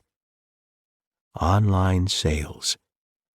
These are the sales that particularly cut into my own. Politely, I ask Newhouse how much of his business is now online. Newhouse seems surprised by my question. Is it too personal? Too professional? I am hoping he will attribute such a question to the naivete of Charles Brockton. His reply is curious. In useless, beautiful artworks, as in books, values wax and wane according to some unknown and unpredictable algorithm. This is a striking if evasive remark. It is somehow familiar to me, and yet I can't recall why. I must be smiling inanely at Aaron Newhouse, not knowing how to reply. Useless, beautiful algorithm. Waiting for the cappuccino to brew, Newhouse adds another log to the fire and prods it with a poker. What a bizarre gargoyle, the handle of the poker. In tarnished brass, a peevish, grinning imp. Newhouse shows it to me with a smile. I picked this up at an estate sale in Blue Hill, Maine, a few summers ago. Curious, isn't it? Indeed, yes. I am wondering why Aaron Newhouse has shown this demonic little face to me. Such envy I've been feeling in this cozy yet so beautifully furnished sanctum sanctorum. It is painful to recall my own business offices, such as they are, utilitarian and drab, with nothing sacred about them. Outdated computers, ubiquitous fluorescent lights, charmless furniture inherited from bygone tenants. Often in a bookstore of mine, the business office is also a storage room, crammed with filing cabinets, packing crates, even brooms and mops, plastic buckets and stepladders, and a lavatory in the corner. Everywhere stacks of books, rising from the floor like stalagmites. How ashamed I would be if Aaron Newhouse were to see one of those. I am thinking, I will change nothing in this beautiful place. The very fountain pens on his desk will be mine. I will simply move in. Seeing that he has a very admiring and very curious visitor, Aaron Newhouse is happy to chat about his possessions. The bookseller's pride in the privileged circumstances of his life is almost without ego, as one might take pleasure in any natural setting, like the ocean outside his window. Beside the large, stark daguerreotype of Poe are smaller photographs by the surrealist photographer Man Ray of nude female figures in odd, awkward poses. Some of them are nude torsos lacking heads, very pale, marmoreal as sculpted forms. The viewer wonders uneasily, are these human beings or mannequins? Are they human female corpses? Newhouse tells me that the Man Ray photographs are taken from the photographer's Trésor Interdite series of the 1930s. Most of the work is inaccessible in private collections and never lent to museums. Besides the elegantly sinister Man Ray photographs, and very different from them, are crudely sensational crime photographs by the American photographer Ouija, taken in the 1930s and 1940s. Stark portraits of men and women in the crises of their lives, beaten, bleeding, arrested and handcuffed, shot down in the street to lie sprawled like one well-dressed mobster, face down in their own blood. Ouija is the crudest of artists, but he is an artist. What is notable in such journalistic art is the absence of the photographer from his work. You can't comprehend what, if anything, the photographer is thinking about these doomed people. Man Ray, yes. Ouija, no. I detest crudeness, in art as in life. But of course I don't indicate this to Aaron Newhouse, whom I don't want to offend. The man is so boyishly enthusiastic, showing off his treasures to a potential customer. Prominent in one of Newhouse's glass-fronted cabinets is a complete set of the many volumes of the famous British criminologist William Ruffhead, each volume signed by Ruffhead. Also bound copies of the American detective pulps Dime Detective, Black Mask, and a copy of The Black Lizard Big Book of Pulps. These were magazines in which such greats as Dashiell Hammett and Raymond Chandler published stories, Newhouse tells me, as if I didn't know. In fact, I am more interested in Newhouse's collection of great works of the golden era of mystery, signed first editions by John Dixon Carr, Agatha Christie, and S.S. Van Dyne, among others. Some of these must be worth more than $5,000 apiece, I would think.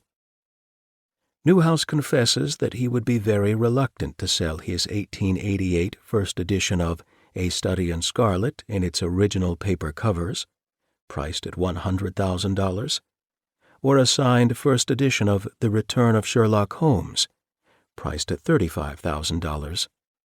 More reluctantly, his first edition of The Hound of the Baskervilles, inscribed and signed, with handsome illustrations of Holmes and Watson, priced at $65,000. He shows me one of his priceless possessions, a bound copy of the February 1827 issue of Blackwood's Magazine, containing Thomas de Quincey's infamous essay on Murder Considered as One of the Fine Arts. Yet more impressively, he has the complete 4 volumes of the first edition, 1794, of Mysteries of Udolpho, priced at $10,000. But the jewel of his collection, which he will never sell, he says, unless he is absolutely desperate for money, is the 1853 first edition in original cloth with sepia cabinet photograph of author of Charles Dickens's Bleak House, priced at $75,000, signed by Dickens in his strong, assured hand, in ink that has scarcely faded. But this is something that would particularly interest you, Charles Brockton, Newhouse chuckles, carefully taking from a shelf a very old book, encased in plastic with a loose faded binding and badly yellowed pages. Charles Brockden Brown's Wieland, or The Transformation, An American Tale, 1798. This is extraordinary. One would expect to see such a rare book under lock and key in the special collections of a great university library, like Harvard. For a moment I can't think how to reply. Newhouse seems almost to be teasing me. It was a careless choice of a name, I suppose, Charles Brockton. If I'd thought about it, of course I would have realized that a bookseller would be reminded of Charles Brockden Brown. To disguise my confusion, I ask Aaron Newhouse how much he is asking for this rare book, and Newhouse says, "Asking? I am not asking any sum at all. It is not for sale." Again, I'm not sure how to reply. Is Newhouse laughing at me?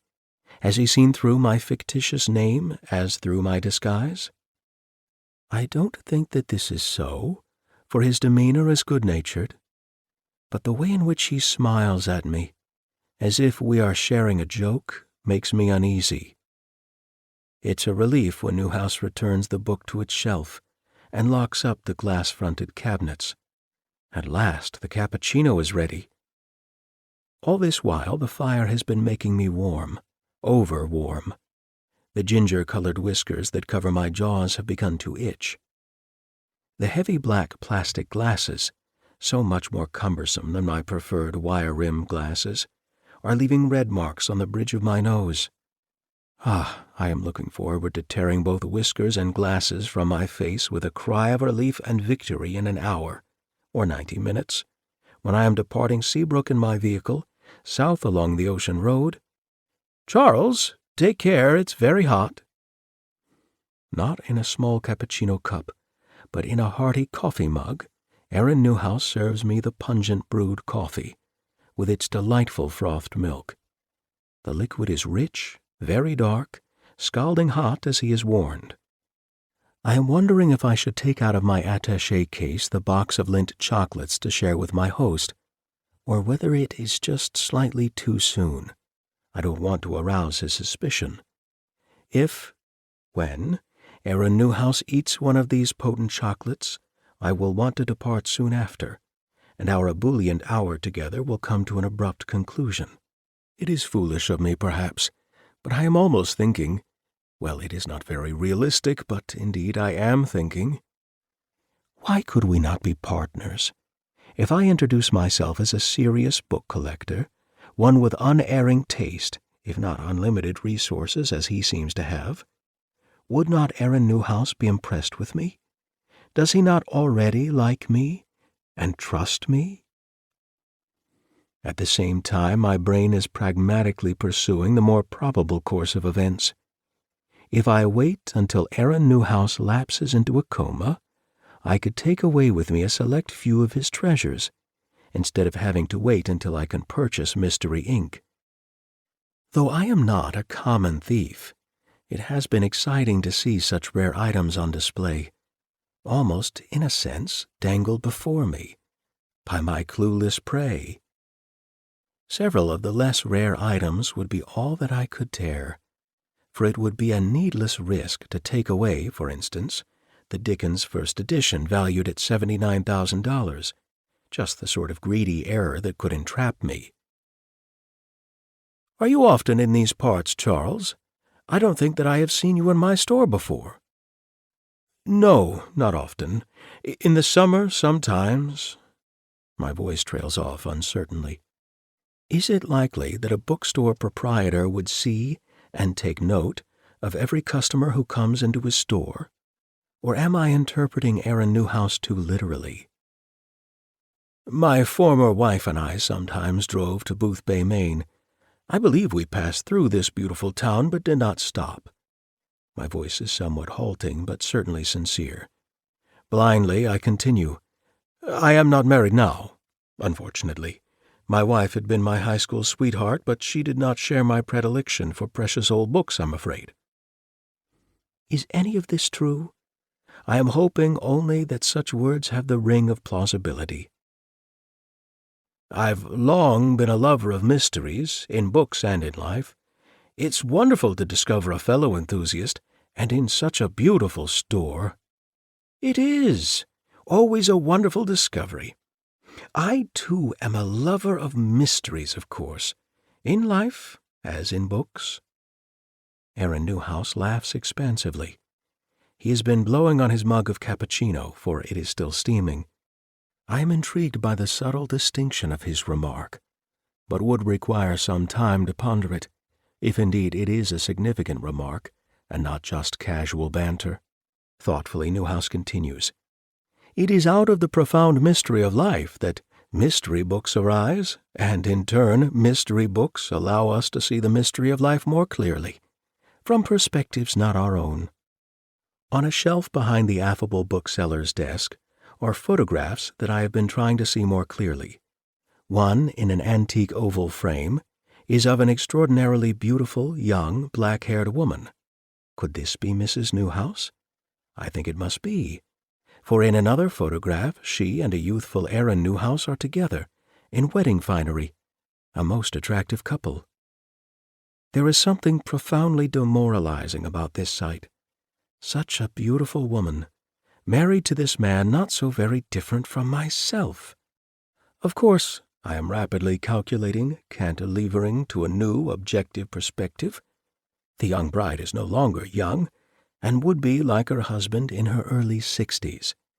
No doubt Mrs. Newhouse is still quite beautiful.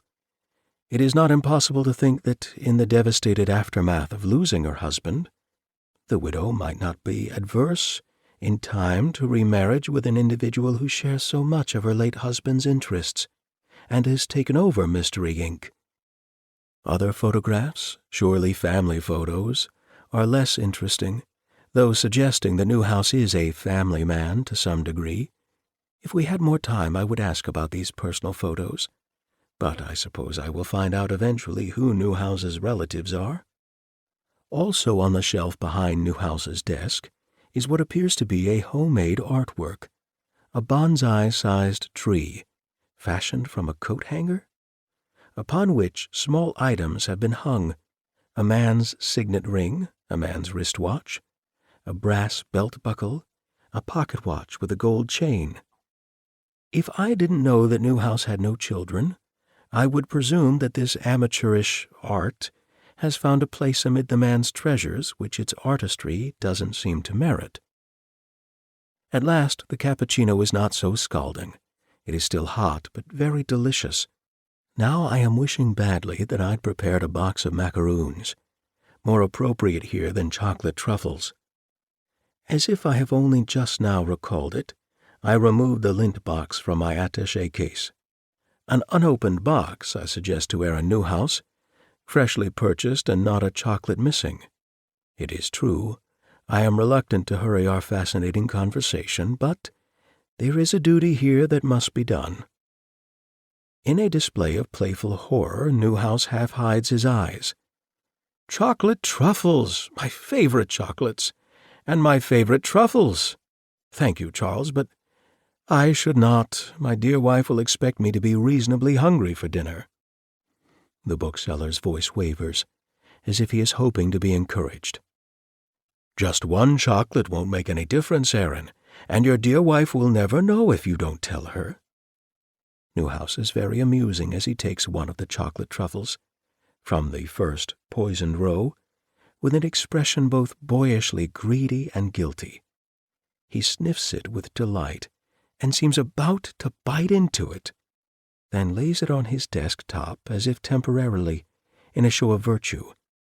He winks at me as at a fellow conspirator.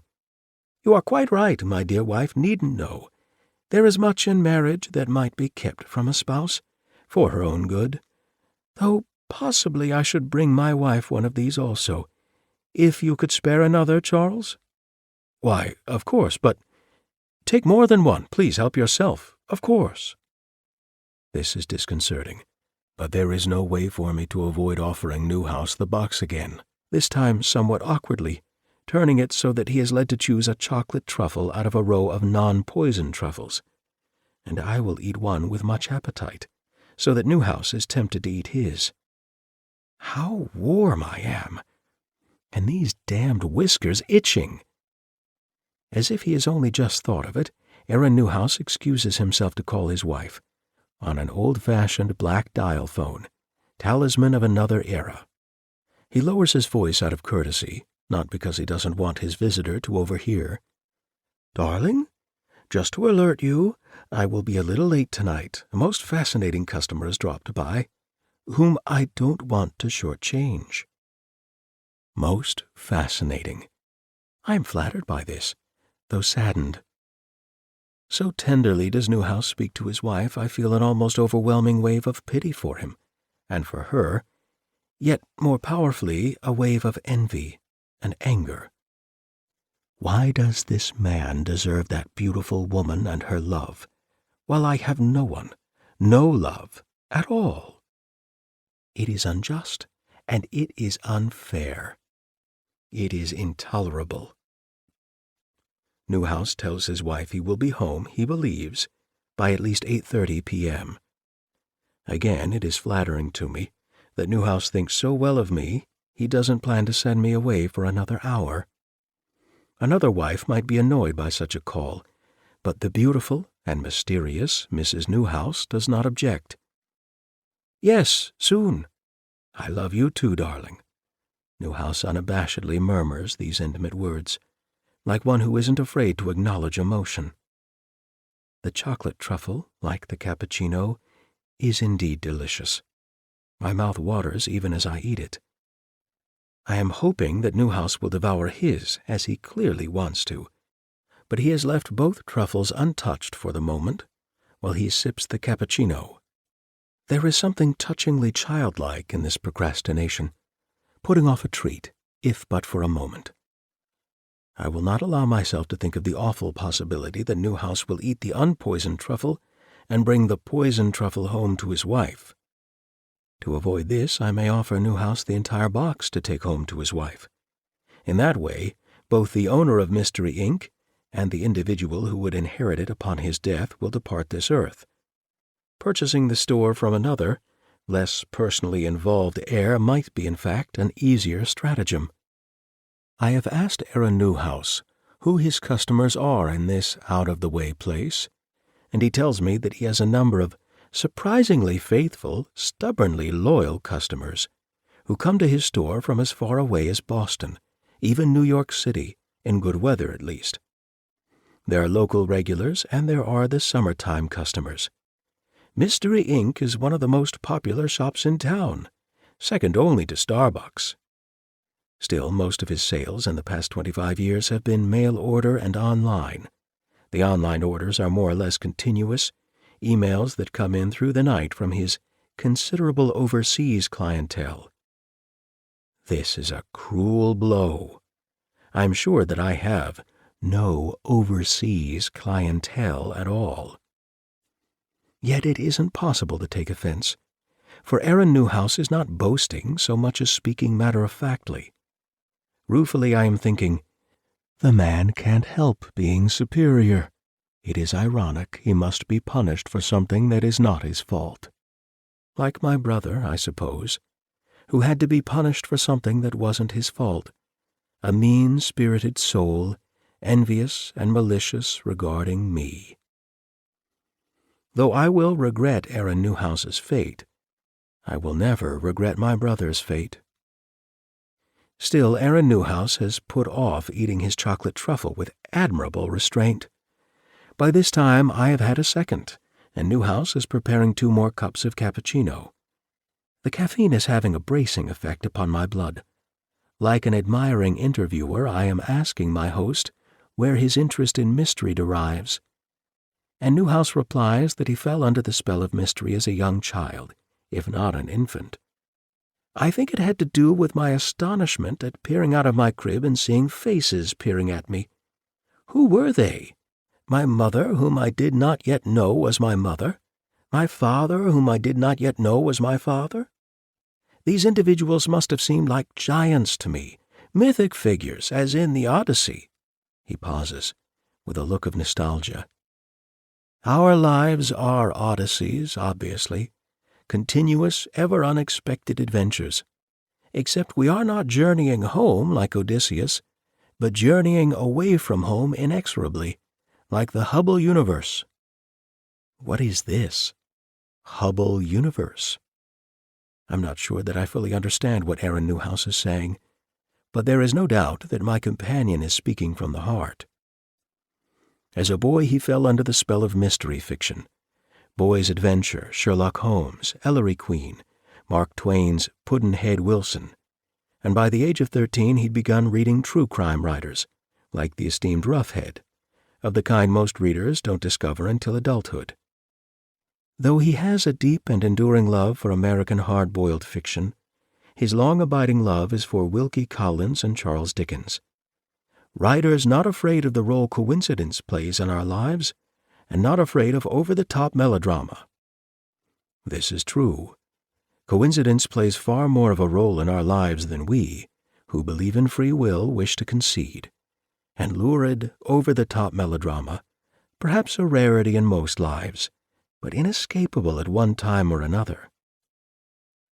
Next, I ask Aaron Newhouse how he came to purchase his bookstore, and he tells me with a nostalgic smile that indeed it was an accident, a marvelous coincidence, that one day when he was driving along the coast to visit relatives in Maine, he happened to stop in Seabrook, and there was this gem of a bookstore right on High Street, in a row of beautiful old brownstones. The store wasn't quite as it is now, slightly run down and neglected, yet with an intriguing sign out front, Mystery Inc., M. Rackham Books. Within minutes I saw the potential of the store and the location, and I fell in love with something indefinable in the very air of Seabrook, New Hampshire. At this time, in 1982, Aaron Newhouse owned a small bookstore that specialized in mystery, detective, and crime fiction in the West Village, on Bleecker Street. Though he worked in the store as many as 100 hours a week, with 2 assistants, he was chafing under the burden of circumscribed space, high rent and high taxes, relentless book theft, and a clientele that included homeless derelicts and junkies who wandered into the store looking for public lavatories or for a place to sleep. His wife yearned to move out of New York City and into the country. She had an education degree and was qualified to teach school, but did not want to teach in the New York City public school system, nor did Newhouse want her to. And so Newhouse made the decision almost immediately to acquire the Seabrook bookstore, if it were humanly possible. It was an utterly impulsive decision, Newhouse said. He had not even consulted with his dear wife, yet it was unmistakable, like falling in love at first sight. The row of brownstones on High Street was impressive, but Mystery Inc., M. Rackham Books, was not so impressive. In the first-floor bay window were displayed the predictable bestsellers one would see in any bookstore window of the time, but here amid a scattering of dead flies. Inside, most of the books were trade paperbacks with lurid covers and little literary distinction. The beautiful floor-to-ceiling mahogany bookshelves, carpentry, which would cost a fortune in 1982, were in place, the hammered tin ceiling, hardwood floors. But so far as the young bookseller could see, the store offered no first editions, rare or unusual books, or artworks. The second floor was used for storage, and the upper 2 floors were rented out. Still, the store was ideally situated on Seabrook's Main Street overlooking the harbor, and it seemed likely that the residents of Seabrook were generally affluent, well-educated, and discerning. Not so exciting, perhaps, as a store on Bleecker Street in the West Village. Yet it may be that excitement is an overrated experience if you are a serious bookseller.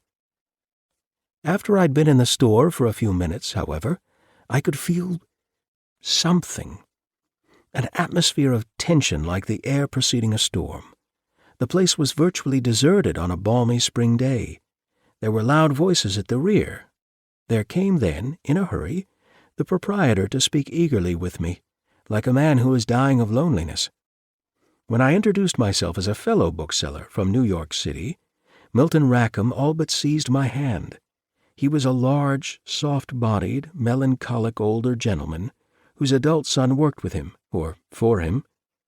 At first Rackham talked enthusiastically of books, his favorites, which included, not surprisingly, the great works of Wilkie Collins, Dickens, and Conan Doyle. Then he began to speak with more emotion of how he'd been a young professor of classics at Harvard who, with his young wife, who'd shared his love for books and bookstores, decided to quit the sterile, self-absorbed academic world to fulfill a life's dream of buying a bookstore in a small town and making it into a very special place. Unfortunately, his beloved wife had died after only a few years, and his unmarried son worked with him now in the store. In recent years, the son had become inward, troubled, unpredictable, strange, a brooding personality. It was surprising to Newhouse, and somewhat embarrassing, that the older bookseller should speak so openly to a stranger of these personal and painful matters. And the poor man spoke disjointedly, unhappily, lowering his voice so that his heavy-set, pony-tailed son, whom Newhouse glimpsed shelving books at the rear of the store with a particular sort of vehemence, as if he were throwing livestock into vats of steaming, scalding water, might not hear. In a hoarse whisper, Rackham indicated to Newhouse that the store would soon be for sale to the proper buyer. Now I was truly shocked, but also excited, for I'd already fallen in love with the beautiful old brownstone, and here was its proprietor, declaring that it was for sale. Newhouse smiles, with a look of bitter-sweet nostalgia. It is enviable that a man can glance back over his life and present the crucial episodes in his life, not with pain or regret, but with nostalgia. Next, the young visitor invited Milton Rackham to speak in private with him, in his office. Not here. Rackham's office was on the first floor, a cubbyhole of a room containing one large, solid piece of furniture, this very mahogany desk, amid a chaos of books, galleys, boxes, unpaid bills and invoices, dust balls, and desperation. About the bookstore, what it might cost with or without a mortgage, when it would be placed on the market, and how soon the new owner could take possession. Rackham brandished a bottle of whiskey and poured drinks for them in clouded glasses. He searched for and eventually found a cellophane package of stale sour balls, which he offered to his guest. It was painful to see how Rackham's hands shook, and alarming to see how the older man's mood swerved from embittered to elated, from anxious to exhilarated, as he spoke excitedly to his young visitor, often interrupting himself with laughter, like one who has not spoken with anyone in a long time. He confided in Newhouse that he didn't trust his son. "Not with our finances, not with book orders, not with maintaining the store, and not with my life." He'd once been very close to the boy, as he called him, but their relationship had altered significantly since his son's 40th birthday, for no clear reason. Unfortunately, he had no other recourse than to keep his son on at the store, as he couldn't afford to pay an employee a competitive wage. And the boy, who dropped out of Williams College midway through his freshman year for mental reasons, would have no other employment. It is a tragic trap, fatherhood. And my wife and I had been so happy in our innocence long ago. Newhouse shudders, recalling. As Rackham spoke in his lowered voice, I had a sudden fantasy of the son rushing into the office swinging a hand-axe at us. I felt absolutely chilled, terrified. I swear I could see that axe. It was as if the bookstore were haunted by something that had not yet happened. Haunted by something that had not yet happened. Despite the heat from the fireplace, I am feeling chilled too. I glance over my shoulder to see that the door, or rather the moving panel, is shut. No one will rush in upon us here in Aaron Newhouse's sanctum sanctorum wielding an axe. Nervously, I have been sipping my cappuccino, which has cooled somewhat. I am finding it just slightly hard to swallow. My mouth is oddly dry, perhaps because of nerves. The taste of the cappuccino is extraordinary. Rich, dark, delicious. It is the frothy milk that makes the coffee so special. Newhouse remarks that it isn't ordinary milk, but goat's milk, for a sharper flavor. Newhouse continues. It was from Milton Rackham that I acquired the complete set of William Roughhead, which, for some eccentric reason, he'd been keeping in a cabinet at the back of the store under lock and key. I asked him why this wonderful set of books was hidden away, why it wasn't prominently displayed and for sale, and Rackham said coldly, with an air of reproach, "Not all things in a bookseller's life are for sale, sir." Suddenly, with no warning, the old gentleman seemed to be hostile to me. I was shocked by his tone. Newhouse pauses, as if he is still shocked to a degree. Eventually, Rackham would reveal to me that he was hoarding other valuable first editions. Some of these I have shown you, the Golden Age items which I acquired as part of the store's stock, and the first edition Mysteries of Udolpho, which in his desperation to sell he practically gave away to me, and a collection of antique maps and globes in an uncatalogued jumble on the second floor, a collection he'd inherited, he said, from the previous bookseller. Why on earth would anyone hoard these valuable items?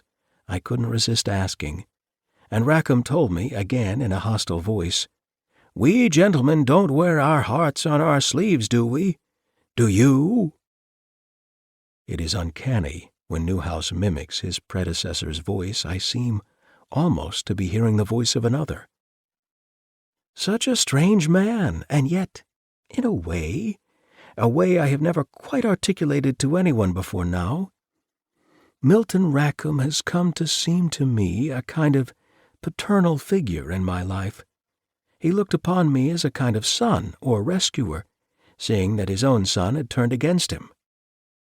Newhouse is looking pensive, as if remembering something unpleasant, and I am feeling anxious, wishing that my companion would devour the damned chocolate truffle as he clearly wishes to do. Charles, it's a poor storyteller who leaps ahead of his story, but I have to tell you before going on that my vision of Rackham's brooding son murdering him with an axe turned out to be prophetic. That is true. It would happen exactly 3 weeks to the day after I'd first stepped into the bookstore, at a time when Rackham and I were negotiating the sale of the property, mostly by phone. I was nowhere near Seabrook and received an astounding call. Newhouse passes his hand over his eyes, shaking his head. This is a surprising revelation. For some reason I am quite taken aback. that a bookseller was murdered in this building, even if not in this very room, and by his own son. This is a bit of a shock. And so, in some way, Mystery Inc. is haunted. My question is uncertain. Newhouse laughs, somewhat scornfully. Haunted? Now? Of course not. Mystery Inc. is a very successful, even legendary bookstore of its kind in New England. You would not know that, Charles, since you are not in the trade. These words aren't so harsh as they might seem, for Newhouse is smiling at me as one might smile at a foolish or uninformed individual for whom one feels some affection, and is quick to forgive. And I am eager to agree. I am not in the trade. The story is even more awful, for the murderer, the deranged boy, managed to kill himself also in the cellar of the store, a very dark, dank, dungeon-like space even today, which I try to avoid as much as possible. Talk of haunted, that is the likely place, not the bookstore itself. The hand axe was too dull for the task, it seems, so the boy cut his throat with a box cutter, one of those razor-sharp objects no bookstore is without. Casually, Newhouse reaches out to pick up a box cutter that has been hidden from my view by a stack of bound galleys on his desk, as if, for one not in the trade, a box cutter would need to be identified. Though I am quite familiar with box cutters, it is somewhat disconcerting to see one in this elegantly furnished office, lying on Aaron Newhouse's desk. Following this double tragedy, the property fell into the possession of a mortgage company, for it had been heavily mortgaged. I was able to complete the sale within a few weeks, for a quite reasonable price, since no one else seemed to want it. Newhouse chuckles grimly.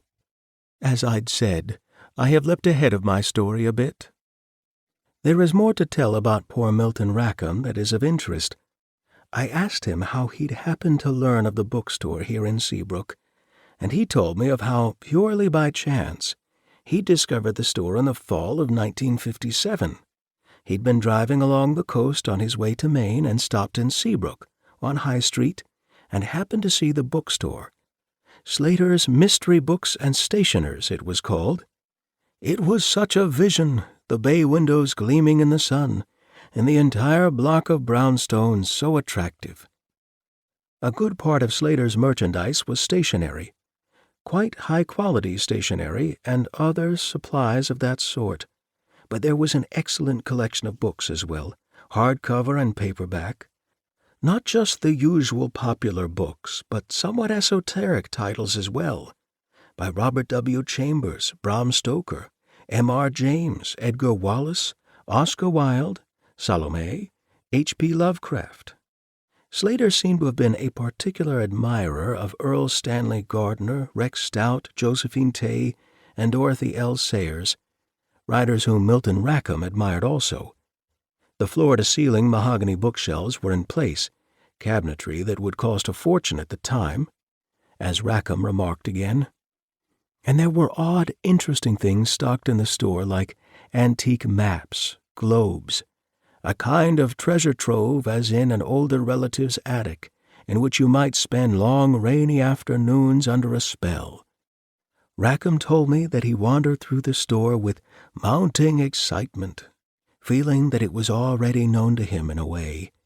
Through a window he looked out toward the Atlantic Ocean and felt the thrill of its great beauty. Indeed, Milton Rackham would tell me that it had been love at first sight as soon as he'd glimpsed the bookstore.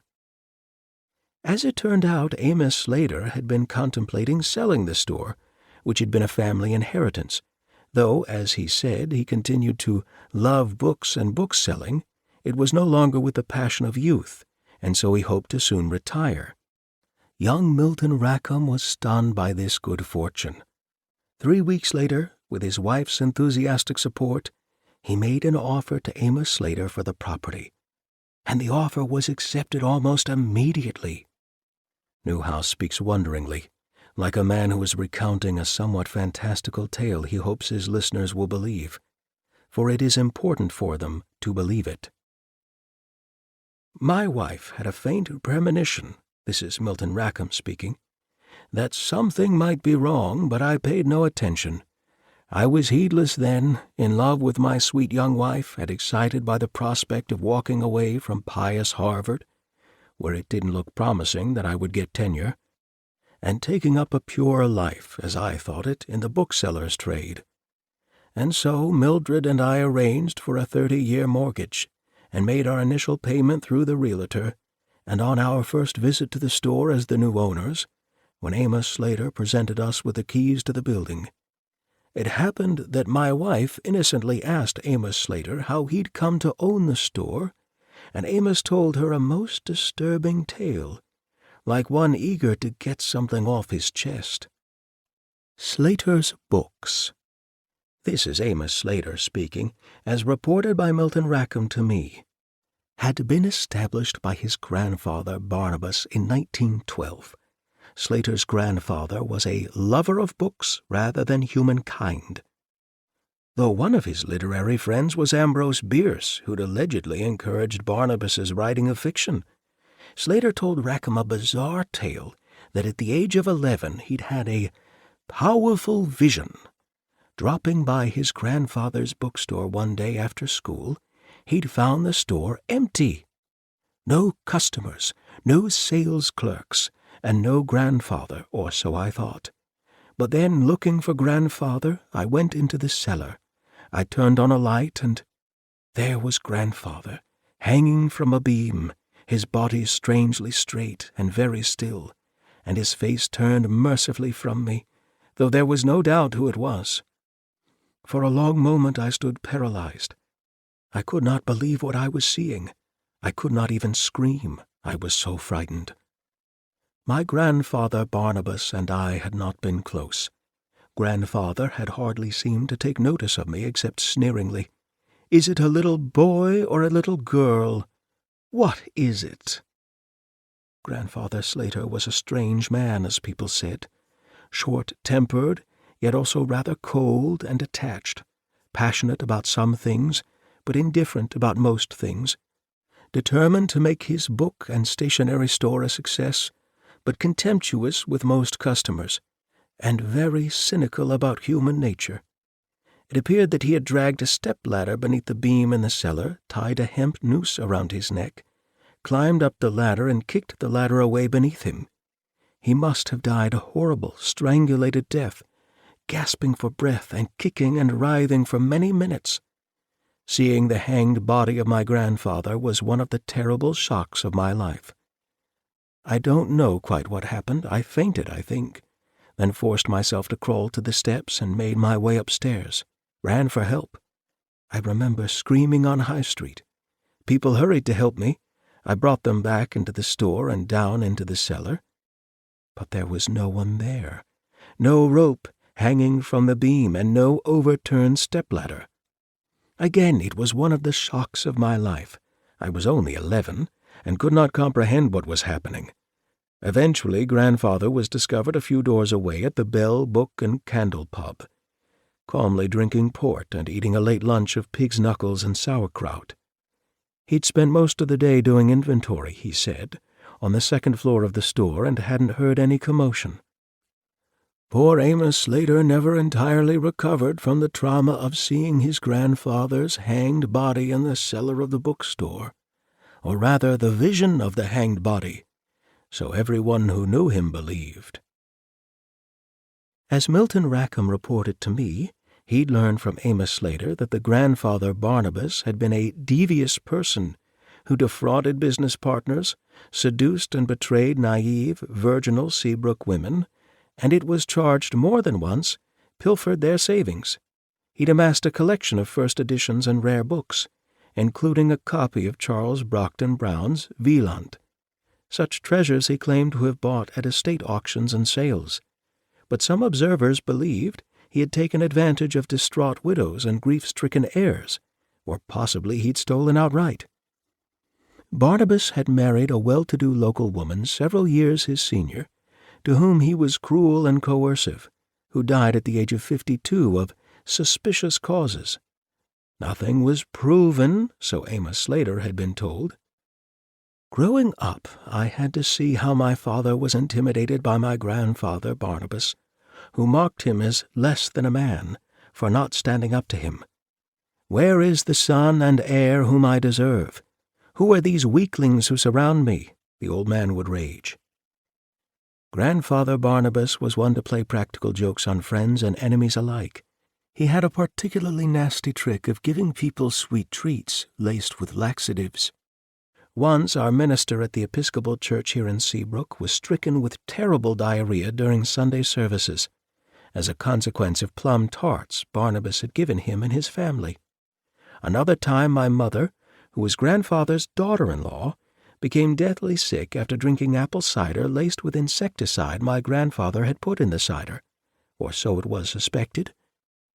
Eventually, grandfather admitted to putting just a few drops of DDT into the cider his daughter-in-law would be drinking. He hadn't known it was DDT, he claimed, but had thought it was a liquid laxative. "In any case, I didn't mean it to be fatal." And he spread his fingers and laughed. It was blood-chilling to hear him. Yet Barnabas Slater had an obsessive love of books, mystery detective books, crime books, and had actually tried to write fiction himself in the mode of Edgar Allan Poe, it was said. Amos Slater told Rackham that he'd wanted to flee Seabrook and the ghastly legacy of Barnabas Slater, but somehow he'd had no choice about taking over his grandfather's bookstore. When grandfather died, I was designated his heir in his will. My father was ill by that time and would not long survive. I felt resigned and accepted my inheritance, though I knew at the time such an inheritance was like a tombstone. If the tombstone toppled over, and you were not able to climb out of the grave in which you'd been prematurely buried, like one of those victims in Poe. Another cruel thing my grandfather boasted of doing, who knows if the wicked old man was telling the truth or merely hoping to upset his listeners, was experimentation with exotic toxins, extracting venom from poisonous frogs that was a colorless, tasteless, odorless, milky liquid that could be added to liquids like hot chocolate and hot coffee without being detected. The frogs are known as poison dart frogs, found in the United States in the Florida Everglades, it is said. The poison dart frog's venom is so rare, no coroner or pathologist could identify it, even if there were any suspicion of foul play, which there wasn't likely to be. A victim's symptoms did not arouse suspicion. Within minutes, as grandfather boasted, the venom begins to attack the central nervous system. The afflicted one shivers and shudders, and can't seem to swallow, for his mouth is very dry. Soon hallucinations begin, and paralysis and coma. Within 8 to 10 hours, the body's organs begin to break down, slowly at first and then rapidly, by which time the victim is unconscious and unaware of what is happening to him. Liver, kidneys, lungs, heart, brain, all collapse from within. If observed, the victim seems to be suffering some sort of attack, heart attack, stroke, fainting. There are no gastric intestinal symptoms, no horrible attacks of vomiting. If the stomach is pumped, there is nothing, no food poisoning. The victim simply fades away. It is a merciful death, as deaths go.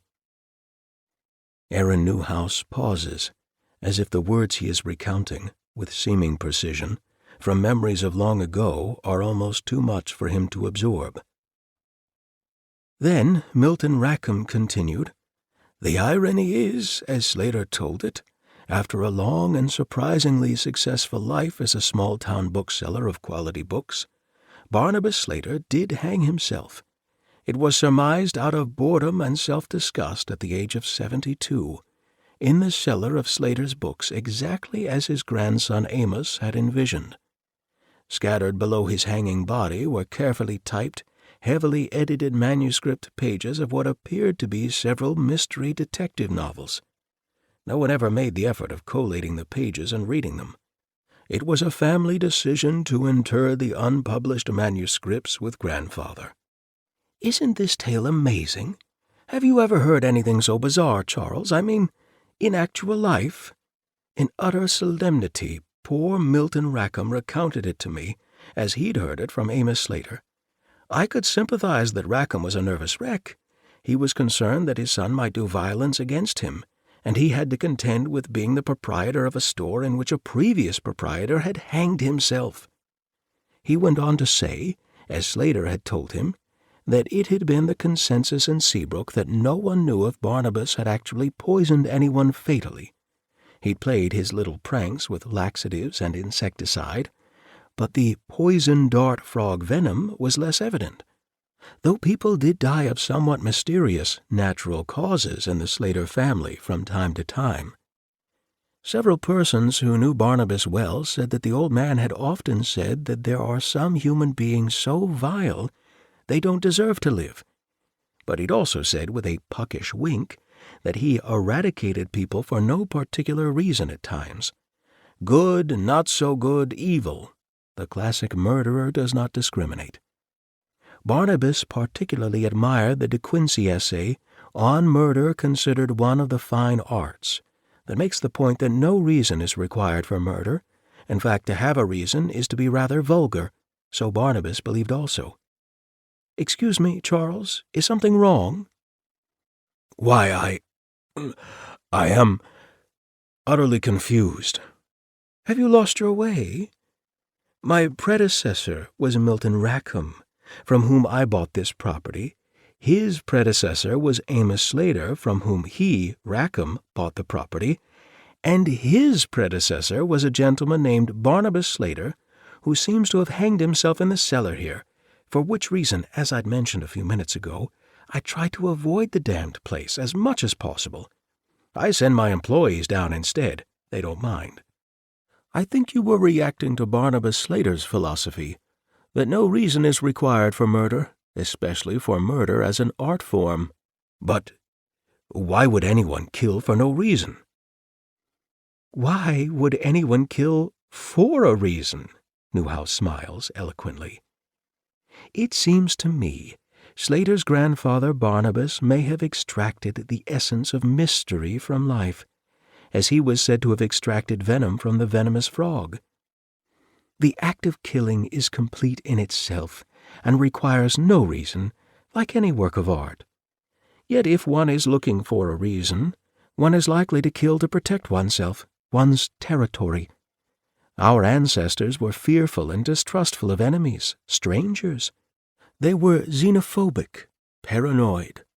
If a stranger comes into your territory and behaves with sinister intent, or even behaves without sinister intent, you are probably better off dispatching him than trying to comprehend him, and possibly making a fatal mistake. In the distant past, before God was love, such mistakes could lead to the extinction of an entire species. So it is that Homo sapiens, the preemptive species, prefers to err by overcaution, not undercaution."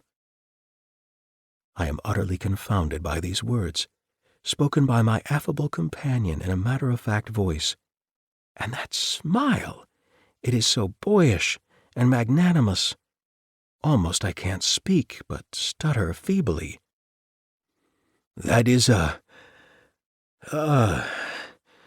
surprising thing to say for you, Aaron. That is a somewhat cynical thing to say, I think." Aaron Newhouse smiles as if, another time, I am a very foolish person whom he must humor. "Not at all cynical, Charles. Why would you think so? If you are an aficionado of mystery detective crime fiction, you know that someone, in fact many people, and many of them innocent, must die for the sake of the art, for mystery's sake. That is the bedrock of our business. Mystery, Inc. Some of us are booksellers, and some of us are consumers, or are consumed, but all of us have our place in the noble trade." There is a ringing in my ears. My mouth is so very dry. It is virtually impossible to swallow. My teeth are chattering, for I am very cold. Except for its frothy remains, my second cup of cappuccino is empty. I've set it on Newhouse's desk, but so shakily that it nearly falls over. Newhouse regards me closely with concerned eyes. On his desk, the carved ebony raven is regarding me as well, eyes very sharp. I am shivering, despite the heat from the fire. I am very cold, except the whiskers on my jaws feel very hot. I am thinking that I must protect myself. The box of Lint's chocolate truffles is my weapon, but I am not sure how to employ it. Several of the chocolate truffles are gone, but the box is otherwise full. Many remain yet to be eaten. I know that I have been dismissed. I must leave. It is time. I am on my feet, but I am feeling weak, unreal. The bookseller escorts me out of his office, graciously murmuring, "You are leaving, Charles? Yes, it is getting late. You might come by at another time and we can see about these purchases of yours. And bring a check, please. Take care on the stairs. A spiral staircase can be treacherous." My companion has been very kind even in dismissing me, and has put the attaché case into my hands.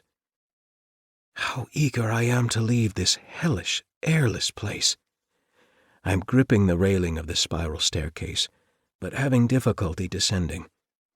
Like a dark rose, a vertigo is opening in my brain. My mouth is very dry and also very cold and numb. My tongue feels as if it is swollen and without sensation. My breath comes ever more quickly, yet without bringing oxygen to my brain. In the semi-darkness, my legs seem to buckle and I fall. I am falling, helpless as a rag doll, down the remainder of the metal stairs, wincing with pain. Above me, 2 flights up, a man is calling with what sounds like genuine concern. "Charles, are you all right? Do you need help?" "No, no, thank you. I do not." My voice is hoarse. My words are hardly audible. Outside, I am temporarily revived by cold, fresh wind from the ocean. There is the smell and taste of the ocean. Thank God. I will be all right now, I think. I am safe now. I will escape. I've left the Lint chocolates behind, so perhaps... The predator's thoughts come frantically now. The poison will have its effect, whether I am able to benefit from it or not. In the freezing air of my vehicle, with numbed fingers, I am jamming a misshapen key into the slot of the ignition that appears to be too small for it. How can this be? I don't understand. Yet, eventually, as in a dream of dogged persistence, the key goes into the slot, and the engine comes reluctantly to life. Alongside the moonstruck Atlantic, I am driving on a 2-lane highway. If I am driving, I must be all right. My hands grip the steering wheel that seems to be moving, wonderfully, of its own volition. A strange, fierce, icy cold paralysis is blooming in my brain, in my spinal cord, in all the nerves of my body. That is so fascinating to me. My eyes begin to close, to savor it. Am I asleep? Am I sleeping while driving? Have I never left the place in which I dwell, and have I dreamt my visit to Mystery Inc. in Seabrook, New Hampshire? I have plotted my assault upon the legendary Aaron Newhouse of Mystery Inc. books. I have injected the chocolate truffles with the care of a malevolent surgeon. How is it possible that I might fail? I cannot fail. But now I realize, to my horror, I have no idea in which direction I am driving. I should be headed south, I think. The Atlantic should be on my left. But cold moon-glittering waters lap dangerously high on both sides of the highway. Churning waves have begun to rush across the road, into which I have no choice but to drive. Remaindered by Peter Lovesey. Agatha Christie did it. The evidence was plain to see, but no one did see for more than a day. Robert Ripple's corpse was cold on the bookshop floor. It must have been there right through Monday, the day Precious Finds was always closed. Poor guy. He was discovered early Tuesday in the section he called his office, in a position no bookseller would choose for his last transaction. Face down, feet down, and butt up, jackknifed over a carton of books. The side of the carton had burst and some of the books had slipped out and fanned across the carpet. Every one a Christie. Late Sunday, Robert had taken delivery of the Christie novels. They came from a house on Park Avenue, one of the best streets in Polktown, Pennsylvania, and they had a curious history. They were brought over from England before World War II by an immigrant whose first job had been as a London publisher's rep. He'd kept the books as a souvenir of those tough times trying to interest bookshop owners in whodunits when the only novels most British people wanted to read were by Geoffrey Farnell and Ethel M. Dell. After his arrival in America, he'd switched to selling Model T Fords instead and made a sizable fortune. The Christies had been forgotten about, stored in the attic of the fine old weatherboard house he'd bought after making his first $1 million. And now his playboy grandson planned to demolish the building and replace it with a space-age dwelling of glass and concrete. He'd cleared the attic and wanted to dispose of the books. Robert had taken one look and offered $500 for the lot. The grandson had pocketed the check and gone away pleased with the deal. Hardly believing his luck, Robert must have waited until the shop closed and then stooped to lift the carton onto his desk and check the contents more carefully. Mistake. Hardcover books are heavy. He had spent years humping books around, but he was 68 with a heart condition, and this was one box too many. Against all the odds, Robert had stayed in business for 26 years, dealing in used books of all kinds. But Precious Finds had become more than a bookshop. It was a haven of civilized life in Polktown, a center for all manner of small-town activities, readers' groups, a writer's circle, coffee mornings, and musical evenings. Some of the locals came and went without even glancing at the bookshelves. A few bought books or donated them out of loyalty, but it was difficult to understand how Robert had kept going so long. It was said he did most of his business at the beginning through postal sales and later on the internet. Robert's sudden death created problems all around. Tanya Tripp, the bookshop assistant, who had been in the job only a few months, had the nasty shock of discovering the body and found herself burdened with dealing with the emergency, first calling a doctor, then an undertaker, and then attempting to contact Robert's family. Without success. Not a ripple remained. He had never married. It became obvious that his loyal customers would have to arrange the funeral. Someone had to take charge, and this was Tanya. Fortunately, she was a capable young woman, as sturdy in character as she was in figure. She didn't complain about the extra workload, even to herself. Although all agreed that the effort of lifting the Agatha Christies had been the cause of death, an autopsy was inescapable. The medical examiner found severe bruising to the head, and this was attributed to the fall. A coronary had killed Robert. Simple. The complications came after. Tanya was unable to find a will. She searched the office where Robert had died, as well as his apartment upstairs, where she had never ventured before. Being the first to enter a dead man's rooms would have spooked the average person. Tanya was above average in confidence and determination. She wasn't spooked. She found Robert's passport, birth certificate, and tax returns, but nothing resembling a will. She checked with his bank, and they didn't have it. Meanwhile, one of the richest customers offered to pay for the funeral, and the regulars clubbed together to arrange a wake at Precious Finds. The feeling was that Robert would have wished for a spirited send-off. The back room had long been the venue for meetings. The books in there were not considered valuable. Every second-hand bookshop has to cope with items that are never likely to sell, thrillers that no longer thrill, sci-fi that has been overtaken by real science, and romance too coy for modern tastes. The obvious solution is to refuse such books, but sometimes they come in a job lot with things of more potential, such as 19th century magazines containing engravings that can be cut out, mounted, and sold as prints. Robert's remedy had been to keep the dross in the back room. The heaviest volumes were at floor level, outdated encyclopedias, dictionaries, and art books. Higher up were the condensed novels and book club editions of long-forgotten authors.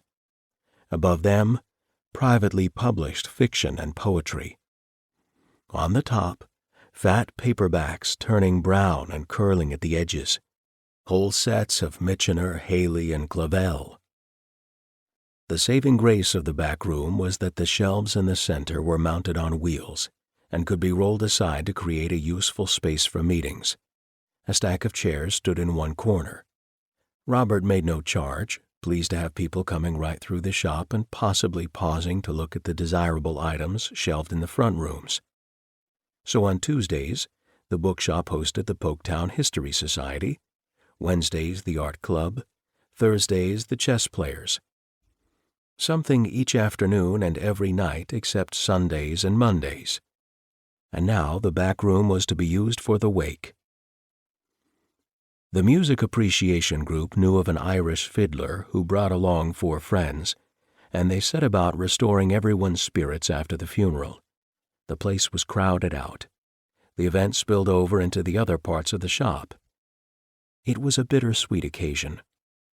The music was lively and there was plenty of cheap wine, but there was still anxiety about what would happen after. For the time being, the shop had stayed open under Tanya's management. There was no confidence that this could continue. "It has to be sold," Tanya said in a break between jigs. "There's no air." "Who's going to buy a bookstore in these difficult times?" George Digby Smith asked. He was one of the Friends of England, who met here on occasional Friday nights, allegedly to talk about cricket and cream teas and other English indulgences. Actually, George was more than just a friend of England. He'd been born there 60 years ago.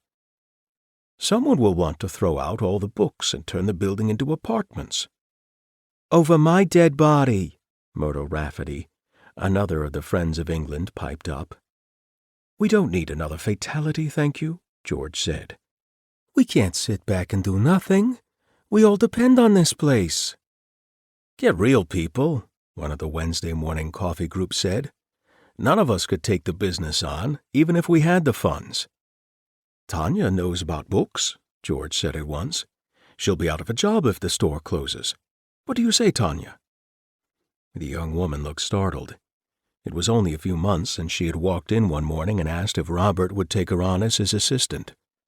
In truth, he'd badly needed some help, and she'd earned every cent he paid. Softly spoken, almost certainly under 30, she had been a quiet presence in the shop, putting more order into the displays, but leaving Robert to deal with the customers. "I couldn't possibly buy it." "I'm not suggesting you do, but you could manage it. In fact, you do a far better job than old Robert ever did." "That's unkind," Myrtle said. George turned redder than usual. "Yes, it was." "We are all in debt to Robert," Myrtle said. "Rest his soul," George agreed, raising his glass. "To Robert, a bookman to the end, gone but not forgotten. In the best sense of the word, remaindered." "What's that meant to mean? Passed on, but still out there somewhere." "More like boxed and posted," the man from the coffee club murmured. "Or pulped." Myrtle hadn't heard. She was thinking positively. "Tanya didn't altogether turn down George's suggestion. She'd want to continue given the opportunity." Tanya was silent. "When someone dies without leaving a will, what happens?" George asked. Ivor Saplinsky, who knew a bit about law, and led the History Society, said, "An administrator will have to be appointed, and they'll make extensive efforts to trace a relative, however distant." "I already tried," Tanya said. "There isn't anyone.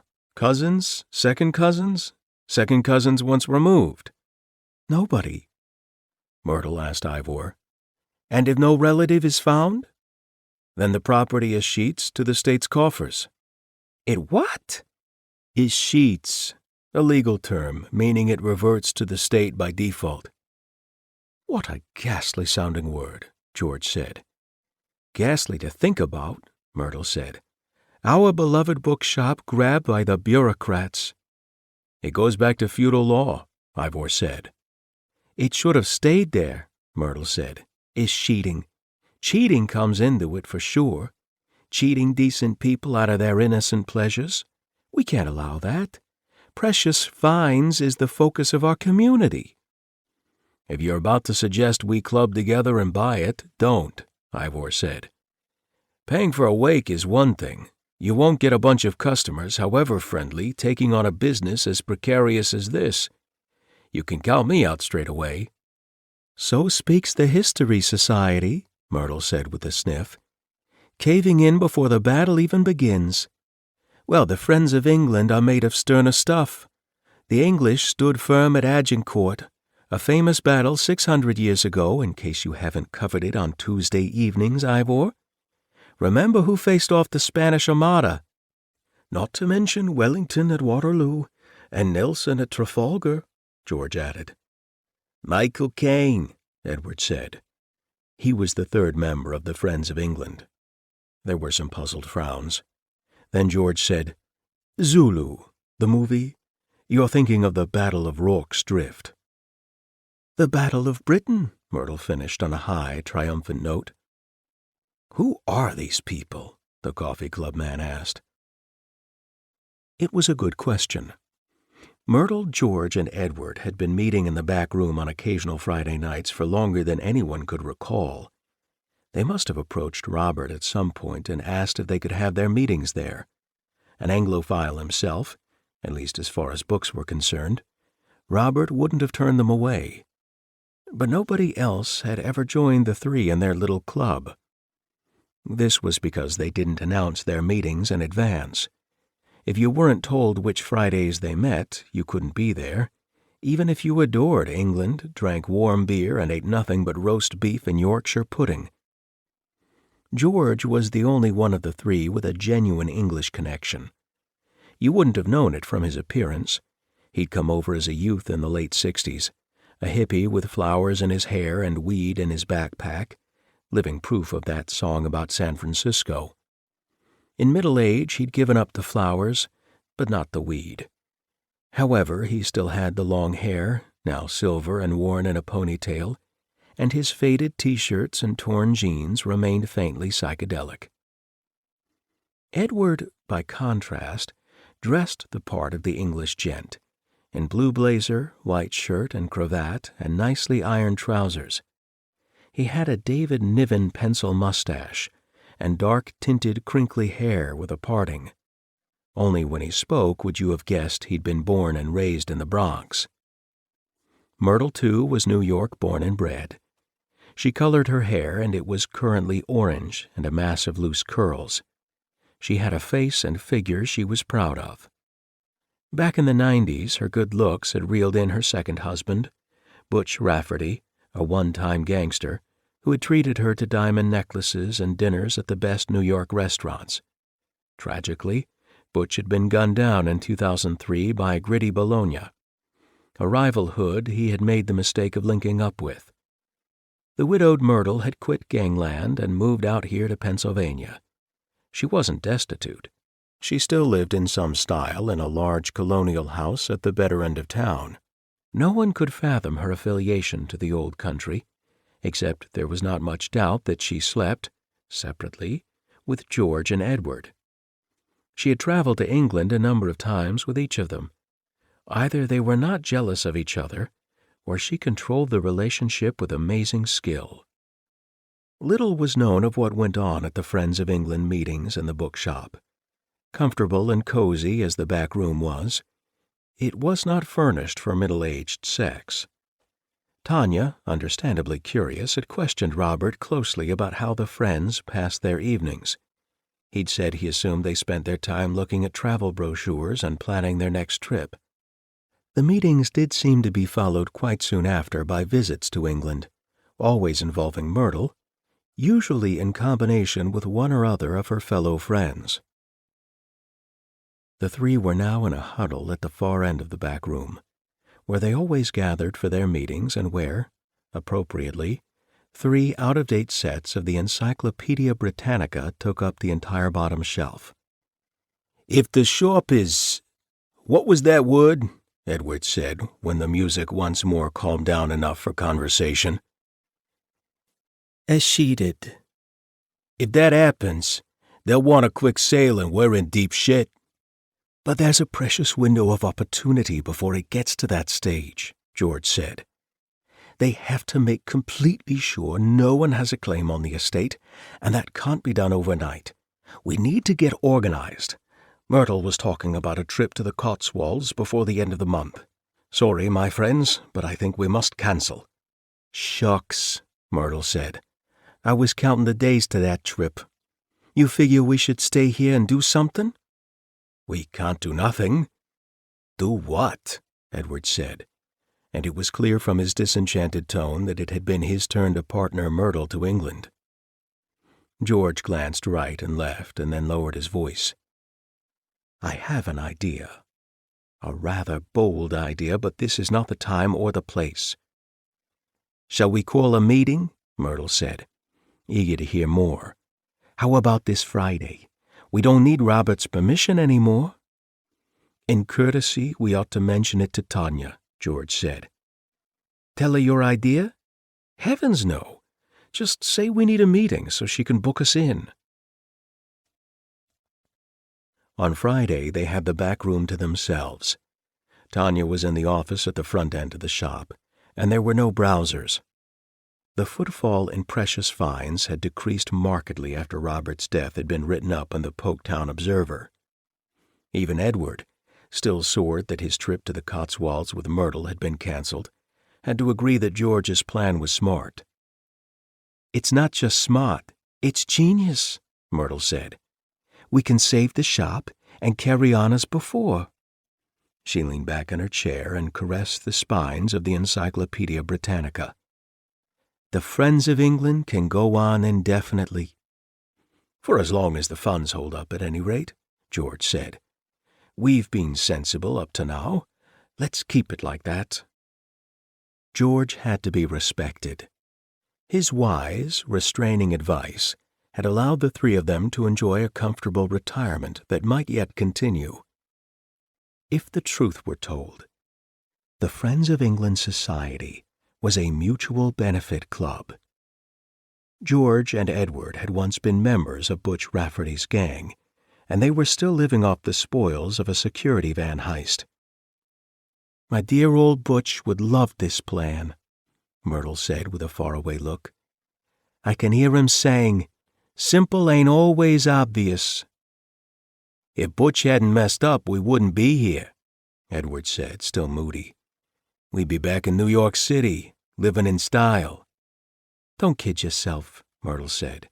"You'd have gambled away your share inside 6 months. New York, maybe, but by now you'd be sleeping rough in Central Park. I know you better than you know yourself, Edward."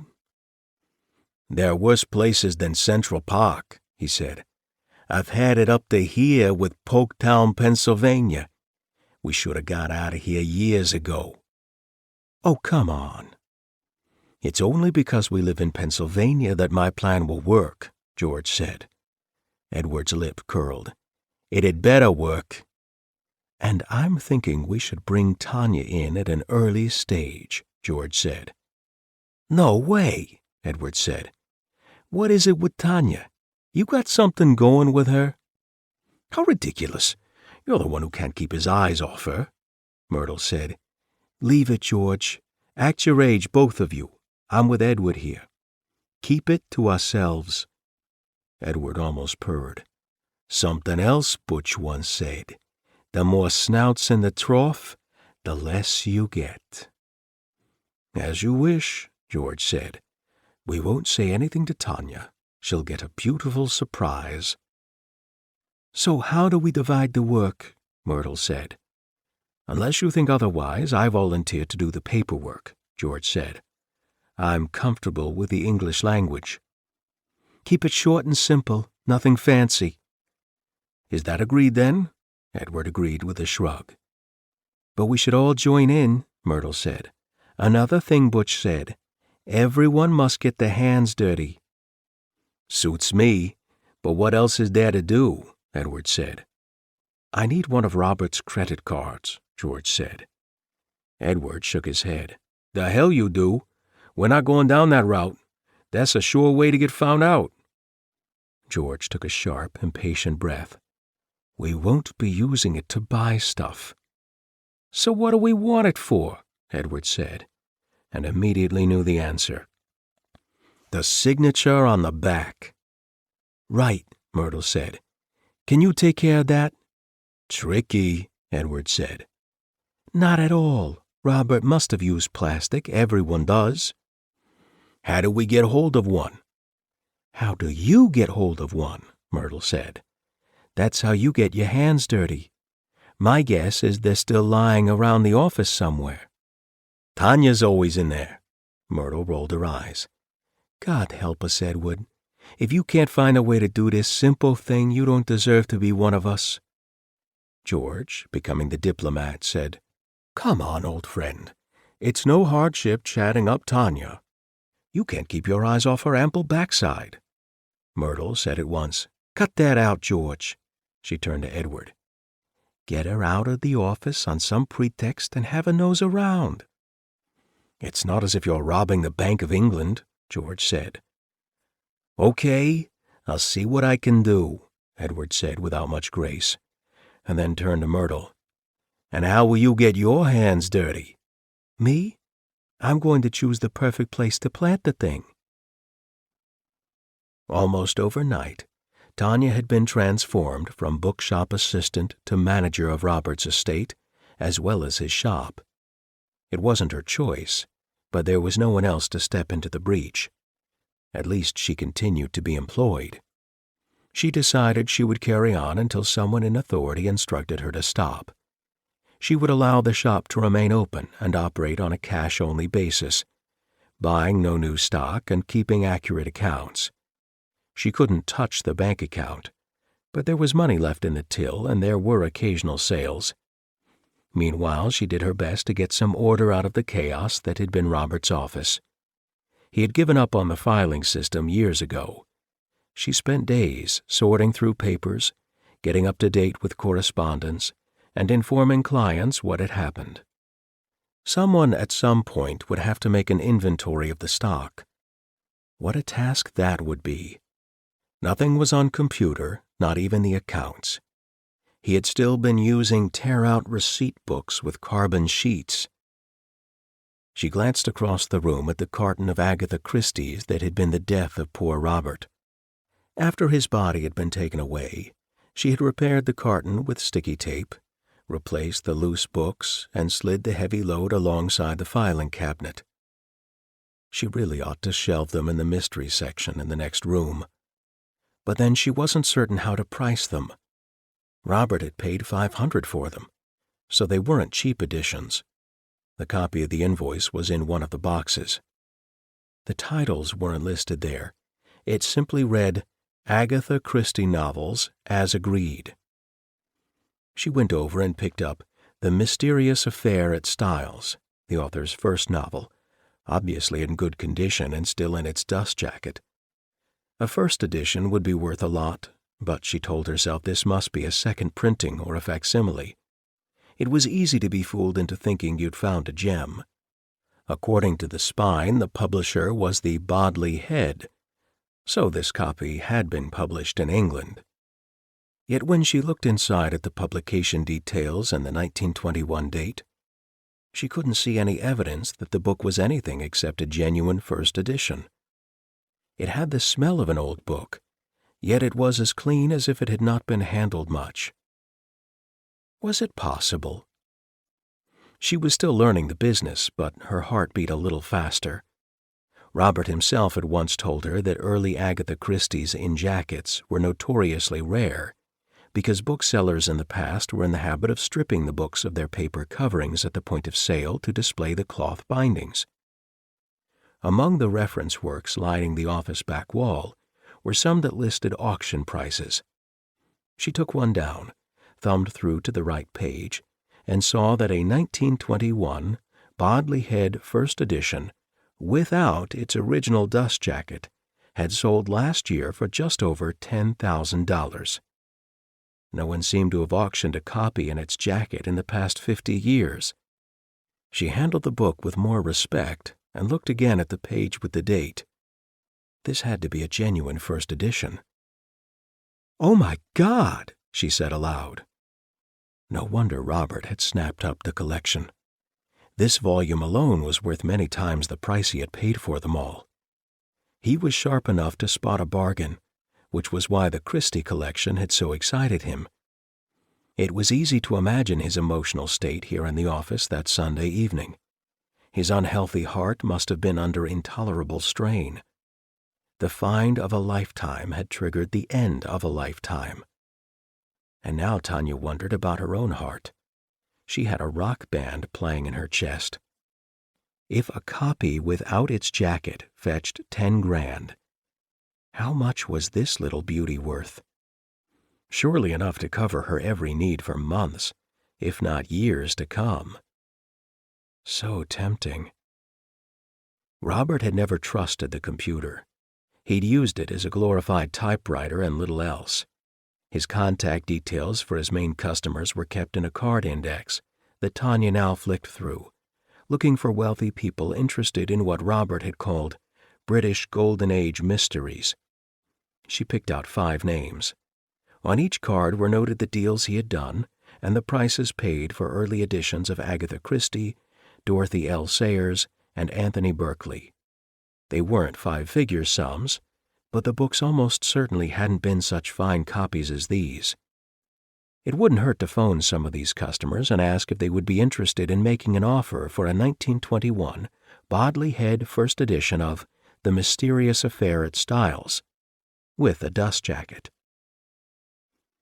"I'd need to see it," the first voice said, plainly trying to sound laid back, then gave himself away by adding, "You haven't even told me who you are.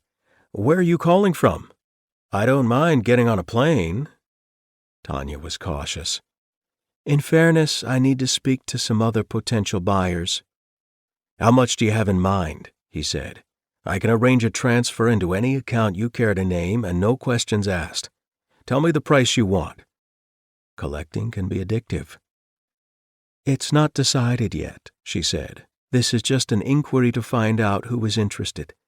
As I said, I have other calls to make." "Are you planning to auction it or what?" "I'm not going through an auctioneer. It would be a private sale, but at some point I may ask for your best offer." "You say it has the original jacket. Is it complete? Sometimes they come with a panel detached or missing." "Believe me, it's complete." There was a pause at the end of the line. Then, "I'd be willing to offer a 6-figure sum. If I can examine it for staining and so on, and you tell me the provenance, I could run to more than that." A 6-figure sum? Did he really mean that? "Thank you," Tanya succeeded in saying in a small, shocked voice. "I must make some more calls now." "Screw it, 120 grand. She swallowed hard. "I'm not yet accepting offers, but I may come back to you." 140. He was terrified to put the phone down. "I'll bear that in mind," Tanya said, and closed the call. She tried a second collector of Golden Age mysteries, and this one wasn't interested in staining or provenance. He couldn't contain his excitement. "Lady, name your price," he said. "I'd kill for that book." Without any prompting, he offered 150,000 in used banknotes if you want. She didn't bother to call the others. She needed to collect her thoughts. Robert's sudden death had come as such a shock that no one else had given a thought to the value of the Agatha Christies. She was the only person in Poketown with the faintest idea, and she could scarcely believe what she'd been offered.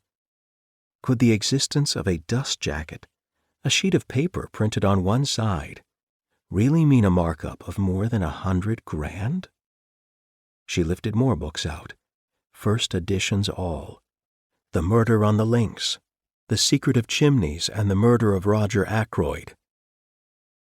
The beauty of this was that there was no written evidence of how many were in the carton. The invoice had lumped them all together. Agatha Christie novels as agreed. She could take a dozen home and no one would be any the wiser. But she would be richer, unbelievably richer. Her time as stand-in manager would soon end. There was already talk of an administrator being appointed. The phone on the desk buzzed. She jerked in surprise. Guiltily, as if someone was in the room with her, she turned the books face down and covered them with her arm. "Miss Tripp?" "Speaking." "Al Johnson here from the bank about the late Mr. Ripple's estate." She repeated automatically, "Mr. Ripple's estate." "You were planning a further search for his will when we last spoke. I guess you'd have called me if you'd been successful." "I guess." "Are you okay, Miss Tripp? You sound a little distracted." "There's a lot going on," she said. "Sorry. You asked about the will. It didn't turn up. I looked everywhere I could think of." "How long has it been now? 5 weeks? I think we're fast approaching the point of assuming he died intestate." "I'm afraid so." "Neglecting to provide for one's death is not as unusual as you might suppose, even among the elderly. The law is quite straightforward here in Pennsylvania. We get an administrator appointed, and he or she will calculate the total assets and make a search for relatives who may inherit." She made a huge effort not to think about the Agatha Christies. "I tried to contact the family before the funeral, but there doesn't seem to be anyone left. He was unmarried, as you know, and had no brothers or sisters. I couldn't even trace any cousins." "If that's really so, then the Commonwealth of Pennsylvania will collect. Robert's main asset was the bookshop and his apartment upstairs, of course. Do you have other plans yet?" "Plans?" Sure, she had plans, but this wasn't the moment to speak about them. "To move on, get another job." "Not really. How long have I got?" "In the shop? About a week, I'd say. It's up to me to ask for the administrator to take over, and there's usually no delay over that. Everything is then put on hold." "We have to close?" "Between you and me, you should have closed already, but I turned a blind eye, knowing what a blow this will be for our community." After the call, Tanya reached for a Precious Finds tote bag and filled it with Agatha Christie firsts. She couldn't help the community, but she'd be crazy if she didn't help herself. Edward, the David Niven look-alike from the Friends of England, was waiting outside the office door, immaculate as always, a carnation in his lapel, when Tanya unlocked next morning. He held a coffee cup in each hand. "How you doing?" The charm suffered when he opened his mouth. "Pretty good," she said, and meant it. "But it's looking bad for the shop. I think we'll be in administration by the end of the week." She was trying to sound concerned. "Soon as that? Too bad." Strangely, Edward didn't sound over-worried either. "I picked up a coffee for you, Tanya. Skinny latte without syrup. In a tall cup, right?" He handed it over. "How did you know?" "I was behind you in Starbucks the other morning." "And you remembered? What a kind man you are. Why don't you come in?" She could offer no less. He looked around for a chair, but there wasn't a spare one, so he stood his coffee on the filing cabinet Tanya had been trying to get back into some kind of order. He appeared to stand it there. In fact, the cup tipped over, the lid shot off, and his black Americano streamed down the side of the metal cabinet. Tanya screamed, "For Christ's sake!" She grabbed some Kleenex from the box on her desk and moved fast. "No sweat," Edward said after rapidly checking his clothes. "Missed me." She was on her knees, dragging the remaining Agatha Christie's away from the still dripping coffee, her voice shrill in panic. "It's all over the books." He stepped around the cabinet for a closer look. "Aw, shit." He pulled the pristine white handkerchief from his top pocket and sacrificed it to mop the surface of the filing cabinet. Then, seeing Tanya's frantic efforts to dry the books in the box, he stooped and began dabbing at them. "Don't, you'll make it worse," she said. "Are they special?" "Special?" She felt like strangling him, the idiot. Words poured from her before she realized how much she was giving away. "They're first edition Agatha Christie's worth a fucking fortune. Help me lift them out. The coffee has ruined most of them." He started picking out soggy books and carrying them to her desk. "Agatha Christie's, huh? And you say they're valuable?" "They were until you—" She stopped in mid-sentence, realizing she'd said too much. She tried to roll back some of what she had revealed. "Okay, it was an accident, I know. But Robert paid $500 for these." He whistled. $500 for used books? I thought people gave them away." "Not these. Most of them are more than 70 years old and with hardly a stain on them. Until now." "You can still read them when they're dry." Tanya sighed. The blundering fool didn't get it. He had no conception of the damage he'd done. But maybe this was a good thing. After the initial shock, she was trying to calm down. They had finished emptying the carton. She told herself this could have been a far worse disaster. Fortunately, the real plums of the collection were safe in her apartment. The ones she'd left were there for show, in case anyone asked about Robert's last book deal. Edward gave another rub to the filing cabinet, as if that was the problem. "You tidied this place good." "Sorting it out," she said, still shaking. Robert wasn't the best organized person in the world. "And you never found the will?" "The will?" She forced herself to think about it. "Let's face it, there isn't one, which is why we don't have any future." "Where did he keep his personal stuff?" "All over. Birth certificate upstairs. Tax forms and credit card statements down here in the desk drawers.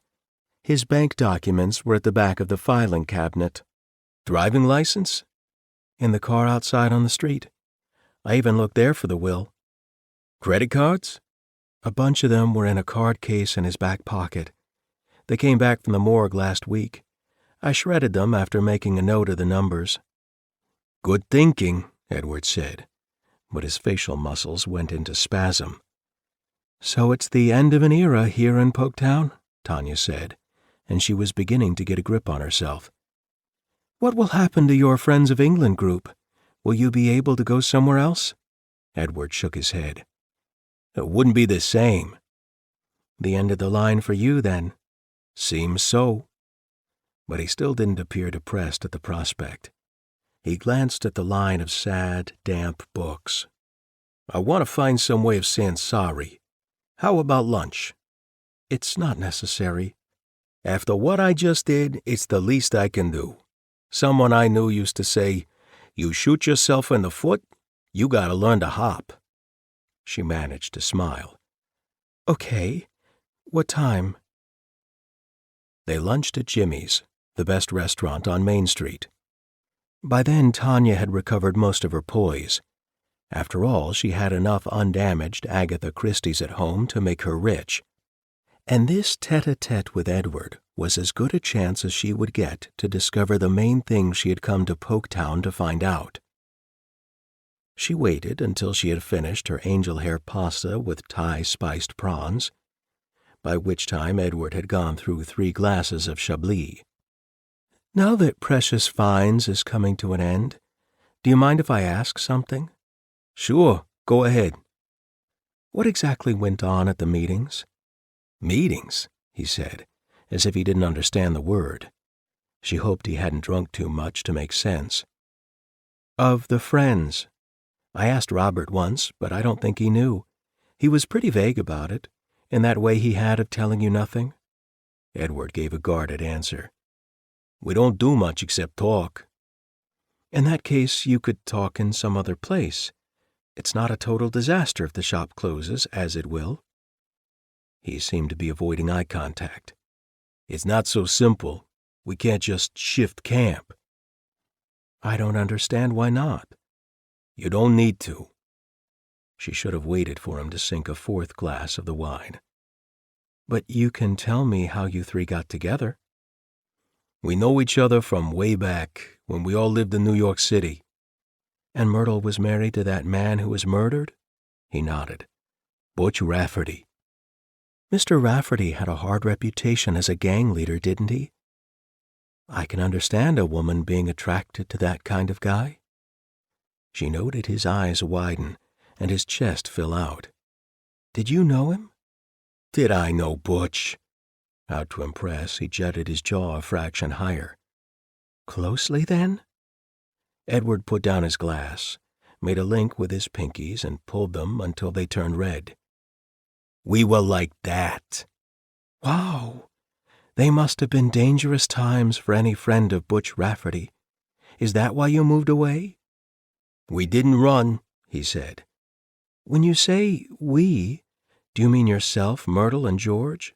You knew each other in New York. Sure, it suited us to come here. I heard there was a big robbery of a security van that in some way caused the falling out between Butch and Gritty Bologna. His mouth tightened. You seem to know a lot about it. She felt herself color a little. It was in the papers at the time. I looked it up later after I heard who Myrtle's husband had been. I was curious.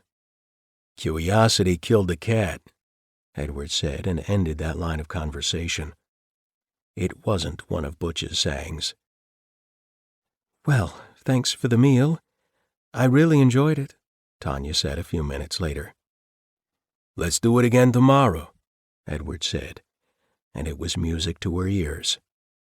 Why not? And I'll pay. She could afford to. Now she was dealing in first edition Agatha Christie's. She'd get him talking again after a few drinks, no problem. Her mention of the robbery hadn't put him off entirely, she was pleased to discover. And now Edward played the assertive male. This afternoon I'm going to check the filing cabinet. There's no need. It was locked, she said. Some of my coffee could have seeped inside. I'll take a look. What in the name of sanity is Edward up to? George asked Myrtle later that week. I saw them leaving Jimmy's at lunch today. It's become a regular date. He's keeping us sweet, I figure, Myrtle said. We encouraged him, if you remember. That was when we needed the credit card with Robert's signature. He found an old receipt book full of Robert's signatures in the filing cabinet. But that was 3 days ago. He handed it to me, and it's all I want. His work is done. He has no reason to be lunching with Tanya every day. Silly old fool, Myrtle said. He stands no chance with her. Smart clothes can only do so much for a guy. God help him when he takes them off. Is that one of Butch's sayings? No, I said it. I'm worried, Myrtle. George showed the stress he was under by pulling the end of his silver ponytail across his throat. We don't want him telling her anything. About this? No, about the heist of the van. She isn't interested in that. She has too much on her mind, and soon she'll have a whole lot more. How's the project going? My part is complete, George said, reaching into his pocket. It's over to you now. Fine, Myrtle said. I'll plant the little beauty tomorrow lunchtime, while Edward is working his charm on her in Jimmy's. I was thinking, Tanya said at the next lunch date. Yeah? Edward had already finished the bottle of Chablis and was on bourbon. His glazed eyes looked ready for a cataract operation. About Robert, she went on, and how you three linked up with him. Was he ever in New York? Sure, he said, with a flap of the hand. But way back, when we were all much younger. In Butch Rafferty's gang? I wouldn't say Robert was in the gang, he said, starting to slur the words. But we all knew him. He was a bartender then, some place in the Bowery where we used to meet. Someone you trusted? Right on. Like one of the family. Butch's family? Yeah. Butch liked the guy, and so did the rest of us. Robert knew how to keep his mouth shut. Jobs were discussed. It didn't matter. A bartender in New York. That's a far cry from owning a bookshop. He had a dream to get out of town and open a bookstore, and that's what he did when he had the money. Just from his work in the bar? She said, disbelieving. Butch helped him. Butch was like that, and it wasn't wasted. Butch knew if he ever needed a bolt hole, he could lay up for a while here in Polktown, Pennsylvania. He shook his head slowly. Too bad he was shot before he had the chance. Tanya knew all this, but there was more she didn't know. So after Butch was killed, some of you left town and came here? He nodded. Myrtle's idea. She knew where Robert had set up shop. Was she an active member of the gang? She didn't go on jobs, but she has a good brain and she's cool. She helped Butch with the planning. He blinked and looked sober for a second. You're not an undercover cop by any chance? She laughed. No way. I'm starstruck by how you guys operate. Reassured, he reached for the bourbon and topped up his glass. Sexy, huh? It's a turn-on. I'll say that. You're a turn-on without saying a word. Flatterer. She was still on her first glass of wine, picking her questions judiciously. The process required care, even with a half-cut would-be seducer like this one. The query about the undercover cop was a warning. Edward couldn't have been more wrong, but it would be a mistake to underestimate him. What is it with the Friends of England? Is that the only way you can meet in private? We could meet anywhere. It's a free country. Be mysterious, then, she said, smiling. He grinned back. You bet I will.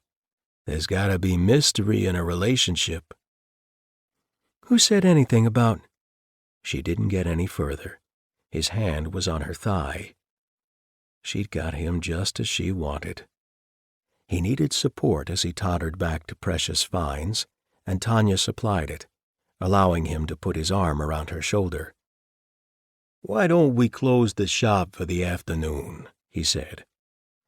What a good idea, she said. I was thinking the same thing. She'd already closed for lunch and didn't have to reopen. She let them inside, fastened the bolts, and left the closed notice hanging on the door. Inside, she said, after all that wine, some coffee might be a good plan. I can think of a better one, Edward said, reaching for her breasts. She swayed out of range. Coffee first. I only have instant, but I'm not sending you to Starbucks again. Tell you what, I'll make it here, and we'll carry it through to the back room so we can both have a chair. And if I spill it, I can't do so much damage, he said with a grin. She carried both mugs through the shop after the coffee was made, insisting he went ahead. She didn't want him behind her. Edward managed to lift 2 chairs from the stack in the back room and sank into one of them. Never thought I'd get to be alone with you. And so drunk you can't do anything about it, Tanya thought. But she said, yes, it's great to relax, and in the company of a famous New York mobster. He looked stupidly flattered. I'd love to hear about the last big job you did. The security van, she said. I thought they were so well protected no robber would even think about a holdup. Takes brains, he said. Was it your idea, then? The part that worked, yeah. He ogled her. You want to hear about it? I tell you. In a job like this, you go for the weak spot. You know what that is? The tires? The people. You surprise the guard in his own home before he reports to work. You tell him his mother has been kidnapped and he has to cooperate. You tape dummy explosives to his chest and tell him you can detonate them by remote whenever you want. Brilliant, Tanya said. Was that you doing all that? Most of it. From there on, he's so scared he'll do anything. He drives you to where the vans are kept. You're wearing a uniform just like his. He drives the security van to the depot where the bank stores the money. He does the talking and you help load the van. How much? Squillions? She was wide-eyed, playing the innocent. They don't deal in peanuts, Edward said. And when you're out of there and on the street, your buddies follow in the transit van. George? He was one of the bunch, yeah. Some were Butch's people and some worked for Gritty Bologna. Gritty had a line into the security outfit, which was how we got the uniform and the guard's address. You drive to the warehouse where you transfer the loot, and that's it. What about the guard? Tied him up and locked in his van. No violence. How much did you get? Just under £1 million. Pounds? Edward looked sheepish. Yeah, we screwed up. We thought this van was delivering to the major banks like all the others. Too bad we picked the one supplying British money to currency exchanges at all the major airports in New York. You had a van load of useless money. Uh-huh. Crisp, new banknotes for tourists to take on their vacations. What a letdown. Tell me about it. Gritty went bananas. He blamed Butch. There was a shootout and Butch was the loser. Some of us figured Gritty wouldn't stop at one killing, so we left town. You and George and Myrtle? She'd been incredibly patient, waiting for the payoff. Myrtle remembered Robert here at Poketown, and this is where we came. With the pounds? With the pounds. I figured we might think of a way to use 'em. It took a while, but with Robert's help we worked it. All those trips to England? That's neat. 20, 30 grand at a time. Some notes we exchange and bring dollars back. Some we spent over there. It's small scale. Has to be with new numbered banknotes. And this is why you call it the Friends of England? I love it, she clapped her hands. Edward, you're a genius. Is there any left or is it all spent? More than half is left. Who's got it? It's right here in the safe. That's why we can't let this place close. He was losing her now. I haven't found the safe, she said as casually as if she was talking about the one copy of Jane Austen the shop didn't stock. I don't know what you're talking about. He just smiled. When you say right here, do you mean the back room? He wagged his finger like a parent with a fractious infant. Secret. Infuriating. To her best knowledge, there wasn't a safe on the premises.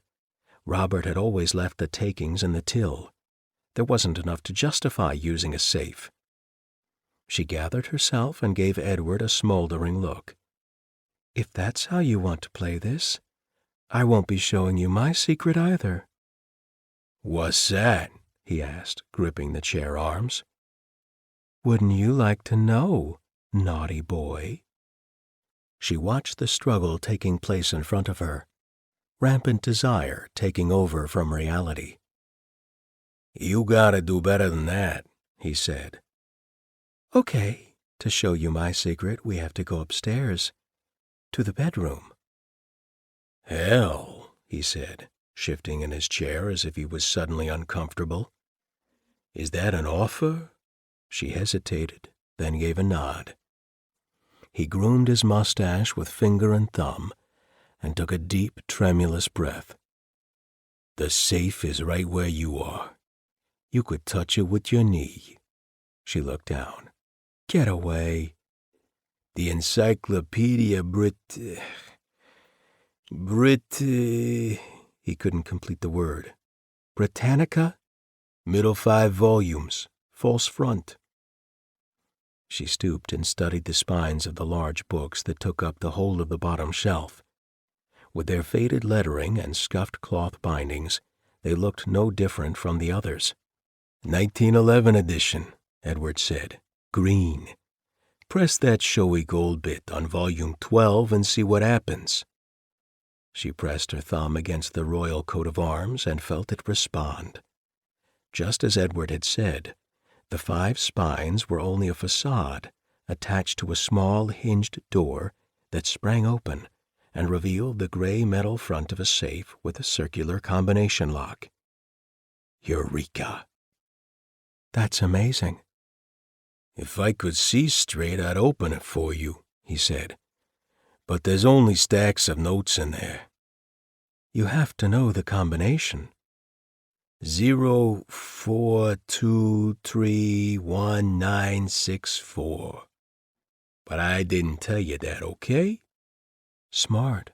How do you remember? It's Myrtle's birthday, April 23rd, 64. Shut it now, and we'll go upstairs. In his inebriated state, he couldn't have stopped her if she'd walked out and left him there. But hell, she wanted the satisfaction of showing him her secret, as she'd put it. Will you make it? He chuckled. You bet I will, baby. And he did, even though he took the last few stairs on all fours. So which one is the bedroom? He asked between deep breaths. That's another adventure, lover boy. Next floor. Stuff that. There must be a sofa right here. Tanya shook her head and pointed her finger at the ceiling. After some hesitation, Edward seemed to accept that this had to be on Tanya's terms. Which way, then? The spiral staircase at the end of the corridor. Gamely, he stepped towards it and hauled himself to the top. Makes you kind of dizzy. That's not the fault of the staircase. She pushed open a door. In here, Buster. Robert's bedroom matched the size of the back room downstairs.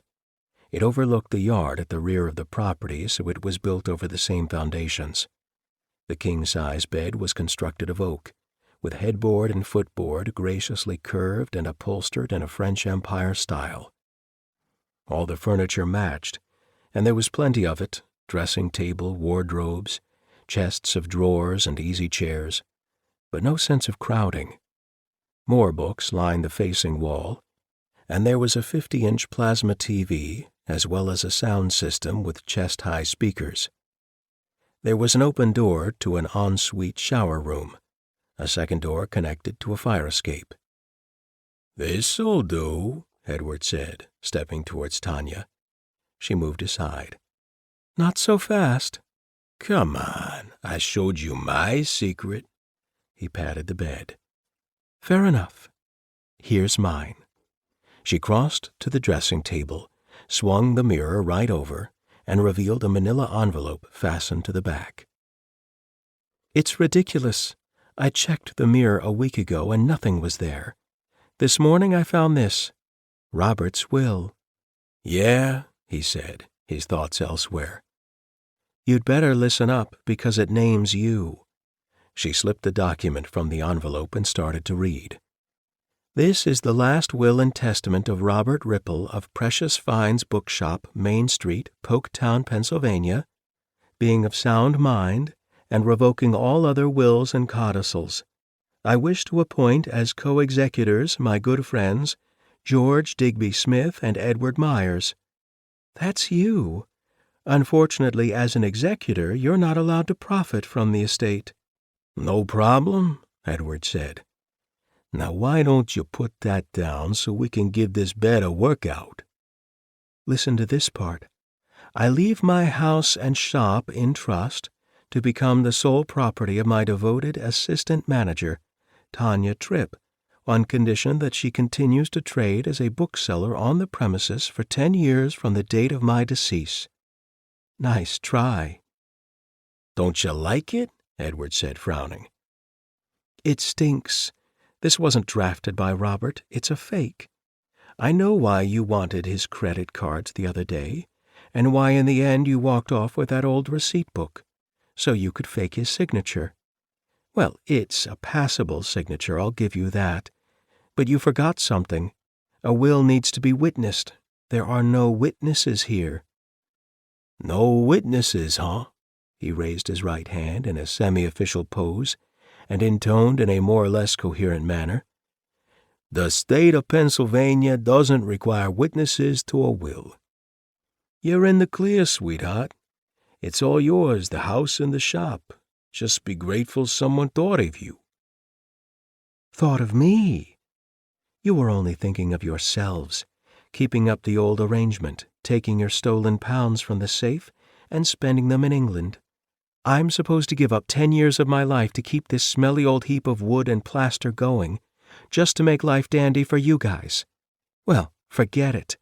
I don't buy it. She held the will high and ripped it apart. The force of the action somehow penetrated the alcohol in Edward's brain. Suddenly, he seemed to realize that there was much more at stake than getting this young woman into bed.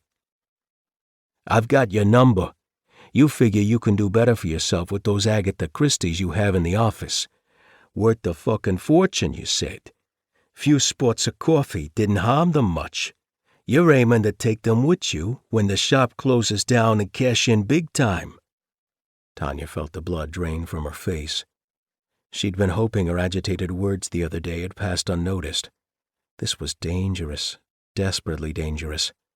It wasn't quite true because the best books weren't stained. They were safe in her apartment. Even so, this stupid, drink-crazed man could put a stop to everything. She still had ammunition, and her reaction was to use it. You don't know who I am. I can bring down you and your thieving friends. I'm Grady Bologna's daughter, Teresa. That money in the safe isn't yours to spend. We spent years tracking you to this place. I took the job with Robert to find out where the banknotes are, and now I know. You're Teresa Bologna? He said in amazement. You were in school at the time of the heist. I'm family, and family doesn't give up. He moved fast for a drunk. Fear and rage mingled in his face. He came at her like a bull. He was blocking her route to the door, and the ensuite would be a trap. Her only option was to use the fire escape. She turned and hit the panic bar, and the door swung open. She grabbed the rail and swung left, just as Edward charged through. No one's movements are reliable after heavy drinking. Edward pitched forward, failed to stop, hit the rail hard with his hips, and couldn't stop his torso from tipping him over. He may have screamed. Tanya, or Teresa, didn't remember. But the sickening thud of the body hitting the concrete 40 feet below would stay in her memory forever.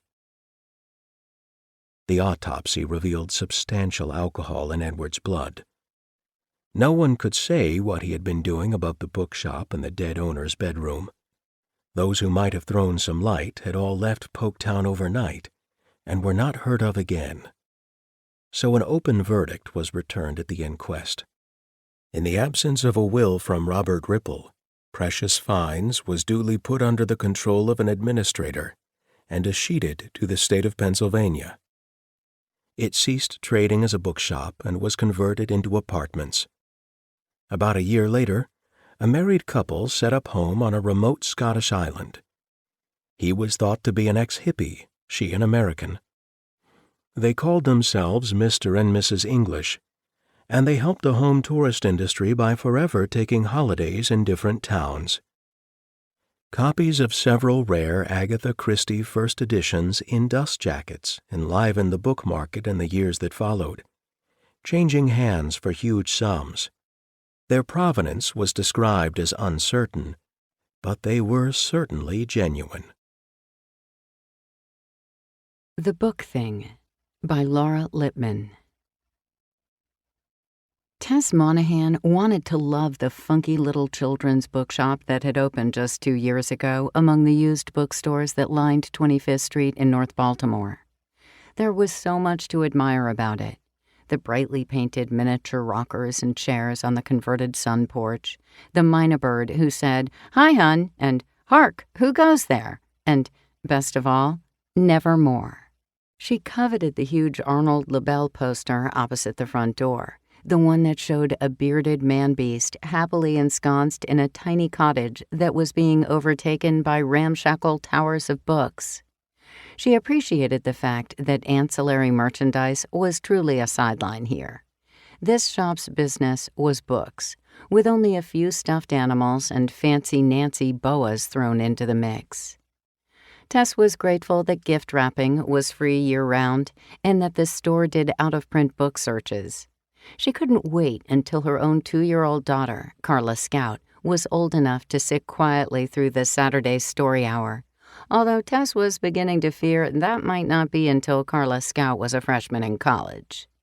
Most of all, she admired the counterintuitive decision to open a bookstore when so many people seemed to assume that books were doomed. She just thought it would be nice if the owner of the children's bookstore actually liked children. "Be careful," the raven-haired owner growled on this unseasonably chilly October day as Carla Scout did her Frankenstein stagger toward a low shelf of picture books. To be fair, Carla Scout's hands weren't exactly clean, as mother and daughter had just indulged in one of Mother's favorite vices, dark chocolate peanut clusters from Eddie's grocery. Tess swooped in with a napkin and smiled apologetically at the owner. "Sorry," she said. "She loves books to pieces. Literally, sometimes." "Do you need help?" the owner asked, as if she had never seen Tess before. Tess's credit card begged to differ. "Oh, no, we're looking for a birthday gift, but I have some ideas. My aunt was a children's librarian with the city school system." Tess did not add that her aunt ran her own bookstore in another part of town and would happily order any book that Tess needed, at cost. But Tess wanted this bookstore, so much closer to her own neighborhood, to thrive. She wanted all local businesses to thrive, but it was a tricky principle to live by, as most principles were. At night, her daughter asleep, the house quiet, she couldn't help it if her mouse clicked its way to online sellers who made everything so easy. Could she? "You're one of those, I suppose," the woman said. "One of—" The owner pointed to the iPad sticking out of Tess's tote. "Oh, no. I mean, sure, I buy some digital books, mainly things I don't care about owning, but I use the reading app on this primarily for big documents. My work involves a lot of paper, and it's great to be able to import the documents and carry them with me." The owner rolled her eyes. "Sure." She pushed through the flowery chintz curtains that screened her work area from the store and retreated, as if she found Tess too tiresome to talk to. "Sorry," mouthed the store's only employee, a young woman with bright red hair, multiple piercings, and a tattoo of what appeared to be Jemima Puddle Duck on her upper left arm. The owner swished back through the curtains, purse under her arm. "I'm going for coffee, Mona, then to the bank." Tess waited to see if she boarded a bicycle, possibly one with a basket for errant nipping dogs. But she walked down 25th Street, headed down against the gusty wind. "She's having a rough time," said the girl with the duck tattoo. Mona, the owner, had called her. You can imagine, and the thing that drives her mad are the people who come in with digital readers. No offense. Just to pick her brain and then download the electronic versions, or buy cheaper ones online. "I wouldn't think that people wanted children's books in digital." You'd be surprised. There are some interactive Dr. Seuss books. They're actually quite good, but I'm not sure about the read-to-yourself functions. I think it's still important for parents to read to their kids. Tess blushed guiltily. She did have Hop on Pop on her iPad, along with several games, although Carla Scout so far seemed to prefer opening and then deleting her mother's email. Anyway, Mona continued, it's the sudden shrinkage that's making her cranky. Because it's the most expensive, beautiful books, Hugo, things like that. A lot of the Caldecott books, but never the Newberries, and we keep them in the same section. Someone's clearly targeting the illustrated books, yet not the truly rare ones, which are kept under lock and key. She indicated the case that ran along the front of the counter, filled with old books in mint condition. Eloise Goes to Moscow, various Maurice Sendak titles, Emily of Deep Valley, Eleanor Estes' 100 Dresses, a book unknown to Tess, Epaminondas and His Auntie, whose cover illustration was deeply un-PC. Tess found herself switching personas, from harried mom to a professional private investigator who provided security consultations. She studied her surroundings. All these little rooms, it's cozy, but a shoplifter's paradise. An alarm and a bell on the door to alert you to the door's movements, but no cameras. Have you thought about making people check totes and knapsacks? We tried, but Octavia got the numbers confused, and when she gets harried, let's just say it doesn't bring out her best. Octavia? The owner. As if her name conjured her up, she appeared just like that, slamming back through the door, coffee in hand. I always forget that the bank closes at 3 every day but Friday. Oh well, it's not like I had that much to deposit. She glanced at Mona, her face softer, kinder. She was younger than Tess had realized, not even 40. It was her stern manner and dyed black hair that aged her. I can write you a check today, but if you could wait until Friday? Sure, Octavia. And it's almost Halloween. People will be doing holiday shopping before you know it. Octavia sighed. More people in the store, more distractions, more opportunity. She glanced at Carla Scout, who was sitting on the floor with a Mo Willems book, reading it to herself. Tess thought Octavia would have to be charmed in spite of herself. What could be more adorable than a little girl reading, especially this little girl who had the good sense to favor her father with fair skin and thick dark hair that was already down to her shoulders. Plus, she was wearing a miniature leather bomber jacket from the Gap, red jeans, and a Clash t-shirt.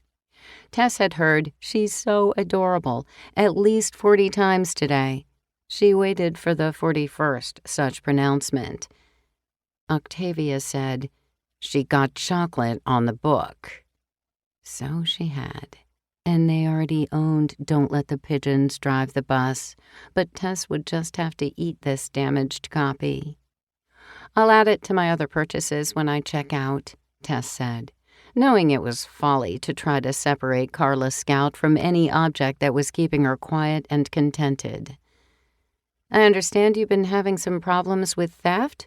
Mona! Owner glared at employee. Tess would have cowered under such a glance, but the younger woman shrugged it off. It's not shameful, Octavia.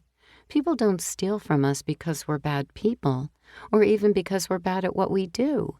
They do it because they're opportunistic. A camera would go far in solving your problems, Tess offered. Octavia sniffed. I don't do gadgets. She shot another baleful look at Tess's iPad, then added, with slightly less edge, "Besides, I can't afford the outlay just now." Her honesty softened Tess. Understood. Have you noticed a pattern? It's not like I can do inventory every week, Octavia began, even as Mona said, "It's Saturdays. I'm almost certain it's Saturdays. It gets busy here, what with the story time and more browsers than usual. Often divorced dads picking up a last-minute gift or just trying desperately to entertain their kids. I might be able to help." Octavia held up a hand. "I don't have money for that either." "I'd do it for free," Tess said, surprising herself. "Why?" Octavia's voice was edged with suspicion. She wasn't used to kindness, Tess realized, except, perhaps, from Mona, the kind of employee who would sit on a check for a few days. "Because I think your store is good for North Baltimore, and I want my daughter to grow up coming here, to be a true city kid, to ride her bike or take the bus here, pick out books on her own. Betsy Tacy, Mrs. Pigglewiggle, The Witch of Blackbird Pond, Edward Eager and E. Nesbit, all the books I loved." "Everyone wants to pass their childhood favorites on to their children," Octavia said. But if I've learned anything in this business, it's that kids have to make their own discoveries if you want them to be true readers. Okay, fine. But if I want her to discover books, there's nothing like browsing in a store or a library. There are moments of serendipity that you can't equal. She turned to her daughter just in time to see, but not stop, Carla Scout reaching for another book with her dirty hands. We'll take that one, too. Back on 25th Street, Carla Scout strapped in her stroller. Tess was trying to steer with one hand while she held her phone with another, checking emails. Inevitably, she ran up on the heels of a man well known to her, at least by sight. She and Crow, Carla Scout's father, called him the walking man, and often wondered about his life, why he had the time and means to walk miles across North Baltimore every day, in every kind of weather, as if on some kind of mission. He might have been handsome if he smiled and stood up straight, but he never smiled, and there was a curve to his body that suggested he couldn't stand up straight. When Tess bumped him, he swung sharply away from her, catching Tess with the knapsack he always wore, and it was like being hit with a rock. Tess wondered if he weighted down to help correct his unfortunate posture. "Sorry," Tess said, but the walking man didn't even acknowledge their collision. He just kept walking with his distinctive flat-footed style, his body curving forward like a C. There was no bounce, no spring in walking man's stride, only a grim need to put one foot in front of the other, over and over again. He was, Tess thought, like someone under a curse in a fairy tale or myth, sentenced to walk until a spell was broken. Before her first Saturday shift at the bookstore, Tess consulted her aunt, figuring that she must also see a lot of shrinkage at her store. "Not really," Kitty said. "Books are hard to shoplift, harder to resell. It happens, of course, but I've never seen a systemic ongoing plan with certain books targeted the way you're describing. This sounds almost like a vendetta against the owner." Tess thought about Octavia's brusque ways, Mona's stories about how cranky she could get. Still, it was hard to imagine a disgruntled customer going to these lengths. Most people would satisfy themselves by writing a mean review on Yelp. "I will tell you this," Kitty said. "Years ago, it was on 25th Street, when it had even more used bookstores, there was a rash of thefts. The owners couldn't believe how much inventory they were losing and how random it was. But then it stopped, just like that." "What happened then? I mean, why did it stop? Did they arrest someone?" "Not to my knowledge." "I should probably check with the other sellers on the street, see if they're noticing anything," Tess said. "But I wonder why it's happening now. Maybe someone's worried that there won't be books much longer, that they're going to be extinct." It was clearly a joke on Kitty's part, but Tess couldn't help asking, "Are they?" The pause on the other end of the phone line was so long that Tess began to wonder if her cell had dropped the call. When Kitty spoke again, her voice was low, without its usual mirth. "I don't dare predict the future. After all, I didn't think newspapers could go away. Still, I believe that there will be a market for physical books. I just don't know how large it will be. All I know is that I'm okay. For now. I own my building, I have a strong core of loyal customers, and I have a good walk-in trade from tourists. In the end, it comes down to what people value. Do they value bookstores? Do they value books? I don't know, Tess. Books have been free in libraries for years, and that didn't devalue them. The book thing here in Baltimore gives books away to anyone who wants them. Free, no strings. Doesn't hurt me at all. For decades, people have bought used books from everywhere, from flea markets to the Smith College book sale. But there's something about pressing a button on your computer and buying something so ephemeral for 99 cents, having it whooshed instantly to you. Remember Charlie and the Chocolate Factory? Of course. Tess, like most children, had been drawn to Roald Dahl's dark stories. He was another one on her list of writers she wanted Carla Scout to read. Well, what if you could do what Willy Wonka did, as Dahl fantasized?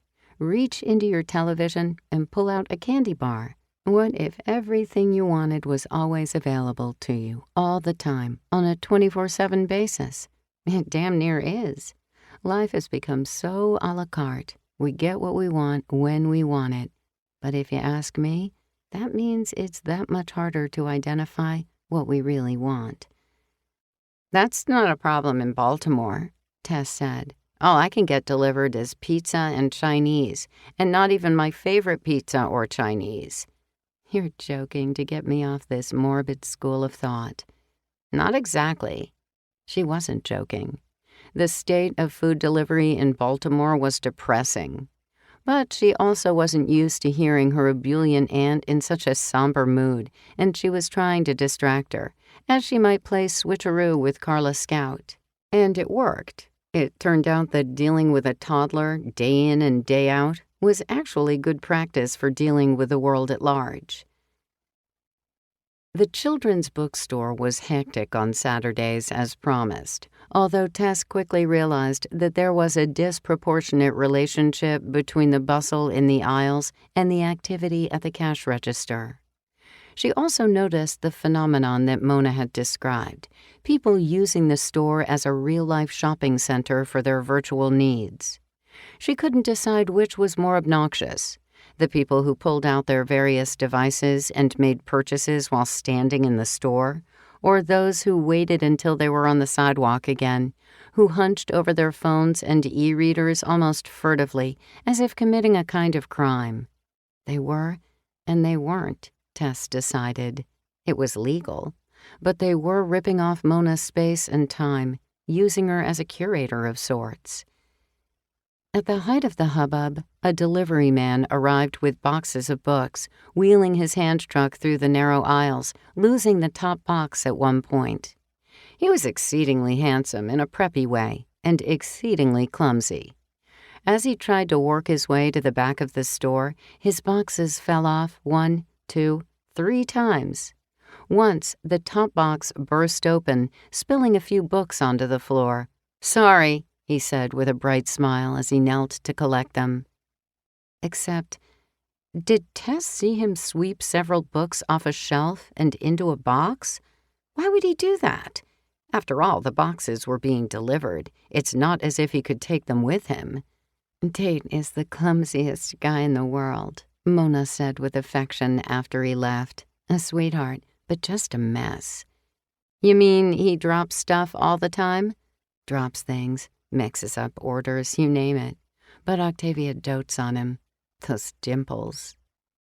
Tess had not picked up on the dimples, but she had a chance to see how they affected Octavia when the delivery man returned 15 minutes later, looking sheepish. "Tate," Octavia said with genuine delight. "I feel so stupid. One of those boxes I left, it's for royal books up the block." "No problem," Octavia said.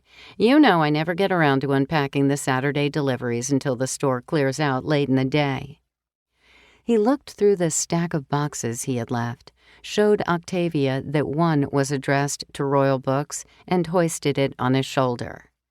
Tess couldn't help noticing that there wasn't any tape on the box. The top had been folded with overlapping flaps that people used when boxing their own possessions for a move.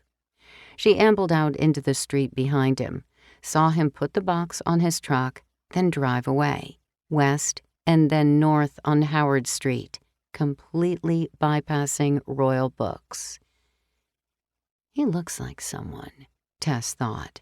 Someone I know, yet don't know. Someone famous?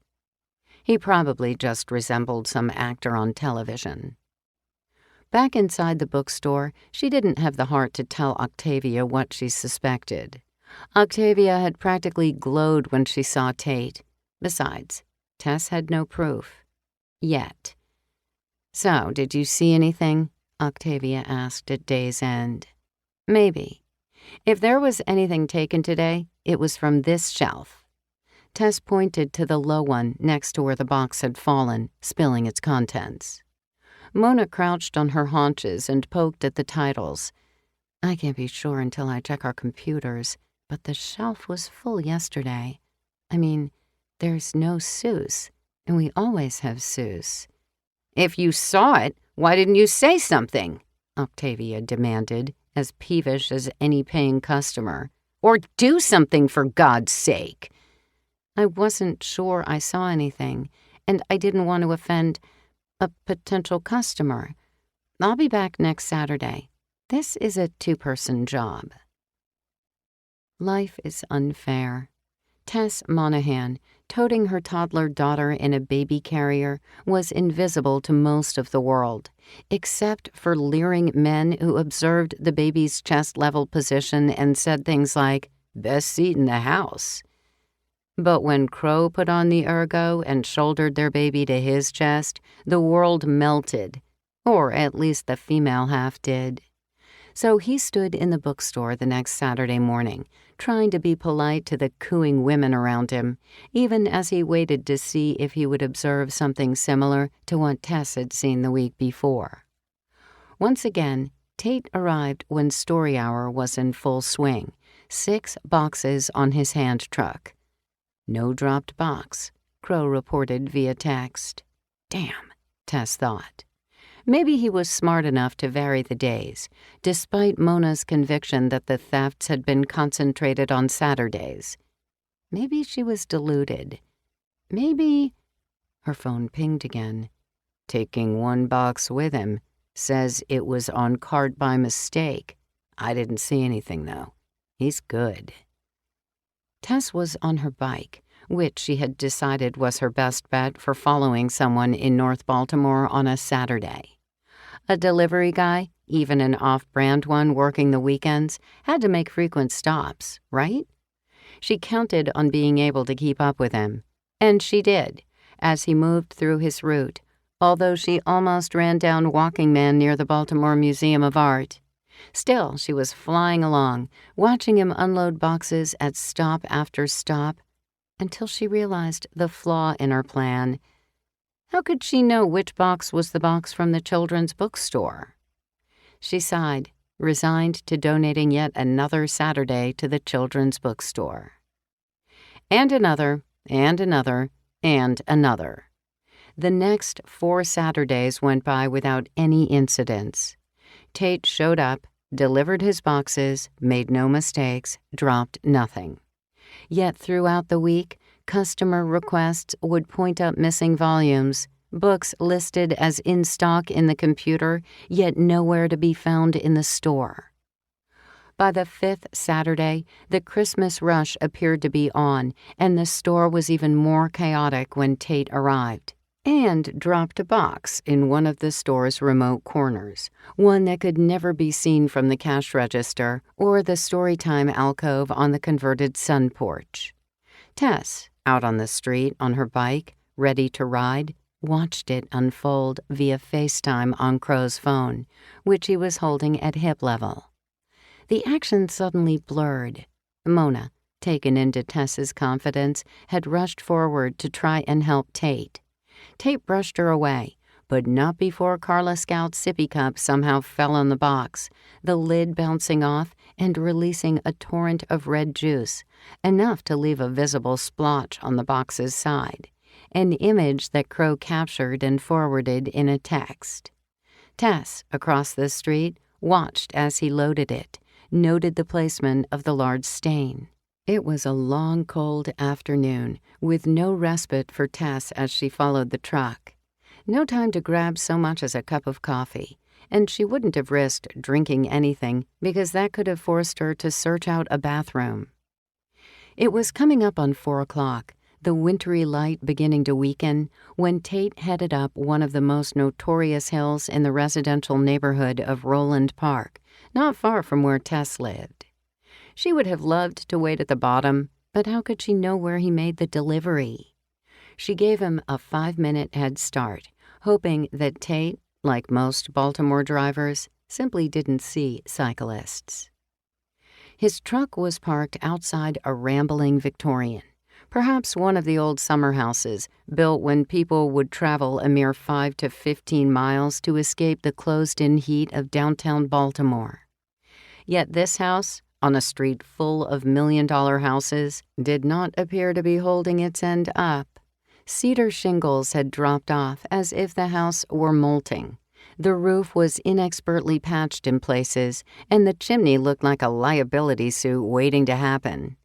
The delivery truck idled in the driveway, Tate still in the driver's seat.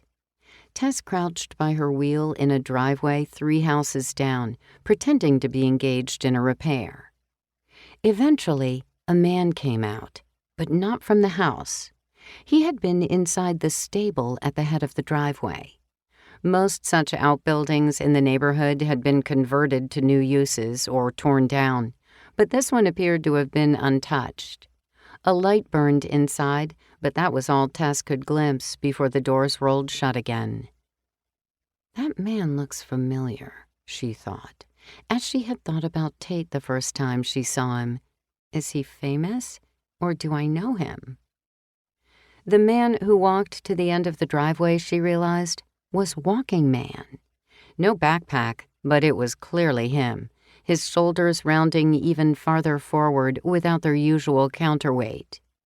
He shook the driver's hand, and Tess realized why she thought she had seen Tate before. He was a handsomer, younger version of Walking Man. Tate handed Walking Man the box with the red stain. No money changed hands. Nothing changed hands. But even in the dim light, the stain was evident. The man took the box into the old stable and muscled the doors back into place. Tess was faced with a choice, one she hadn't anticipated. She could follow Tate and confront him, figuring that he had the most to lose. His job was on the line. But she couldn't prove he was guilty of theft until she looked inside the box. If she followed Tate, the books could be gone before she returned, and she wouldn't be able to prove anything. She had to see what was inside that box. She texted Crow, told him what she was going to do, and walked up the driveway without waiting for his reply, which she supposed would urge caution or tell her to call the police. But it was only a box of books from a children's bookstore. How high could the stakes be? She knocked on the stable door. Minutes passed. She knocked again. "I saw you," she said to the dusk, to herself, possibly to the man inside. "I know you're in there." Another minute or so passed, a very long time to stand outside as darkness encroached and the cold deepened. But eventually, the door was rolled open. "I don't know you," Walking Man said in the flat effect of a child. "My name is Tess Monahan, and I sort of know you. You're the—" She stopped herself just in time. Walking Man didn't know he was Walking Man. She realized, somewhat belatedly, that he had not boiled his existence down to one quirk. Whoever he was, he didn't define himself as Walking Man. He had a life, a history. Perhaps a sad and gloomy one, based on these surroundings and his compulsive constant hiking, but he was not, in his head or mirror, a man who did nothing but walk around North Baltimore. Or was he? "I've seen you around. I don't live far from here. We're practically neighbors." He stared at her oddly, said nothing. His arm was braced against the frame of the door. She could not enter without pushing past him. She sensed he wouldn't like that kind of contact, that he was not used to being touched. She remembered how quickly he had whirled around the day she rolled her stroller up on his heels, but unlike most people who would turn toward the person who had jostled them, he moved away. "May I come in?" He dropped his arm, and she took that as an invitation, and also as a sign that he believed himself to have nothing to fear. He wasn't acting like someone who felt guilty or in the wrong. Then again, he didn't know that she had followed the books here. The juice-stained box sat on a work table, illuminated by an overhead light strung from the ceiling on a long cable. Tess walked over to the box, careful not to turn her back to Walking Man, wishing she had a name for him other than Walking Man, but he had not offered his name when she gave hers. "May I?" she said, indicating the box, picking up a box cutter next to it, but only because she didn't want him to be able to pick it up. "It's mine," he said. She looked at the label. The address was for this house. Cover, should the ruse be discovered? "William Kemper. Is that you?" "Yes." His manner was odd, off. Then again, she was the one who had shown up at his home and demanded to inspect a box addressed to him. Perhaps he thought she was just another quirky Baltimorean. Perhaps he had a reductive name for her, too. Nosy woman. "Why don't you open it?" He stepped forward and did. There were at least a dozen books, all picture books, all clearly new. He inspected them carefully. "These are pretty good," he said. "Good for what?" He looked at her as if she were quite daft. "My work." "What do you do?" "Create." "The man who brought you the books?" "My younger brother, Tate. He brings me books. He says he knows a place that gives them away free." "These look brand new." He shrugged, uninterested in the observation. Tess tried again. "Why does your brother bring you books?" "He said it was better for him to bring them than for me to get them myself." Tess again remembered bumping into Walking Man on 25th Street, the hard thwack of his knapsack, so solid it almost left a bruise. "But you still sometimes get them for yourself, don't you?" It took him a while to formulate a reply. A dishonest person would have been thinking up a lie all along. An average person would have been considering the pros and cons of lying. William Kemper was just very deliberate with his words. "Sometimes, only when they need me."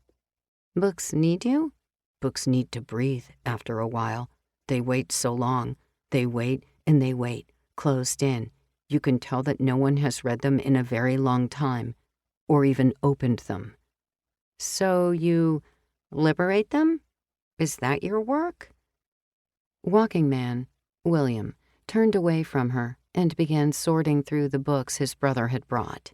He was through with her, or wanted to be. These books weren't being neglected or ignored. "No, but they're the only kind of books that Tate knows how to get. He thinks it's all about pictures. I don't want to tell him they're not quite right. I make do with what he brings and supplement when I have to." He sighed, the sigh of an older brother used to a sibling's screw-ups. Tess had to think that Tate had done his share of sighing, too. "William, were you away for a while?" "Yes," he said, flipping the pages, studying the pictures, his mind not really on her or their conversation. "Did you go to prison?" "They said it wasn't." Flip, flip, flip. "At any rate, I got to come home, eventually." "When?" 2 winters ago." It seemed an odd way to phrase it, pseudo-Native American stuff, affected. But for a Walking Man, the seasons probably mattered more. "And this is your house?" "Mine and Tate's, as long as we can pay the taxes, which is about all we can do. Pay the taxes." Tess didn't doubt that. Even a ramshackle pile in this neighborhood would have a tax bill of at least $15,000, maybe $20,000 per year. But did he actually live in the house? Her eyes now accustomed to the gloom, she realized the stable had been converted to an apartment of sorts. There was a cot, a makeshift kitchen with a hot plate, a mini fridge, a radio. A bathroom wasn't evident, but William's appearance would indicate that he had a way to keep himself and his clothes clean. Then she noticed what was missing. Books. Except for the ones that had just arrived, there were no books in evidence. "Where are the books, William?" "There," he said, after a moment of confusion. Whatever his official condition, he was very literal. "No, I mean the others. There are others, right?" "In the house." "May I see them?" "It's almost dark." "So?" That means turning on the lights. Doesn't the house have lights? We have an account. Tate said we should keep the utilities, because otherwise the neighbors will complain, say it's dangerous. Water, gas, and electric. But we don't use them, except for the washer-dryer and the showers. If it gets really cold, I can stay in the house, but even with the heat on, it's still cold. It's so big. The main thing is to keep it nice enough so no one can complain. He looked exhausted from such a relatively long speech. Tess could tell that her mere presence was stressful to him. But it didn't seem to be the stress of discovery. He wasn't fearful. Other people made him anxious in general. Perhaps that was another reason that Walking Man kept walking. No one could catch up to him and start a conversation. I'd like to see the books, William. Why? Because I represent some of the people who used to own them. They didn't love them. Perhaps. There didn't seem to be any point in arguing with William. I'd like to see them. From the outside, Tess had not appreciated how large the house was, how deep into the lot it was built. Even by the standards of the neighborhood, it was enormous, taking up almost every inch of level land on the lot. There was more land still, but it was a long, precipitous slope. They were high here, with a commanding view of the city and the nearby highway. William took her through the rear door, which led into an ordinary, somewhat old-fashioned laundry room with appliances that appeared to be at least 10 to 15 years old. The neighbors might call the police, William said, his tone fretful. Just seeing a light. Because they think the house is vacant? Because they would do anything to get us out. Any excuse to call attention to us. Tate says it's important not to let them do that. He led her through the kitchen, the lights still off. Again, out of date, but ordinary and clean, if a bit dusty from disuse. Now they were in a long, shadowy hall closed off by French doors, which led to a huge room. William opened these, and they entered a multi-windowed room, still dark, but not as dark as the hallway. The ballroom, although we never had any balls that I know of, he said. A ballroom. This was truly one of the grand old mansions of Roland Park. But where are the books, William? Tess asked. He blinked, surprised. Oh, I guess you need more light. I thought the lights from the other houses would be enough. He flipped a switch, and the light from overhead chandeliers filled the room. Yet the room was quite empty. The books, William, where are they? All around you. And it was only then that Tess realized that what appeared to be an unusual slapdash wallpaper was made from pages. Pages and pages and pages of books. Some were only text, but at some point during the massive project, the ceilings had to be at least 20, possibly 30 feet high. The children's books began to appear. Tess stepped closer to inspect what he had done. She didn't have a crafty bone in her body, but it appeared to be similar to some kind of decoupage. There was definitely a sealant over the pages. But it wasn't UV protected because there were sun streaks on the wall that faced south and caught the most light. She looked down and realized he had done the same thing with the floor, or started to. Part of the original parquet floor was still in evidence. Is the whole house like this? Not yet, he said. It's a big house. But William, these books, they're not yours.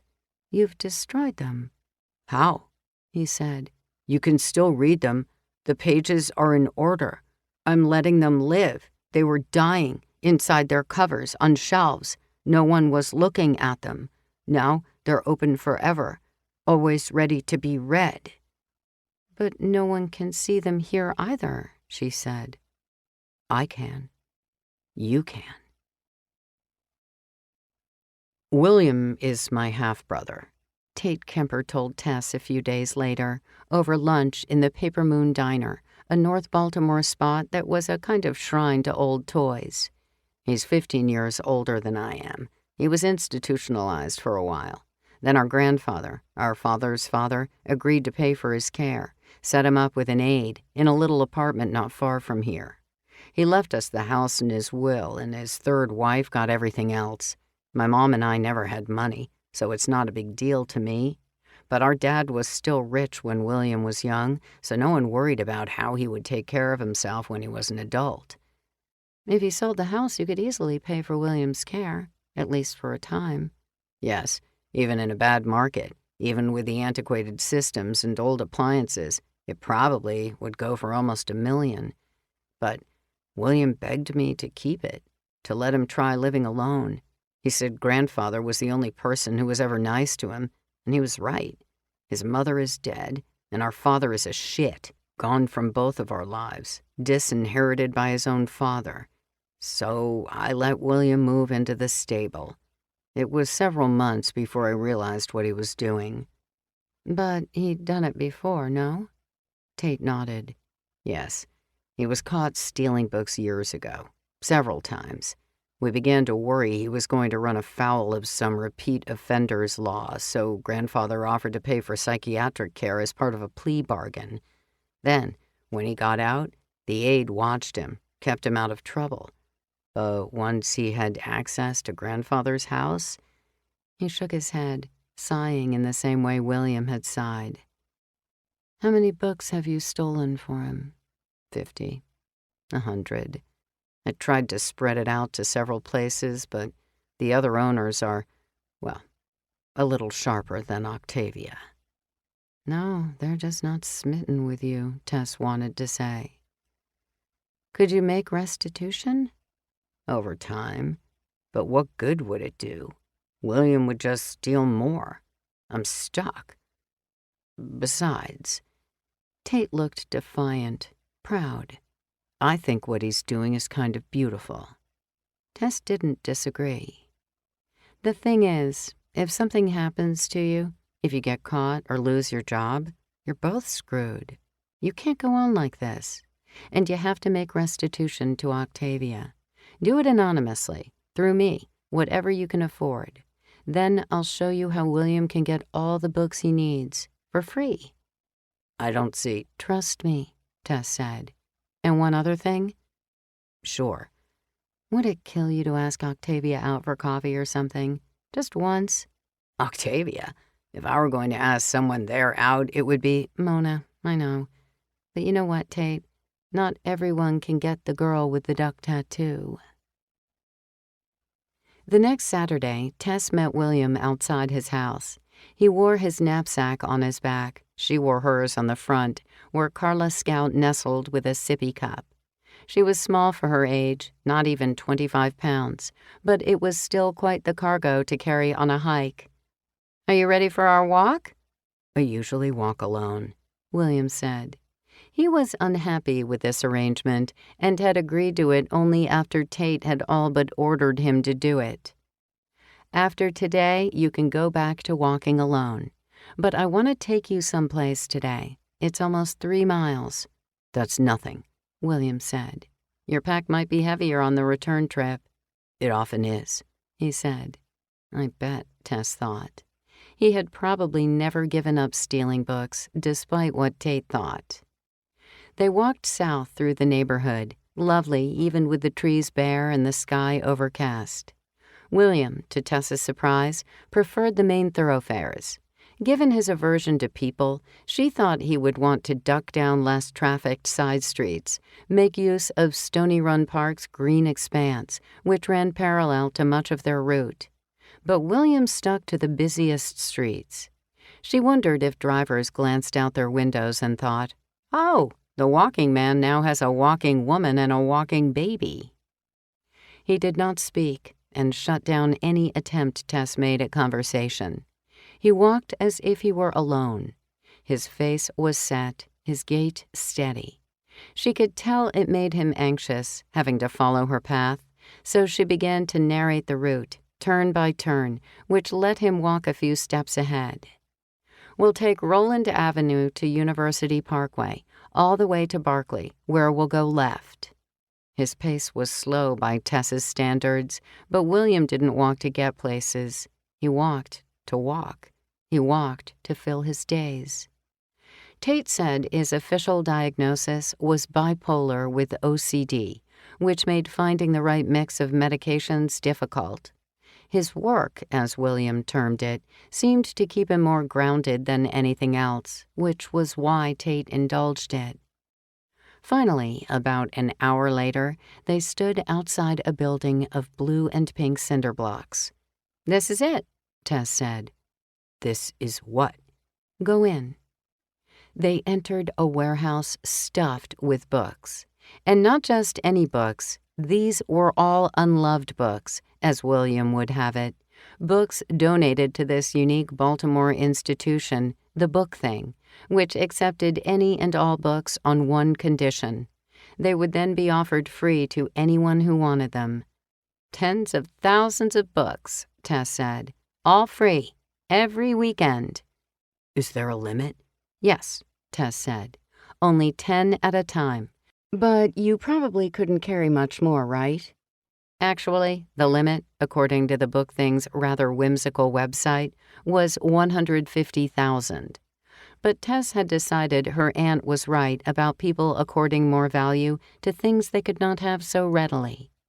If William thought he could have only 10 every week, it would be more meaningful to him. He walked through the aisles, his eyes strafing the spines. "How will I save them all?" William said. "1 week at a time," Tess said. "But you have to promise that this will be your only, supplier from now on. If you get books from anywhere else, you won't be allowed to come here anymore. Do you understand, William? Can you agree to that?"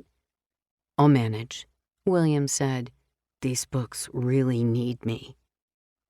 It took him 45 minutes to pick his first book, Manifold Destiny, a guide to cooking on one's car engine.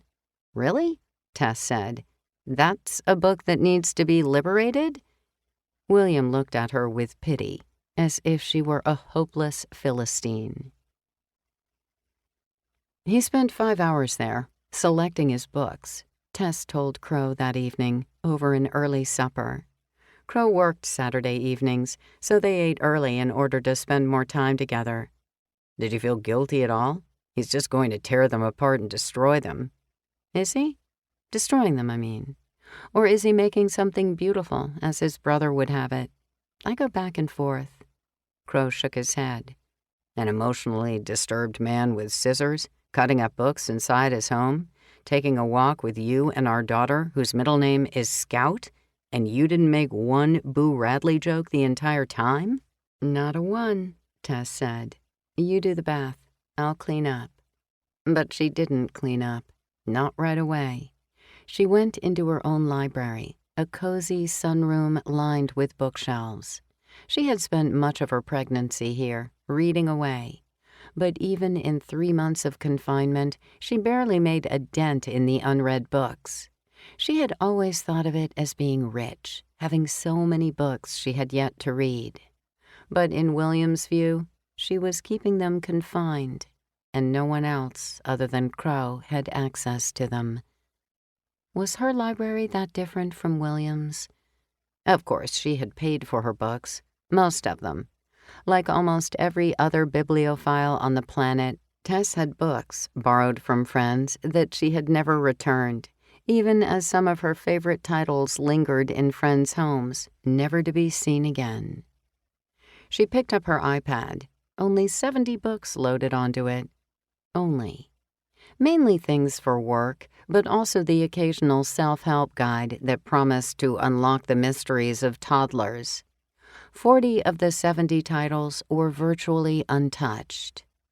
She wandered into Carla Scout's room, where there was now a poster of a bearded man living in a pile of books, the Arnold LaBelle print from the children's bookstore. A payment/gift from a giddy Octavia, who didn't know how Tess had stopped her books from disappearing, and certainly didn't know that her crush had anything to do with it. During Carla Scout's bedtime routine, Tess now stopped in front of the poster, read the verse printed there, then added her own couplet. It's just as much fun as it looks to live in a house made of books. It's what's in the book that matters. Standing in her daughter's room, which also had shelves and shelves filled with books, Tess remembered a character in a favorite story saying that to someone who objected to using the Bible as a fan on a hot summer day. But she could no longer remember which story it was. Did that mean the book had ceased to live for her? The title she was trying to recall could be in this very room, along with all of Tess's childhood favorites, waiting for Carla Scout to discover them one day. But what if she rejected them all, insisting on her own myths and legends, as Octavia had prophesied? How many of these books would be out of print in 5, 10 years? What did it mean to be out of print in a world where books could live inside devices, glowing like captured genies, desperate to get back out into the world and grant people's wishes? Carla Scout burst into the room, wet hair gleaming, cheeks pink. "Bah!" she said, which was her word for book, unless it was her word for ball, or possibly balloon. "Bah! Peas!" She wasn't even in her pajamas yet, just her diaper and hooded towel.